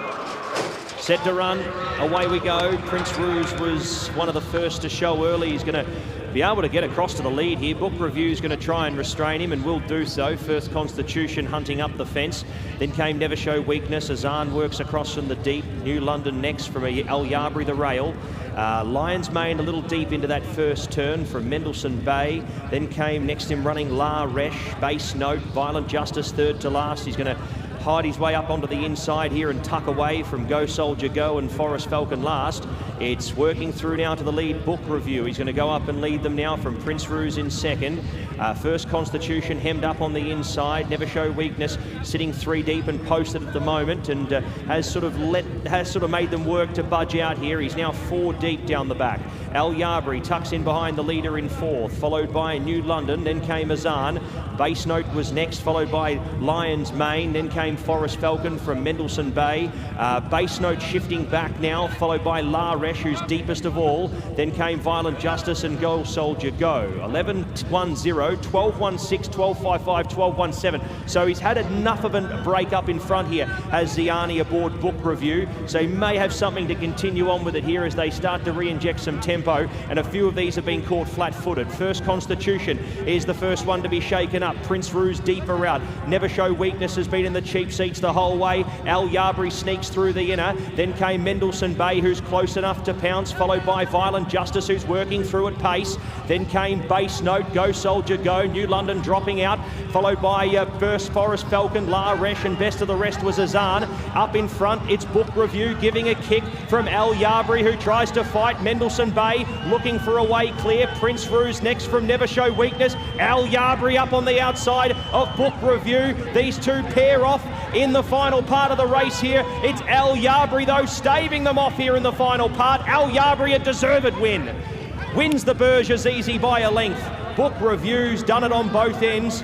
Really nice performance from him in second. Third over there in running was Violent Justice from Go Soldier Go. Next over, Prince Ruse got tired late from Never Show Weakness, Forest Falcon, Bass Note, Mendelssohn Bay, La Resh, First Constitution, New London, Azan, and Lion's Mane, last one home. El Yabri, Richard Mullen, goes on to get the win here for Musaba Al Meheri. Second win here at Meydan for the season. He did have the run of the race in behind them as well. Great steer by Mullen to get him off the back of Book Review. We saw those sectionals certainly slow up through the middle stages, and Book Review has run out of his skin there. He got a chance to fill the lungs up there in the middle stages, and it certainly counted and helped him there in the final part of the race. Third across, Go Soldier Go. Violent Justice has run another great race. 10, 11, 4 and 12 will be your numbers. 10, 11, 4 and 12. And El Yabri is victorious in the penultimate event. El Yabri has won. He's, I guess he's just a straightforward horse who's in a good position to attack, and others, you know, Book Review's run a really good race, but he's been passed late on. Go Soldier Go and Violent Justice the ones to make up ground. For Go Soldier Go, they just didn't quite go hard enough. The fractions 25 and change for the first 400 wasn't quite quick enough, and they never really dipped under 12 seconds per furlong, so that was never quite hard enough. But he has made up ground. Meydan Justice have run well again. That's better, never show weakness as well. But El Yabri is pretty comfortable in the end. He sat on the tails of the long-time leader, Book Review. Richie Mullen out of stall number 3 had him in a nice position to challenge, and that they didn't really come back to them enough, as I say, for the closers. There were a few disappointments in there. Some horses, as Pat said in commentary, just caught a bit flat-footed when the tempo increased, so that was game over for them. But El Yabri's had a pretty consistent season. Obviously just touched off Mount Kosciuszko a few starts ago, and then the race won by Violent Justice last time, ran really well, but that really did set up for a closer. This was a more even tempo race, so he's in a nice position to a challenge, and he's got his head in front again. There's El Yabri. He also came out of that Lions Mane race at the start of the season. He was well held in that, but that form is working out exceptionally well. Although Lions Mane didn't necessarily back it up here, but loads of winners has come out of that, one of whom formerly was El Yabri, and he's gone in and won again. So better from Book Review. Smaller field, if he can really dictate, I think he's interesting. He tends to get one win a season, and it's often a surprise. Go Soldier Go, well, he just wants more of a rattle, but he will win again, but they're just going to have to go very hard for him to get his head back in front. But El Yabri scores Son of American Pharaoh.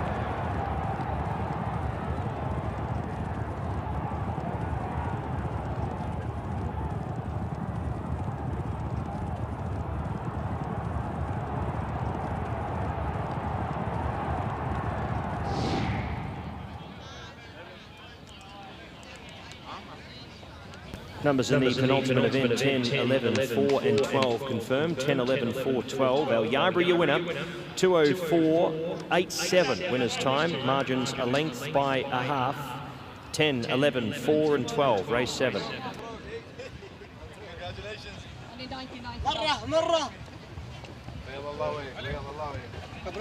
Thank you.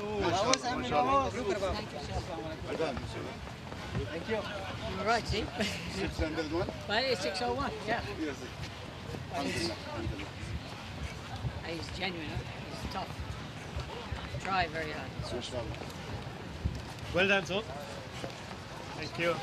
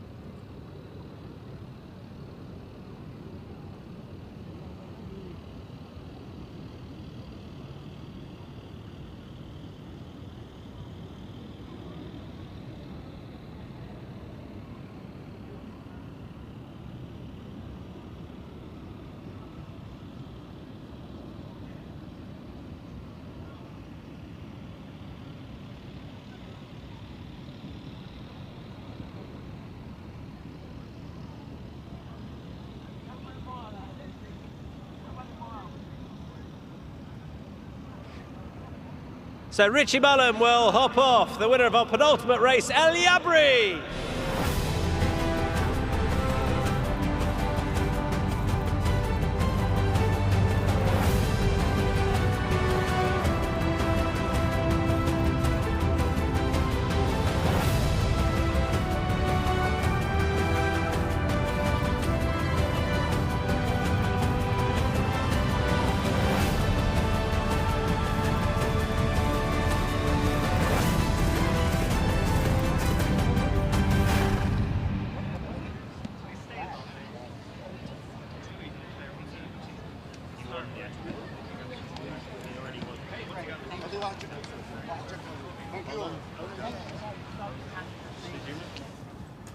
Like the owner will probably get like 5 badges and he can do what he wants. He could give it to like whoever.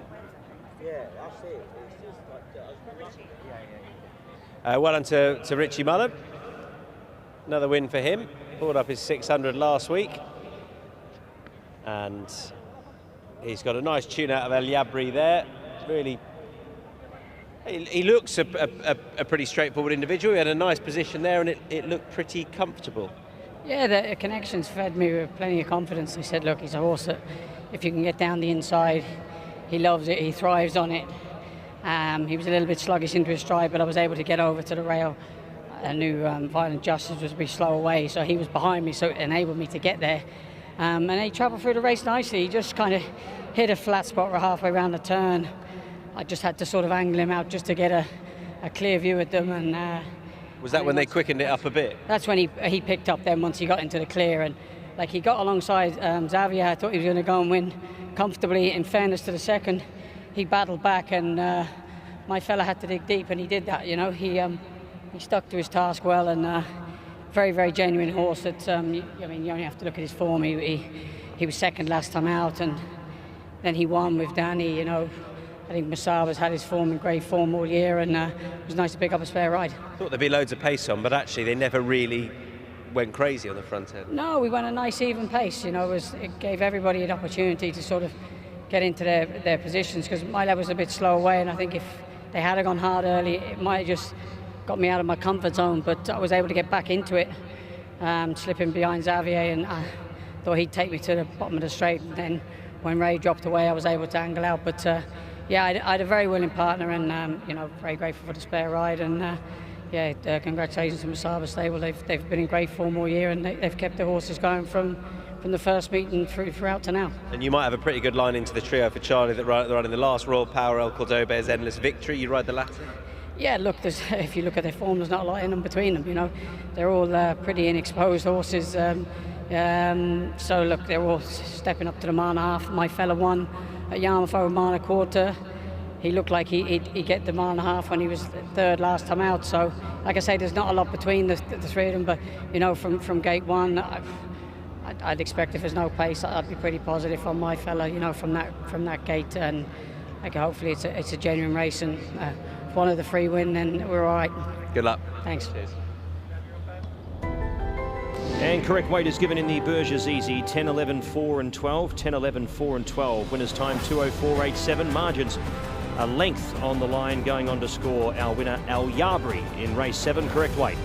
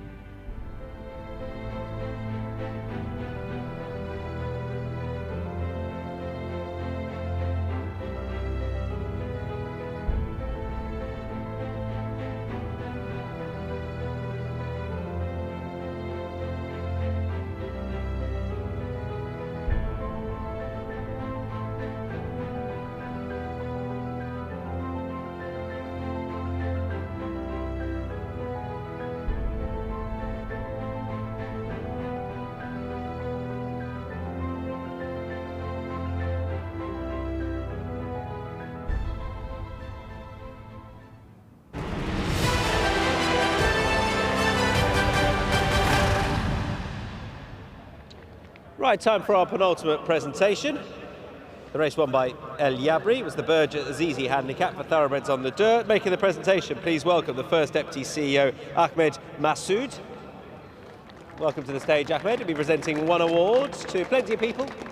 Happy people at that as well. Winning connections of El Yabri. And we have the winning owner, Mr. Juma Mubarak Al-Junabi, accompanied by Zaid Al-Junabi, Jessica Pumpa and Musaba Al-Maheri.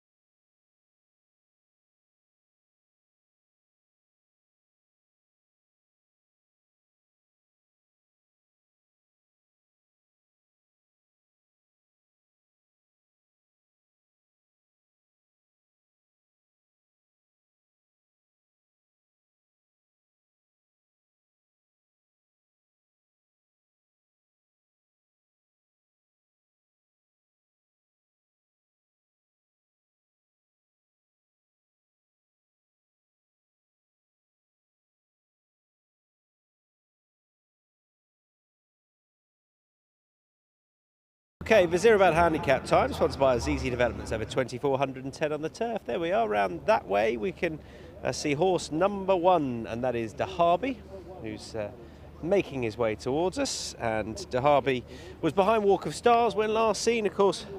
That was on a different surface to this, so they'll be hoping that switching back to the turf brings about a little bit of improvement. Hasn't worked out the last couple of starts, but you know, he's capable of this sort of mark, but I don't know, there's some better treated horses in there who you'd be a little bit more confident about. Drop back to number 5, yet to be saddled. That is Endless Victory. 1 of 3 in the race for Charlie Appleby. Richard Mullen takes the ride, as Richard was saying. Yeah, they would all definitely have a chance, particularly on that Asasi form, which has worked out pretty well. He's going to go and be saddled by Sophie Chrétien over there in that stable. And we'll pick up horse number, that's a 7, isn't it? I'm getting confused, yes. We're 1s and me 7s I've struggled with. There we are. Blame Seb, we have for most other things. Max Mayhem, the mount of Dylan McMonagle, Hilal Kobasi. The Kafaf form has worked out really well, but it's hard to see him get, he'd have to take a massive step forward for that. Prior to that, there was form in the UK. The positive would be, I think this is his trip. He's a bit full of himself, though. He wants to settle down a bit. Number 8 is behind with the red hood on, El Cordobés. There's a lot to like about this horse's demeanour in comparison. Looks lovely in its coat as well. Looks really well, this horse. He is the choice of William Buick. Behind Asasi last time. Ran a really good race and has to be the most likely one stepping up in distance. That's how he shaped last time. Looks relaxed. Looks as though he'll appreciate the step up. Lots of positives about that horse. What about this horse, number 6, the Bay for Wathnan Racing and Albanda Mule? Is a son of American Pharaoh, looking to be the second winner in succession, son of American Pharaoh. Good form since coming over from the UK to Doha. Obviously this will be different. This is a good-looking race on paper, but their horse ran well earlier on, and he looks to be progressing nicely. Just seeing if we've got any others in here that we wanted to touch on. Yeah, what about number 9? We'll finish up with number 9 over my right shoulder, who is being saddled in there. Pat and I touched on this horse. Just take you in there. He had some really good form at the back end of last year, and it just hasn't worked out since out here. He shaped really well over 2,000 when he won. Thought the step up to 2,400 would suit, but then he didn't look like that on his first start out. He was in that void race at Chelmsford, which was probably a prep for coming out here. But just needs to prove he's still got it. He's got the cheek pieces on, as you can see, and he will make his way out shortly, as will El Cordobés, who we've just seen, who is behind me. So we are gearing up for the final race of the night. It is the Azizi Developments sponsored Vizirabad Handicap. Vizirabad, who won a record 3 Dubai Gold Cups in the colours of the late His Highness the Aga Khan.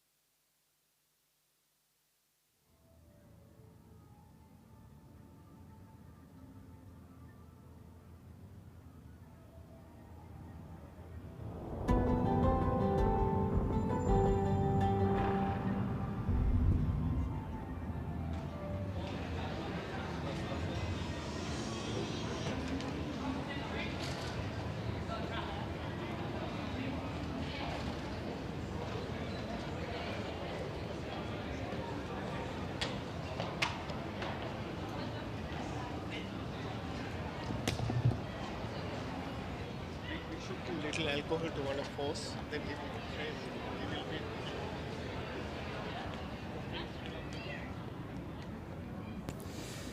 Runners into the parade for the final event of the evening. This is the Vizirabad Handicap for 300,000, 2,410 metres the journey as we head into the parade for our first horse. And that is Dahabi, makes his way back onto the turf here, coming out of Group 1 company in the Al Maktoum Challenge. This looks a more suitable event for him. Off the rating of 105, he draws a good gate, but he's got to lug the full 62 kilograms.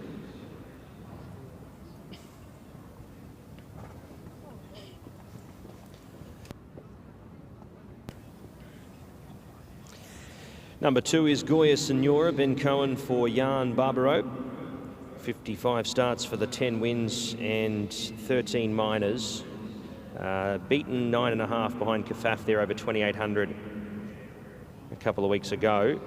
And he will be hoping to bounce back here, back down in trip, which is probably the shortest trip he's been over in quite some time. So we'll see if the race does set up for him or not. Here's a horse looking for the best part of nearly 2 mile. 3 is Royal Power. It'll spot the red cap, Mikhail Barcelona for Charlie Appleby.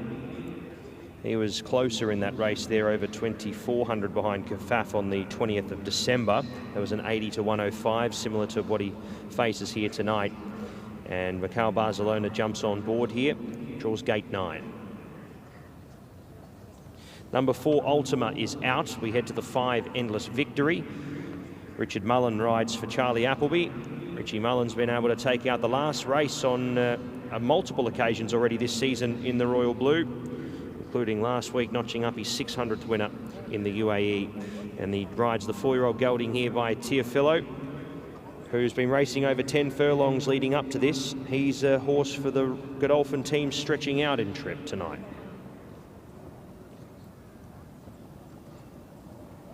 7 is Max Mayhem for Nibras Racing.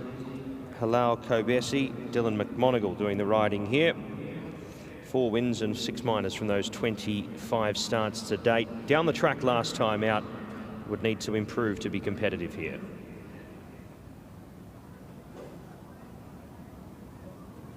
He's stepping right out and trip here is El Cordobas, but William Buick has elected to ride the son of Frankel. 4 starts for 1 win and a second to his name. He stretches out to his longest trip ever, and the distance is the big question mark surrounding El Cordobas, but the overseas market firmly in his corner.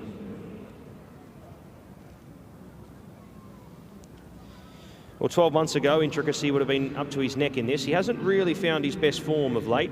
We're hoping to see him bounce back here. He looks an absolute picture at the moment, and the son of Dabawi will be hopefully making his presence felt at some point in this race for KHK Racing and Simon and Ed Crisford.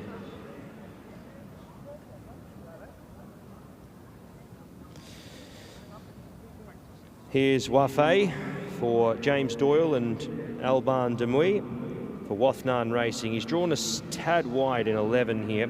3 wins and 2 seconds from those 8 starts, but a winner of his last 2, both coming in 70 to 90 grade in Doha. So hopefully he can bring that winning form across here and be competitive in this upcoming event here. A nice new form element here. 10 is A Sail, the son of No Name Never, David Simcock and Safi Osborne combined. It's got the Ford 54.5 here. Winner of its last 2 also. They came at Ascot on the turf over 2,300, and a win over 12 furlongs in a 0 to 95 at Kempton on the all-weather as well. That was back in September of last year. So he's had a freshen up for this and makes his way back onto the turf. We're at the lightweight. Silvestre de Souza has been engaged to ride Thundering, the last start winner for Guillermo Aras Correda. He draws a very good gate here as well, and should take some natural improvement following that performance coming from off the pace to storm home and win, the son of Knight of Thunder. That's our runners for tonight's Stayers Test on the turf, the Vazirabad Handicap, named in honour of one of the great horses for the late great the Aga Khan, and may he rest in peace as well. A great tribute by the Meydan and the Dubai Racing Club in the Aga Khan's honour. Runners heading out onto the course.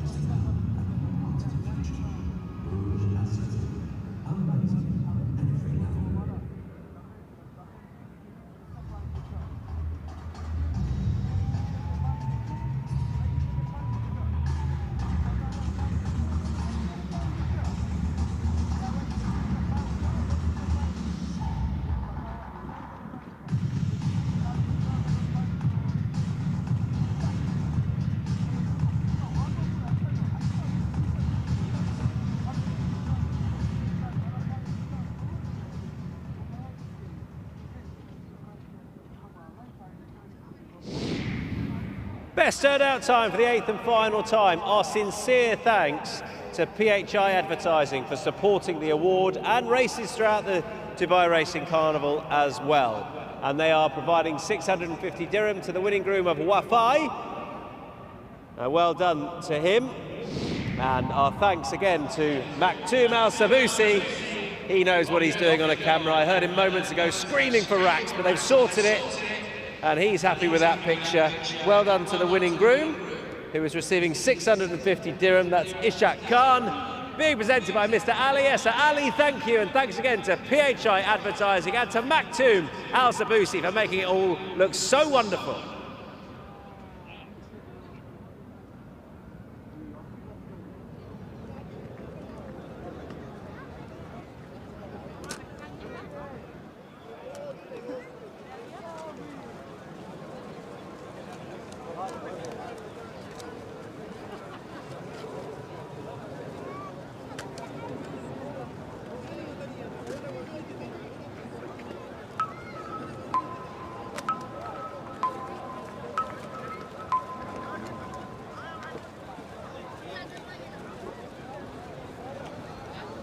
So, El Cordobés, I thought this horse looked a picture. He's a really kind-looking animal.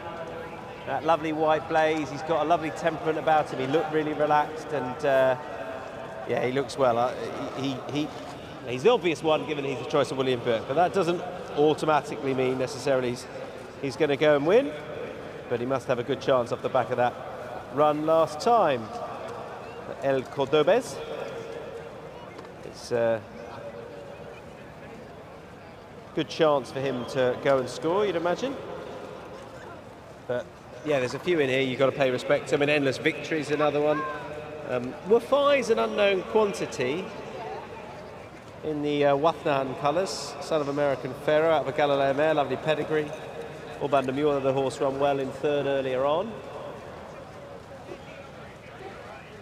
Whose name escapes me, but I'm going to tell you very shortly. In the feature sprint,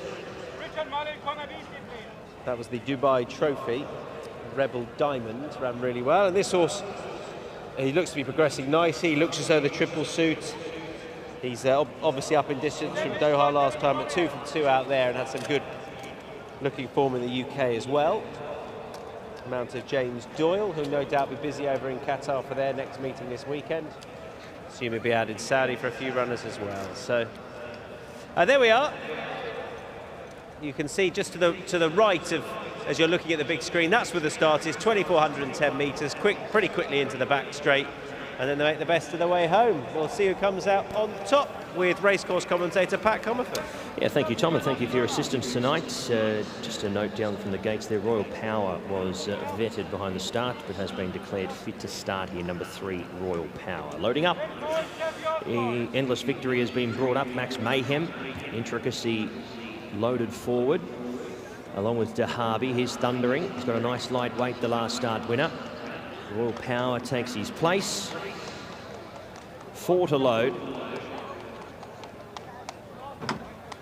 Goya Senora loads away for Ben Cohen and Jan Barbaro.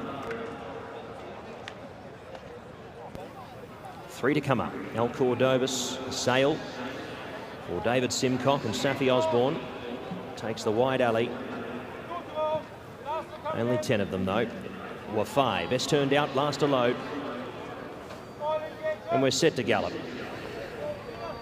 Set now.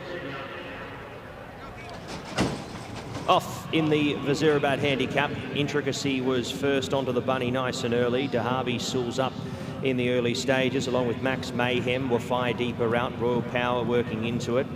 They won't beat Endless Victory, though, to the first bend. Who's going to lead them here?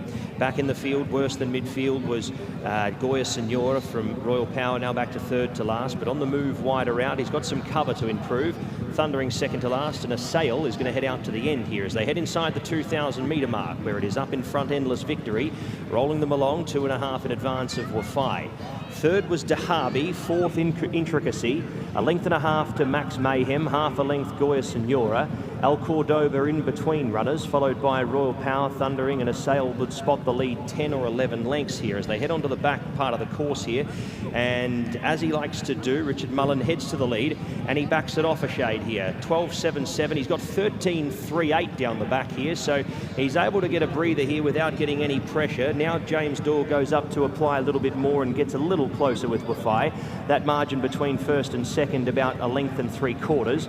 3/4 of a length back to Dahabi, half a length to Intricacy. Max Mayhem pulls out wider, has to go faster than the field will allow him. El Cordobas was 1.5 lengths back. Max Mayhem now on the improve. Goya Senora next from Royal Power. Thundering tacks onto the back of the main division, and a Sail is slightly detached. So inside the 1,000 they travel, and they're still sitting above 13 seconds at the moment. And it is Endless Victory, who's now half a length in advance of Max Mayhem, who now works out to sit outside the leader. Wafai eventually finds the 1-1 here as they work their way off the back of the course. Dahabi's on the box seat, but as they reel off the bend, he's now exposed on the inside. Goya Senora was next from El Cordobas. Intricacy's caught a little flat-footed. He's had to go the wide way and long way home. Thundering works through runners with the lightweight. Then came Royal Power. And a Sail is still last, and will have to come past every one of these and potentially inside them as well as he works through now. It is El Cordobas who hits the lead from Max Mayhem. Deeper out, Intricacy starts to level up the outside, along with deeper out Royal Power, Wafai, and Thundering works through. El Cordobas up in front, but he's no good thing here. Stablemate on the outside. Royal Power presents with a challenge here. Godolphin 1 and 2, but it's going to be Barcelona the outside. Royal Power ahead from El Cordobas. They paired off from third, and take your pick for third. They was about a head between 3rd, 4th, 5th and 6th. Intricacy in it with Wafai, Max Mayhem and Thundering. A Sail was next from Goya Senora after leading away. Endless Victory dropped out to 2nd to last, and Harvey was the last one to greet the judge. Royal Power. He has a knack of being able to knock Buick off at one time or another, most meetings, on a 2nd or 3rd stringer, does Mikhail Barcelona. And the 4-year-old gelding by Frankel is victorious here off the rating of 105. He's gone on to run a nice performance there, margin and neck. Al Cordovas was brave enough in 2nd. Fair to say he got quite a few favours in the run, but nevertheless a good run. Intricacy has rattled home into 3rd placing. He's found himself in that photo, and as I said, there was not much between 3rd and 6th. You'll find that it'll be a neck, a short head, potentially even a nose there between 5th and 6th as well. They went over in a blanket finish, but no doubts with the winner, Royal Power, taking out the Vazirabad handicap as we pay tribute to the great, the Aga Khan. Yeah, he's got a knack of doing this as Mikhail Barcelona. Not just, you know, winning in the Godolphin Blue, but winning on horses ridden like this, just coming widest and latest of all. Timed it to perfection. That's where Intricacy's come as well. I think that's what's come unstuck really for El Cordobas. He's been in front a long way in the end and on the inside, and it's just played to a closer. Intricacy's run much better, by the way. That is much better from him. And yeah, in the end, he has got up in the red hat Royal Power to nut him on the line, the market leader. Travelled really well, did Thundering. He's just run out of puff a little bit late on, and he just couldn't quite get past Intricacy. I thought he was booked for 3rd. He's had to settle for 4th. They'll be encouraged by Intricacy, but Royal Power, he's come late, he's come last of all and widest of all, and that, as I say, on the round course has often been the path you want to tread this year. It's a track that's been really fair. I think, you know, we've seen in recent seasons that it can pay to be on the speed a bit more, but here you can come wide and late. I think part of the reason that you could do that as well was because of the yellow hat. Dylan Brown McMonagle sensed there wasn't pace on, so he moved his horse up, and that meant that they just went that little bit harder for the last half a mile, and I think that's meant that a horse like Royal Power has got out. It's probably cost El Cordobas in the end. He's obviously run really well, but he's just been touched off by a perhaps more efficiently ridden in the end horse in the form of Royal Power. I didn't think he necessarily saw it out perfectly last time, but he definitely has there. And another winner in the Godolphin Blue for Mikhail Barcelona. And those numbers there in the last 3, 8, 9 and 11. 3, 8, 9 and 11, your numbers. Winner's time 2:29.92. Margins are neck by 3 3/4. 3, 8, 9 and 11 in the last.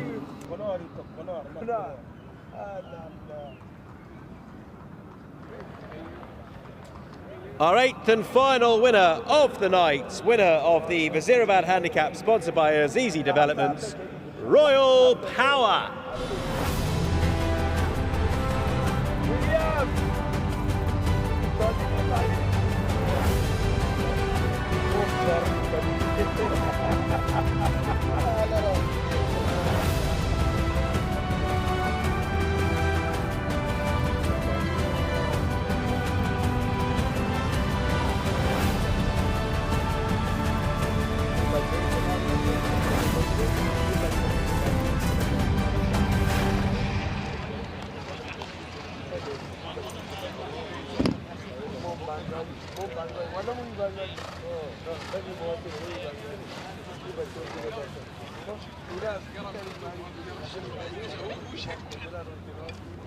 So Mikhail Barcelona has won again, one of these tricky little handicaps in the Godolphin Blue. And he joins me now. Friendly tap from Will Buick. Yeah, I guess Will's job's never easy necessarily, and we were talking to Richard Mullen, who you know talked about all 3 of the Godolphin horses having a good chance, and your horse, he stayed that really well. Yeah, no, exactly. William told me before the race he should have improved since the last run, and I've been able to give him a kind of off-case spot, and then when I give him a clear, and he's been able to fight hard to get into the winning post.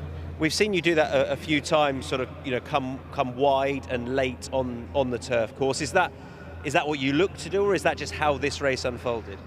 Well, not really. I mean, I got a wide draw, so I wasn't able to get in much, and I think I was pretty happy where I was.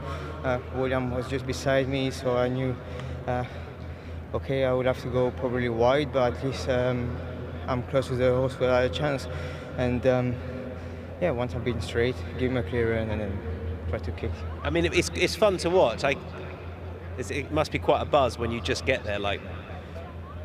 Well, we hope to, but no, actually, hard to describe. Yeah, a win's always nice, isn't it? Mikhail, well done. Thank you.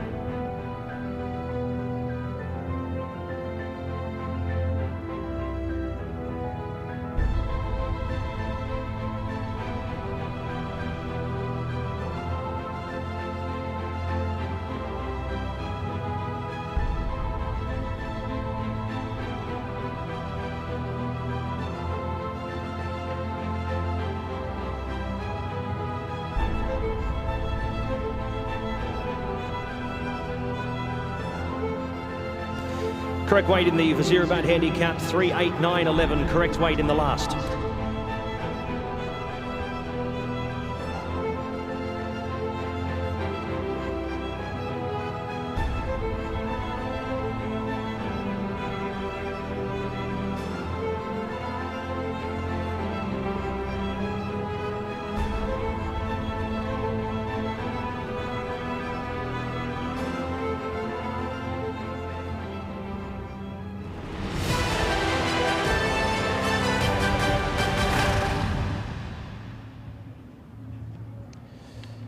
Our thanks to racecourse commentator Pat Comerford. He won't be joining me at the end, but thanks to everything for tonight. Don't forget to shut your windows, Pat. Thanks for everything. And we roll on with the presentation now for our 8th and final contest. And a really good performance it was from Royal Power to get up to score in the Vizierabad Handicap, sponsored by Azizi Developments. To make the presentation, please welcome to the stage the Chief Development Officer at Azizi Developments, Mohammed Ragheb Hussain. Mohammed, thank you. And he will be presenting just the one award to some familiar faces. Thanks to them for everything tonight. And those two individuals make their way to the stage now. Hamdan and Maktoum Al-Sabusi.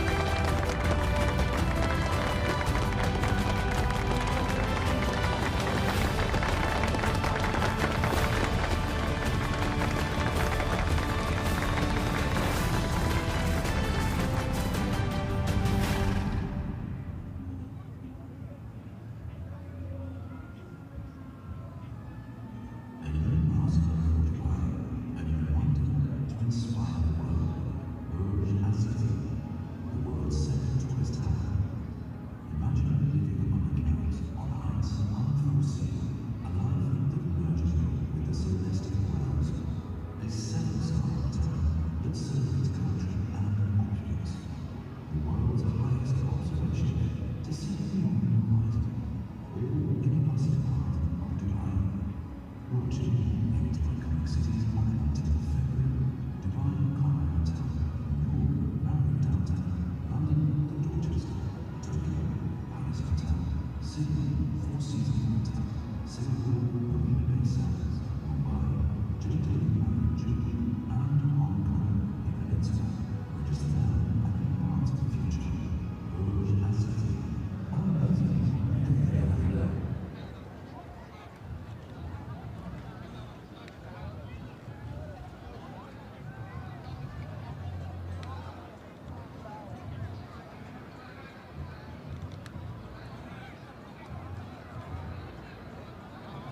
Well, we saved the best till last. Faces at the race this time, and someone is going to go home 500 dirham richer. But who is it going to be? You look like you've had fun tonight, gang. Oh, that's delightful. A love heart, well done. A little smile wouldn't go amiss, but I won't dock your points for that. But who is going to win tonight's 4th and final edition of Faces at the Races? You need to smile for your chance to win. And it's going to be some beautiful colours in there. Well done.